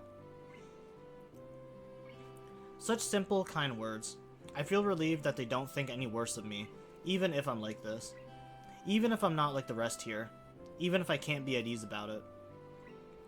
Seems that behind that obnoxious, mischievous acts, both of these girls are really kind and good people. That's what I think. Thanks. So, you want me to help you out today, right? Since I'm one of you now? Yep. After class? No. Now. Now? But what about class? Are you gonna skip again? Ha ha ha. It's for the common good. So we sacrifice our math lessons and maybe the social studies too. Well, I guess I'm fine with it. Awesome, Hick-chan. You said it, okay? Remember, I'm fine with helping out. That's what you said, right? Yeah. That tone. I suddenly regret saying it. Okay, are you ready to go then? We can go to the office together. No, you're probably gonna make me carry all your stuff for you or something. Don't be silly, Hick-chan. We've never walked to school together, Hick-chan. I almost want to ask why we would, but then it dawns on me that both of them consider me their friend, like Misha said before, and they want to become better friends with me, even. It's weird. I never really thought about them that way, or any of the people I've met so far this week. Is it really so easy? Just like that? Okay, let's go then. Shizune grins craftily and puts her hands behind her back. Haha, that's great, Hick-chan. Okay, but first, you had a really great idea. Shik-chan liked it a lot, so it's time for a game. Oh no. Shik-chan is holding a 1,000-yen note in one hand. Ugh, Hick-chan. If you guess which one, you can have it. If you don't, you're carrying all of our books to school. Right, Shik-chan? Right? She and Shizune exchange nods. Okay, Hick-chan, get ready. Carrying 3 bags instead of 1, I think about the day that's ahead of me. Of us. I can see students walking back and forth through the courtyard, probably in preparation for their own projects. The festival is practically here. That means that there are only 2 possible reasons that my help is required. Either there is only a small amount of work left, and they want me to lend a helping hand to wrap up the mundane final checks that they are obligated to do, or there is a ton of work left, and Shizune is putting on a calm face as torrent of build-up procrastinated work threatens to kill us. Once inside the office, I look around and see it's deserted. I guess this means there isn't a lot of work left, huh? Since there's no one in here, and all. It's always like this, Hick-chan. This confirms what I thought before, but have never actually been able to confirm indefinitely. Shizune and Misha are the student council. The whole student council. Damn, so it's true. The student council really is only you 2. Shizune looks like she is stuck wondering whether to be ashamed or explode with anger, and Misha is equally divided between laughing and trying to stop her. Well then, Hick-chan, you'll be happy to know that since it's just the 3 of us, we have a lot. That does not make me happy. But it seems to make Shizune very happy. Wahaha. Just kidding. The work turns out to be sorting and double-checking the considerable amount of paperwork necessary for an event such as a school festival to get done. Bureaucracy is a mind-boggling thing. But we managed to finish it just when the lunch bell rings. Okay, now that we are done, we can relax a little bit. But not too much. We have lots more to do in the afternoon. It's actually not that much work, Hick-chan, so we can afford to enjoy a little lunch first. Ha ha ha. The 2 of them produce a small array of plastic containers, seemingly out of thin air. It's chicken cutlet with tomato and soybean sprouts. Doesn't it sound delicious, Hick-chan? It was just made this morning, and it's still warm, so eat. I take one of the containers and open it. It looks nice, and certainly smells good. The fact that I'm really hungry adds even more to that. Wow, this looks great. Where did you get this? That isn't important, Hikchan. There was supposed to be a stall selling lunchboxes, but the girl who was to run it suddenly said she couldn't do it. Shikchan said, "What a waste." It was a lot of work to trick Hikchan into making this. Hey, what the hell? So Shikchan wanted to see if she could do it, but then decided not to. Right, Shikchan? Shizune sulks angrily, shooting Misa a displeased look. I don't think I was supposed to hear that story. This is your test food? I'm eating it too, Hikchan. And Shikchan is too. That doesn't answer the question. Nevertheless, I split a pair of chopsticks Shizune offers me, pick up a piece of the cutlet, and pop it into my mouth. It's surprisingly good. I didn't expect Shizune to be such a good cook.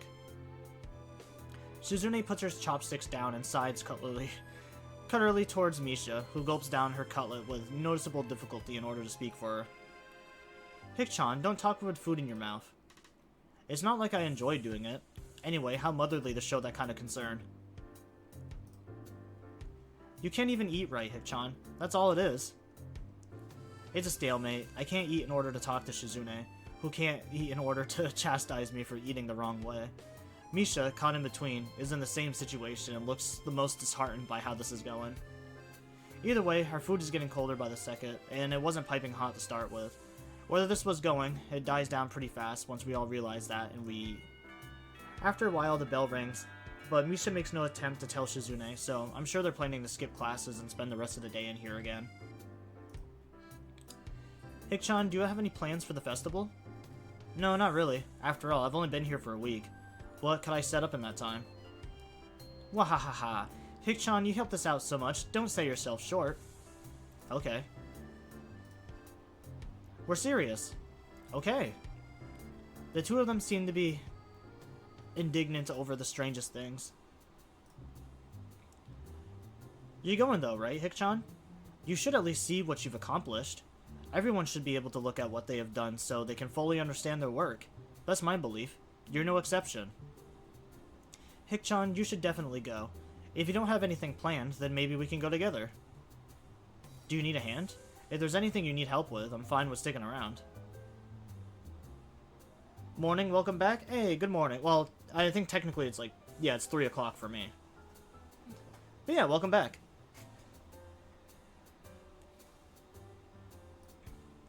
Having fun with Shizune. It seems like an unfamiliar concept to think of, but looking back on it, I've really enjoyed the moments I spent with Shizune and Misha these past few days, in spite of everything else. If we might be going together, then I can maybe afford to stick around a little longer, and I guess that beats class. Really, Hikchan? Okay, we can consider this you repaying us for the free lunch. Great, this is great. Really great. Shikchan was hoping to bring this up again and later anyways. That's not a free lunch at all. Normally I would be angry, or at least slightly unsettled, but my mood has improved from earlier on, so I'll let it slide. Helping them out turns out to consist mostly of stamping forms and making what seems like 10,000 copies apiece of 50 different budget reports. It's not hard, but very boring, and according to Misha, the simplest of tasks they deal with. I feel myself getting more and more tired, and with that, less eager to return to class.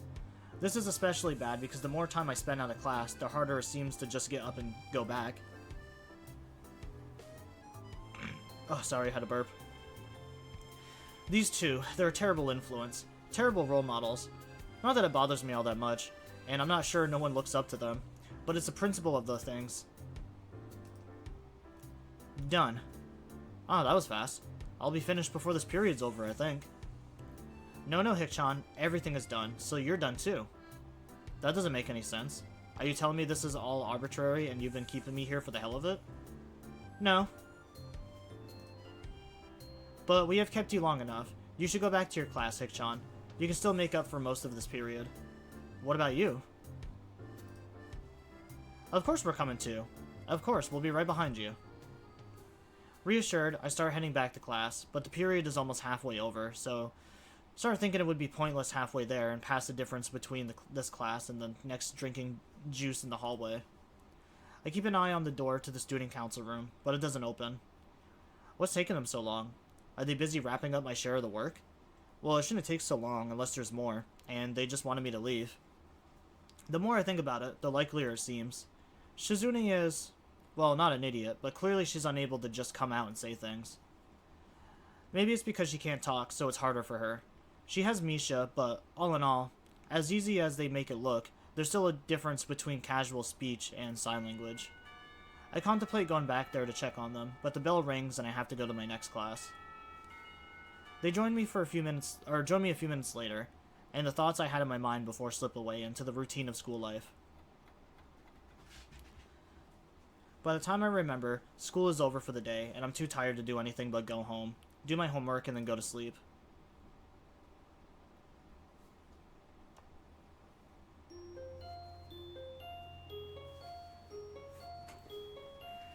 Boy, I don't know why that I don't know why that passage was such a hard one to get through.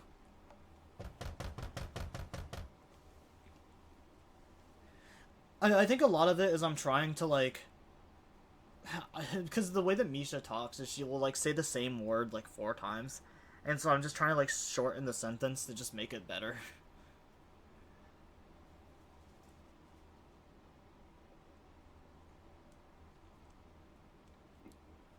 But I'm inadvertently throwing myself off. At 5 minutes past 8, an unbelievably loud banging jolts me awake. It's coming from outside my door. Quickly, I open the door to see Shizune and Misha standing side by side before me. Both of them look a little worn out, although it's more noticeable on Misha. "Which one of you knocked?" I ask, echoing the question that must be on the mind of everyone in the entire building. "Ahaha, that's not important, Hikchan." She quickly dismisses it without even batting an eye. "Oh, you're still in your pajamas, Hikchan, so you don't wake up at 8? I notice her hair is wet. Her curls are barely holding their shape. No, I thought I'd sleep a bit later since it's the weekend and all, and I've been seriously sleep deprived this week. I wonder if she missed the poison in my words. Then it's a good thing we came to wake you. Anyways, Hikchan, I guess you would like to know why we're here, wouldn't you? It's not hard to guess, but I wish she wouldn't say the words she's going to say next. Would you like to skip class and go somewhere nice with us? Come again? Would you like to skip class and do something fun? I would certainly force me to help them again with some slave work. Seriously? Misha grins and nods enthusiastically. I like this new approach they're taking, although I'm somewhat surprised that they would suggest skipping class, even if we had only half a day since it's Saturday. Aren't you too worried about constantly missing class? Well, it doesn't seem to be a problem, Hikchan. This school is pretty much a standstill whenever this time rolls around. It's a Saturday too. Don't you want to do something fun? I'm amazed by how little they seem to care. Not that we're pressuring you to give us your company, but we thought you might like to hang out. So, would you like to join us? Come on, you'll have a lot more fun than just sitting here with your head on your desk. I guess I won't be missing anything important, nor will I be missed. Alright then, I don't think I'd be missing much. What did you have in mind?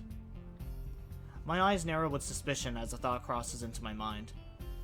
Wait, this isn't just some trick to get me to do some student council stuff, right? No, of course not. And that's a really mean thing to just assume like that, Hikchan.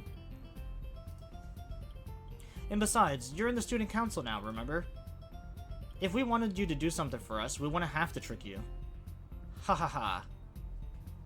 This is kind of corrosion, or how do I say that?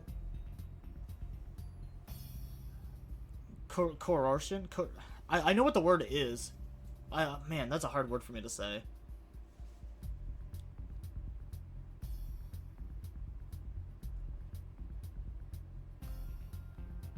Coercion.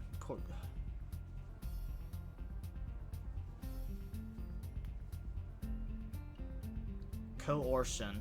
Shun. Coercion. Yeah, because I know what the word is, but just the pronunciation for it always throws me off.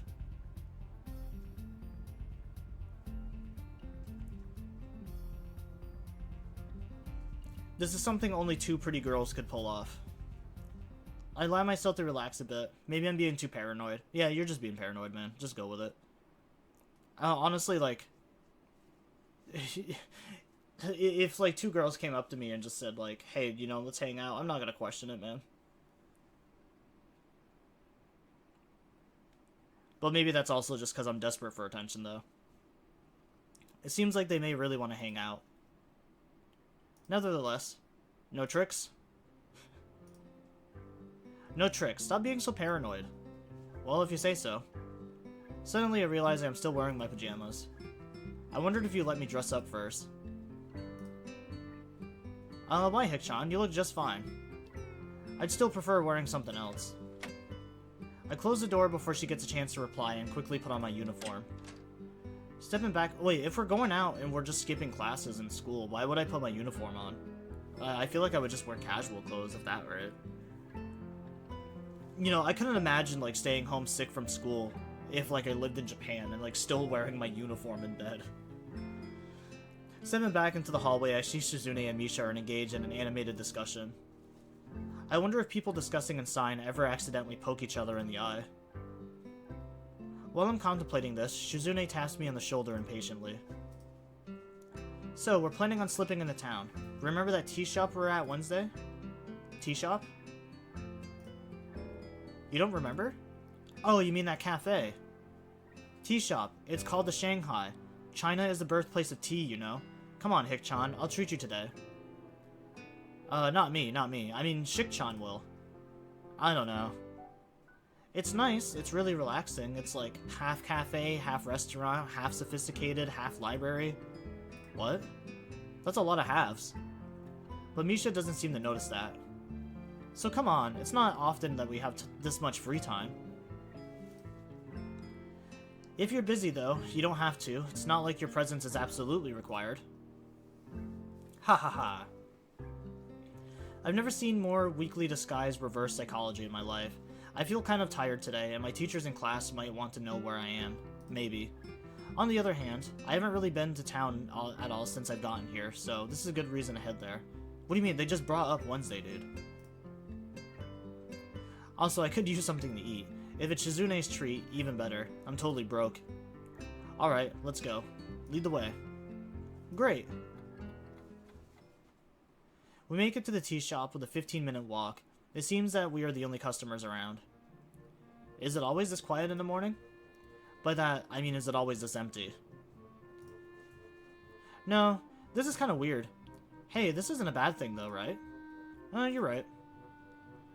We take our seats at a large, square wooden table, and it hits me that I don't know what this place serves. I just went with what Yuko recommended the last time. Hey, is there a menu or something? Nope. That was a strange amount of zest. So, Hick-chan, have you decided what you're going to order? I look around the store and can't see anything resembling a menu. I don't understand. What's up with this place? What gives? Is this some kind of, like, secret shop? Can you normally only enter here with a secret handshake or some kind of wink and a nod? Do you need someone to vouch for you? A blood oath? Damn it, it was nothing like this last time. I don't know. The last time I just got coffee. What do they serve here? Tea. Well, that's not just tea, right? Not only tea. There's other stuff too, right? Clearly. Clearly, like what? There are no menus here. Where are the menus? They're playing another joke on me. There is no way out of this. All I can do is brace myself for the inevitable oncoming burn. I almost want to walk out of the store, but I'm already sitting down. It would be improper to leave now. The unspoken rules of polite society block my exit like a fireball. I decide to play it safe. I'll order what they order, if it's acceptably manly enough. Why don't you two order before me? Ladies first. Well played, Hick-chan, but we already ordered. How is that possible? When? How? And from who? We're regulars. We come here so often that we don't have to do that anymore. Well, I guess you've had enough. We're sitting on the menus, of course. Ha ha ha. I look around at the other tables. There are no menus on any of them. That means they must have just kept them in a big stack near the door or something. What a thing to sit on. And what speed to grab them so quickly. Well, whatever. Can I have one then? You can take one if you want, but you're not that kind of person who would do something that... Lascivous? What? What the fuck? Last vicious? Isn't that right? I tell them that I'd just like some coffee and put my head down on the cool tabletop. Coffee? This is a very high-class establishment, and you're gonna order coffee? I mean, yeah, fair point. I would too, though. I'm not really a big tea drinker. I can tell they're messing with me again. In that case, I'll have whatever you're having. Shik-chan is drinking a special tea that has only grown in the remote areas of India. The tea is still handmade by a tribe of tea makers who have passed the methods down in their families for generations.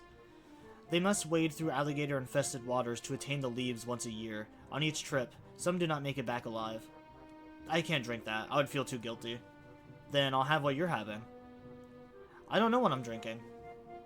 How? Fine, then I want the tea that person died for. No, never mind, I'll have coffee. If this is a very high-class establishment, then they should have a very high-class coffee, right? No one died for it. The perfect answer. There is no way they can stand against it. Shizune shrugs, as if to say, well played. They still didn't answer my second question. God, I still can't stand Shizune. Yeah, that's kind of why I'm doing this one. I played Rin's story, which Rin's, everyone says, is the best. Emmy's, a lot of people said online, was, like, somewhere in the middle. And then I've heard from, like, almost everyone online says that they hate Shizune. So I was like, Shizune's story has to be the worst. I'll just play the best, the, like, mid, and then the worst. And then I'll just leave the two stories that I actually want to do, like, last. I feel like this is going to give me, like, a good array of, like, how the other stories are going to go. Like, a good spectrum. I don't, like, hate Shizune. Like, there's obviously things that she does that, like, would irritate me in real life. Like, the amount of, like, pranks and shit that she pulls on me. Essentially, it feels like Shizune is just constantly trying to rage bait me, and I hate that kind of shit. So that's the only thing that I don't like right now. If anything, I like Misha probably more than I like Shizune. Misha calls for Yuko, who brings over our drinks, and a single incredibly tiny yellow cake with a little black plastic fork stuck in for each of us. I eat my cake in one bite, amazed at how it's probably the least filling thing I've ever eaten. Hik-chan, do you have any plans for tomorrow? Misha takes a gulp of her tea, something sounding suspiciously high class even though it looks like ordinary tea. She drinks with incredible recklessness considering how hot it is, the exact opposite of Shizune or Lily. It feels like a spiteful tsundere. Yeah, it kind of does. I think the tsundere trope is probably one of my least favorites. There's like a couple of characters that like I think do actually work well with it. Like Lucy in Zenless Zone Zero, I think is a really good example of it. But yeah, just like also another thing with tsundere characters is why are they always so small? I noticed that in anime a lot too, that like the tsundere or like the hot-headed character is always like just some fucking like the smallest character there is. It's just kind of weird. But yeah, it's probably like one of my least favorite character tropes. I don't remember what it's called. Also, I don't think we need this anymore.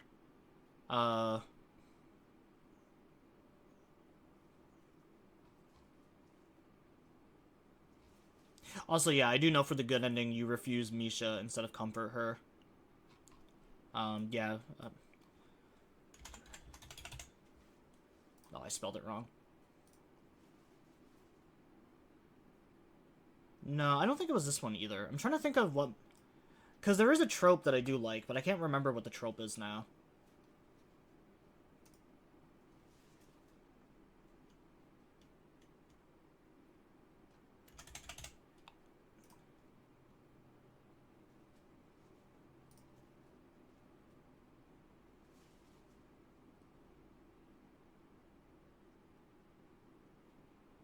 It's definitely not Yandere, too, because I think Yandere is also kind of weird.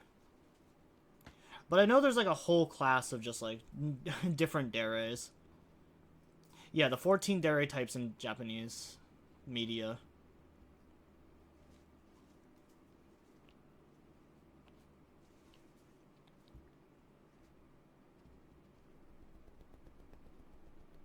Cat, you're, like, really up my ass today.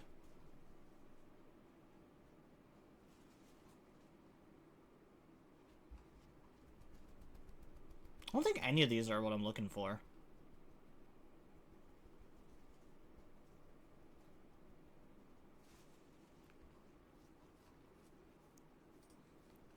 Alright, Kitty, can you get out of here? I don't know why you choose this spot on my desk. You have a whole table. Fuck off.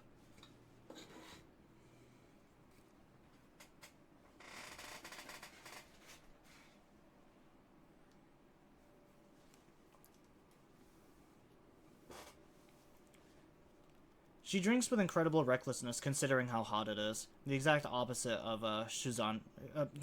Wow. Of Shizune or Lily. I'm still trying to think of what my favorite was. There was a Dere trope where it's like very shy and like quiet characters. I've always like been a bigger fan of like the shy nerdy girls, kind of like Hinata. I don't really know what it's called, but that trope. Characters like Hinata are characters that I like. Plans? That sounds ominous. Plans? Yes. Yes, I am incredibly busy tomorrow. In fact, I have so much to do that I will not have any free time at all. That's right, none whatsoever.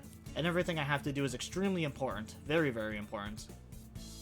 Misha giggles, clearly not buying it, and then sighs it all back to Shizune, who nods slowly and deliberately while looking very unamused. Suddenly she leans forward, staring analytically at my face like a human lie detector, waiting for the smallest tell to give me away. After at least a minute of this, she sits back down in her seat and takes a sip of her tea. Okay, Hik-chan, if you're that busy, we don't have anything to do tomorrow, so we thought maybe you would like to hang out with us for the festival. You're new here anyways, right? So we thought we should show you around and have some fun together, but if you're that busy, we understand. Oh well, oh well. The both of them shrug together in perfect sync, as if they've rehearsed it. Ah ha ha ha. Hik-chan, you're so paranoid. And you'll never beat me anyway, so why bother getting so worked up about it?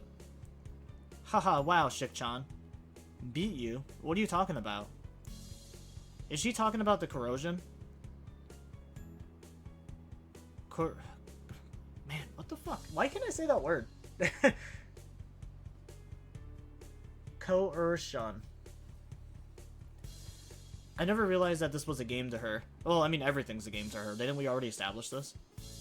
I thought I was the only one who saw it as a competition. Do you know, do you, Hik-chan? Because I don't. You can't outwit me. Oh well, Hik-chan, not me. What? Are you talking about Shik-chan? I can see Shizune smiling craftily, daring me to enter this battle of wills and wits with her. When he is pushed to the edges of despair, a man has no choice but to sink, or grasp at a fleeting wisp of hope, fight with all the power against the inevitabilities of his faith, and struggle against the impossible. For even if he fails, at least fail knowing that he dared greatly. Or something like that. Well, we'll see about that. Don't underestimate me. Don't you have to follow through to make good on that, Hik-chan? Oh well, I could get lucky. Don't count out that possibility. You won't. I will. Wait. Let's make a wager on it then. I don't care about a competition. That's a blatant lie. Wait, what exactly do you mean? That's okay if you don't know. Neither do I. So it's settled then. Alright? What? Didn't you hear what I just said? Now all that's left is the stakes. What the winner wins, or, more interestingly, what the loser loses. Hey! This is a very dangerous game I'm playing. Shizune herself is a very dangerous girl. If she can only think in terms of winning and losing. If she views everything that I talk with her about as some kind of battle of wits, I don't think I could take it all. That kind of thing drives people insane. She's too... What the fuck is that word? What? Machiavellian? Alright, I'm gonna look this bad bitch up. I don't think I've ever seen that word before. That sounds like a Yu-Gi-Oh card.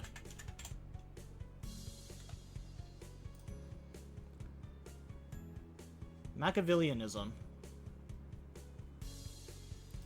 It's probably Machiavellianism? Yeah. Describes a personality trait and political philosophy centered on cunning, manipulation, and self-interest, where individuals disregard conventional morality to achieve their goals, often seeing others as tools. Oh, you know, that does kind of sound like Shizune. Before this, I'd assumed she was just this kind of stoic. But nevertheless, I'm interested in hindsight. I realize that I just challenged her to what is essentially a duel without any rules that won't end until one of us is... what? I guess that's it. That's so vague. What are the conditions of winning or losing? The first person to feel stupid loses? I don't know. I never had to think of anything like this before. Never? Never. So you have never gambled, Hikchan? I'm surprised you two have. Oh, come on. It's just for fun anyways, between friends. It's about causing humiliation, suffering, and absolute despair. Isn't that the point? Shizune puts a finger to her temple thoughtfully. How about this, Hikchan? If you lose, you have to go to school one day without any pants on. Are you insane? Although in comparison to what I was afraid she would say, it's pretty mild. Can't we just, like, bet money like normal people? It's not like you can match my wager if we did. Now it's your turn, but nothing perverted, understand? Ha ha ha. I think I need more time. This is going to have me constantly on the edge for weeks. Okay, come on. You should both hurry up. Your drinks are getting cold. I quickly down the rest of my coffee as Shizune does the same, staring at me with a fierce look of competition in her eyes. Wait, why can't I choose anything perverted, but she's asking me to come to school with no pants on? It seems like a waste for her to be gulping down something that someone may have died for her to enjoy. Hikchan, are you sure you don't want to hang out tomorrow? A lot of people are looking forward to it. You don't want to miss out. I mumble unintelligibly at her. I don't really understand. It's time to think. Shizune's drink is smaller, but I can consume mine faster. If Shizune finishes her drink first, she might skip out on paying, leaving me to pick up the tab, even though she said the drinks were on her. Because I have no money on me, I would be humiliated, and therefore this could be considered a loss.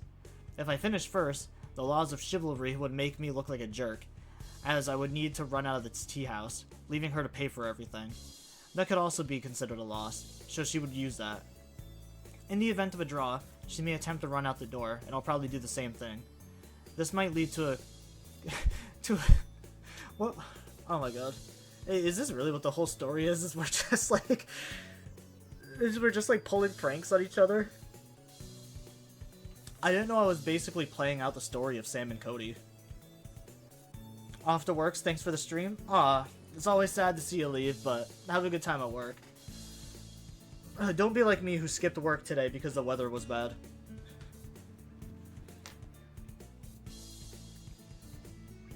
Which would be humiliating, but not overly so. And Misha would be left to pick up the tab. This is really childish. I'm a little disappointed in Shizune and myself. Well, Hikchan, it'd be really nice if we could all celebrate how well we put everything together for the festival by taking a look at our handiwork. Misha seems oblivious to the fact that an epic battle of wills is raging in front of her. I nod slowly and down the last of my coffee. Well, I am finished enjoying my drink. I guess it's time for me to leave. And I am going to leave now, calmly. You too, Shikchan? Why are you two acting so weird? I quickly walk out the door and Shizune follows. Misha is gonna have to foot the bill. Sorry, Misha. Catching up to me, Shizune quickly pushes her glasses up and notices a note into my hand. Or nudges a note into my hand. If you lose, you have to come hang out with us tomorrow. So you think you can win today? That's kind of a cocky Shizune. I forgot for a second that she can't hear me. I nod. Right now, she seems much cuter than she normally is, smiling softly with a hint of confidence coming through. Shizune looks energetic and carefree, although it could just be the caffeine. She winks and extends her hand for a handshake. I wonder if there's a buzzer in there and she plans to shock me, but that doesn't seem like something she would do, so I accept. With a squeeze, she pushes another note into my hand. I momentarily think that it's a buzzer, and I wonder if the shock would kill me. Shizune smirks and then runs off. You probably don't know how to get back to school from here. There will be work waiting for you when you do. See you then. I crushed a note in my fist dramatically, but no one is there to see it, and that makes me sad. I wonder if it's too late to go back to the shop and ask Misha for directions. But then again, I gave her a hard time for not knowing the way here, so I can't allow her to score off me for not knowing the way back. And if I ask Shizune, she could see it as a victory. No, it's not necessary. The school is on top of a damn hill. How hard could it be to find? I may be slightly directionally challenged, but I'm sure that even I could do this. About an hour and a half later, I walk up the long paved path leading to the gates of the school's main building. Haha, just the person we were waiting for. So you made it here eventually, Hik-chan. Good. Now it's time for our work. Misha and Shizune had laid an ambush for me in the main lobby of the ground floor, and I walked straight into it. I should have just circled around the school like I had originally planned, but I thought I was overreacting and being silly. Misha is waving a thick stack of printouts in my general direction, taunting me. We sort of need your help. Sort of. We need your help. You will help us. Misha speaks with a useful, playful, carefree manner, but even so I can hear Shizune's unnervingly hard severity behind it. That sounds like an order. Really, it is. It is? Sorry, Hik-chan. I guess it is. She doesn't sound very sorry at all. I thought we almost had everything done by now, but it turns out we have all these signs to attach to the backing boards. More hands make light work, and everyone wins. This is your duty, after all, as a member of Student Council, which you are a part of, as a member of the Student Council. Ahahaha. It's a simple task, so getting it out of the way now would be good. It's not that much work. Small thing, really. And we really appreciate your help. Really, really appreciate it. Besides, it's time to pay back for us treating you so nicely. So the tea shop was a trap after all. You two-timing scoundrels. Don't say that. It was completely unrelated. We wanted to celebrate you joining the council. But why did she bring it up then? But... No buts. You're coming with us. I don't even get to finish my sentence as they grab me by the arms and try to pull me towards their office. Misha laughs giddily as she and Shizune exchange sly looks behind my back. I don't think you have a choice in this, Hik-chan. There are two of us, so don't even try to get away now. Don't take us lightly. Hik-chan, it's your duty to help us anyways, as a member of Student Council. Alright. How could I forget? But seriously, aren't there other people who can help you? Like who, Hik-chan? You were fine with helping us yesterday. Yesterday is not today. And anyone who isn't me. Why don't you have anyone else in council? That's what we'd like to know. Misha's laughter explodes through the hall. She doesn't notice the grimace on my face at all. That's right, it's just the two of them, isn't it? Oh, right. Okay, I'll help. Misha runs her tongue over her teeth, looking quite pleased. That's my Hik-chan. I knew we could trust you. So predictable. When we get to the student council room, my jaw drops. The numbers of signs, backing boards, and signposts are insane. They're all stacked all over the place like building materials at a construction site. Something I let Shizune and Misha know right off the bat. There are so many signposts here, and you could probably build a second wall around the school with them. Haha, really? Well, there are a lot of them, so maybe. No? How do you know that, Hik-chan? Really? Don't tell me she's actually considered it. Shizune hesitates, then pushes her glasses up a bit as Misha lets out a very uneasy-sounding laugh. So she has considered it. Ahaha, that's irrelevant, Hik-chan. Can you get on with making the signs, please? Alright. I sort of lied to, though. I thought you said it wouldn't be that much work. Or I feel sort of lied to, not that I lied. Oh well, Hik-chan, meant it wouldn't be that much work for us. Someone has to supervise you while you do this, you know, to make sure you're doing it right, and those people will be us. So, what are you two actually doing? Watching you? No, that was just a joke, Hik-chan. We'll help out too, of course. The student council is really supposed to have a lot more people. This is just a bad year. Fewer people than usual, even though we already didn't have many the year before. And then there's just a lot more work than before, too. Besides, Shik-chan likes working with you, and so do I. We've accomplished a lot more than we normally could, you know. I can accept that. Lately, they've been looking a little fatigued every time I see them. Student council work is apparently a 24-hour-a-day thing, and from what I've seen and heard, there are just the 2 of them. Well, I guess I make it 3.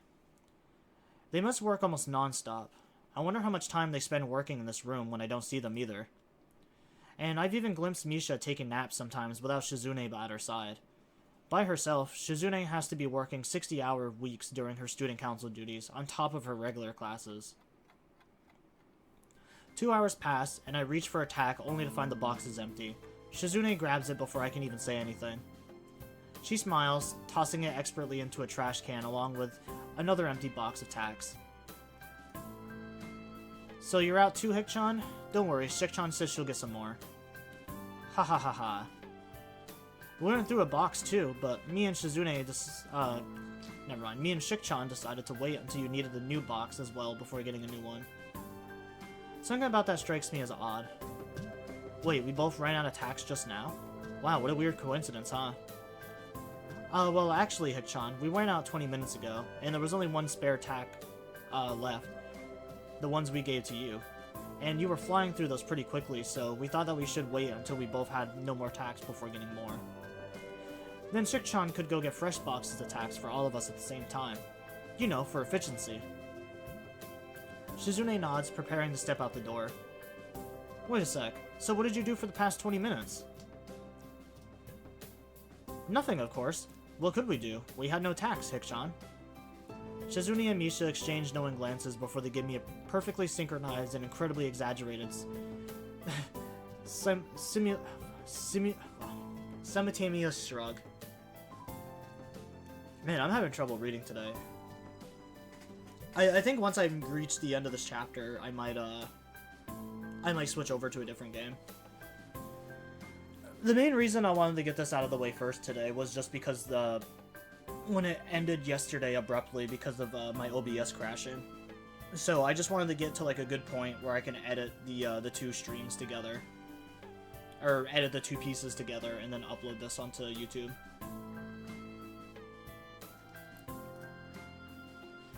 I see. So you decided to take a break? Clever. Oh, we know it was clever. Whose idea was it? The both of us, of course. Ahahaha. Well, Hik-chan, it was all Shik-chan's idea. I turn immediately to Shizune, who gives me a curt wave and a surprisingly cheery smile before quickly vanishing out the door. Well then, why didn't you just say you wanted to take a break? I used to think that Shizune and Misha were polar opposites. Misha always seemed so energetic and playful, like any other girl. Shizune, on the other hand, always seemed distant, aggressively manipulative, and vaguely scary but distant. There were times when I thought that she had no sense of humor. As cute as she was, I'd almost never seen her smile, not to mention all the other things. The analytical stare, the permanently stoic expression, and even her penmanship, so mechanically precise that everything she writes looks typed. But Shizune and Misha really aren't so different as I thought. I'm a little surprised. Why? Shizune, I didn't know she liked to joke around like that. What I mean to say is, I didn't know she could act so girlish. It was actually pretty cute. You would be surprised, Hik-chan. Well, I didn't know you and her were so close either the first time I saw you. I've always been curious as to how these two met. Do you two go far back or something? Childhood friends? Next door neighbors? Haha, sorry Hik-chan, it's not anything like that, even if it would be cuter that way. When I came to the school, they just placed me next to Shik-chan, and she looked like a very serious person. And I thought, I'm gonna be spending the rest of my year next to this person. Maybe. So it would be nice if we could be friends. But I wonder if she'll like me. And I learned that she was deaf. You know, Hik-chan, the first time I thought she was just ignoring me. But luckily, I knew a little sign language, and we became friends. I want to know more where Misha learned how to sigh, but I guess that's something for another time. Now I guess we're all always together. It's nice. I've always wanted someone to listen to me, and I think Shik-chan likes having someone to talk to, so everybody wins. Huh, that's nice. That's it? You look disappointed, Hikchan. What were you expecting? Ah ha ha ha ha. You know, Hikchan, I don't think that me and Shikchan thanked you properly. For what? Joining the student council. You've been a real help to us, Hikchan, and I think I will get a lot more sleep now. Well, I'm glad I could help, if it helps a young woman sleep at night.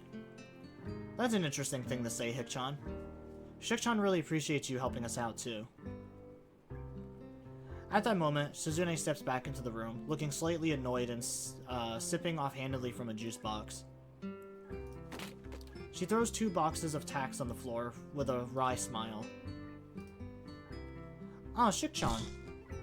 Misha opens her mouth to speak, but then quickly closes it as Shizune suddenly crumples her juice box like a crunch like the sound of a breaking bone.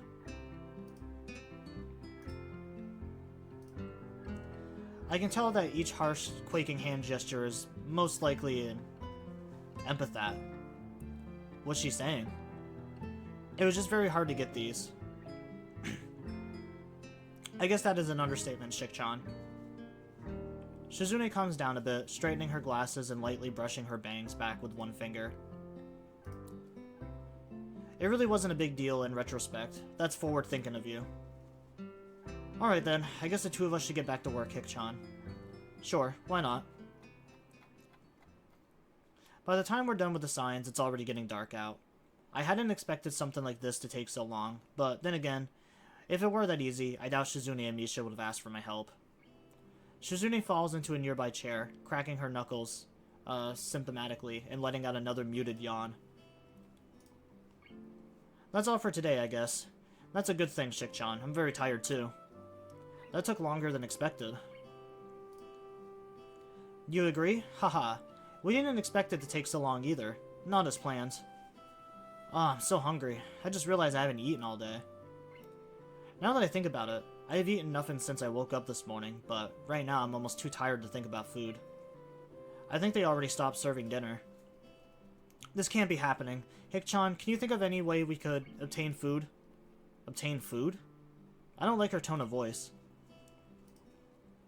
Why not order out? Oh, that's right. I guess I could do that. Order out? From where? From town, of course. I didn't know they delivered to the school. Well, what are you going to eat? Maybe some Chinese food. As long as you're going too, can I get on it? I'm also pretty hungry. Ahahaha, Hikchan, you should have just said so in the first place. What's that? It's your treat? That's great. Wahaha, that's true. If it wasn't for you, we wouldn't be here so late, Shikchan. Misha quickly grabs a menu from a drawer behind her and begins to enter the numbers slowly and carefully as she's used to messing it up. What do you want, Hikchan? Well, I guess I'll just have some dumplings. I raise my hand and gesture the thanks to Shizune, who responds with a very faint split-second smile. Ahahaha. Shikchan is paying for everything tonight. It's all on her, so you can afford to splurge a little. Some shrimp fried rice too, then. Alright, and you, Shikchan? A Chinese omelet? Okay, then. Hey, Misha, does that really mean omelet? Can I see that again? Sure, like this. And this is what you ordered, dumplings. Shrimp fried rice? I'm gonna get soup and stir fry. You say that like this. And here's how much it'll cost, 3,685 yen. Wahahaha. Well, I don't know in how many situations I'll need to remember such an extensive number. Okay, I'm gonna order now, unless anyone wants anything else. No objections? Alright then. Shizune impatiently twirls a pair of chopsticks between her fingers as we wait for the food to arrive. Hey, where did you get those? This isn't the first time we ordered out, Hikchan, and they always give us a ton of chopsticks for some reason, even when we tell them we're only 2 people. And you two have accumulated a lot of them from a lot of long nights eating takeout in the office? That's exactly it. I am overstating it. Haha, that's right, Shikchan. Hey Hikchan, did you know that once we collected 100 pairs of chopsticks from ordering out, we'll be able to take over the universe? I used to think that too when I was little. Hikchan, are you good at breaking them down in the middle? I can never do it right, so I found a little pile of chopsticks Shikchan has saved up from practice. I'd at least had 20 of them. She was really mad about that. I let out a laugh as Shizune turns bright red with indignation. Alright, I added like way too many syllables there. I didn't know she had such a childish side. When the food arrives, I dig in heartedly, drinking one of the tiny cans of soda. Wow, God, my words aren't wording. Alright, another drink.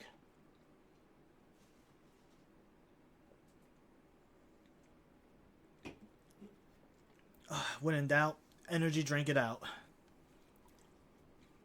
When the food arrives, I dig in heartedly, drinking one of the tiny cans of soda Shizune bought for us from one of the vending machines in the hall. Thinking them both for the food,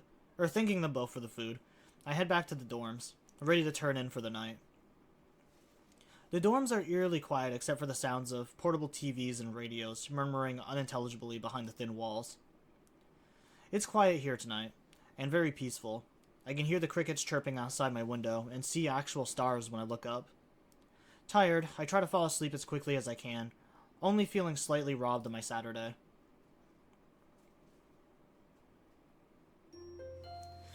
Alright, and that's probably a good stopping point. Like I said, I only wanted to do a little bit more until we found a better stopping point for the YouTube stream.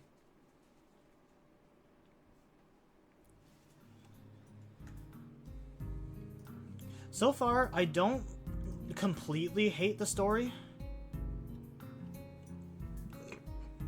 This one definitely feels like it's got more of a, this one feels like it's got more of a slow burn.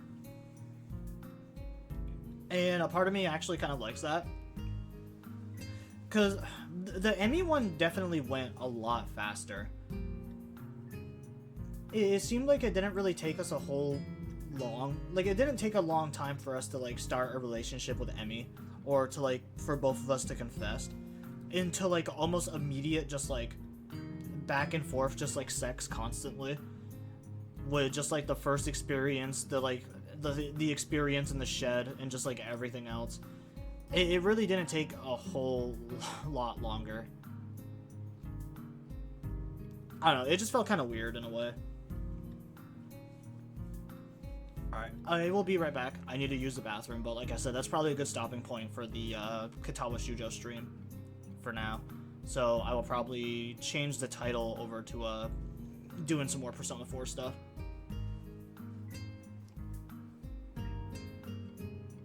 Oh, I just realized I had my expressions on. The fucking cat touched my keyboard.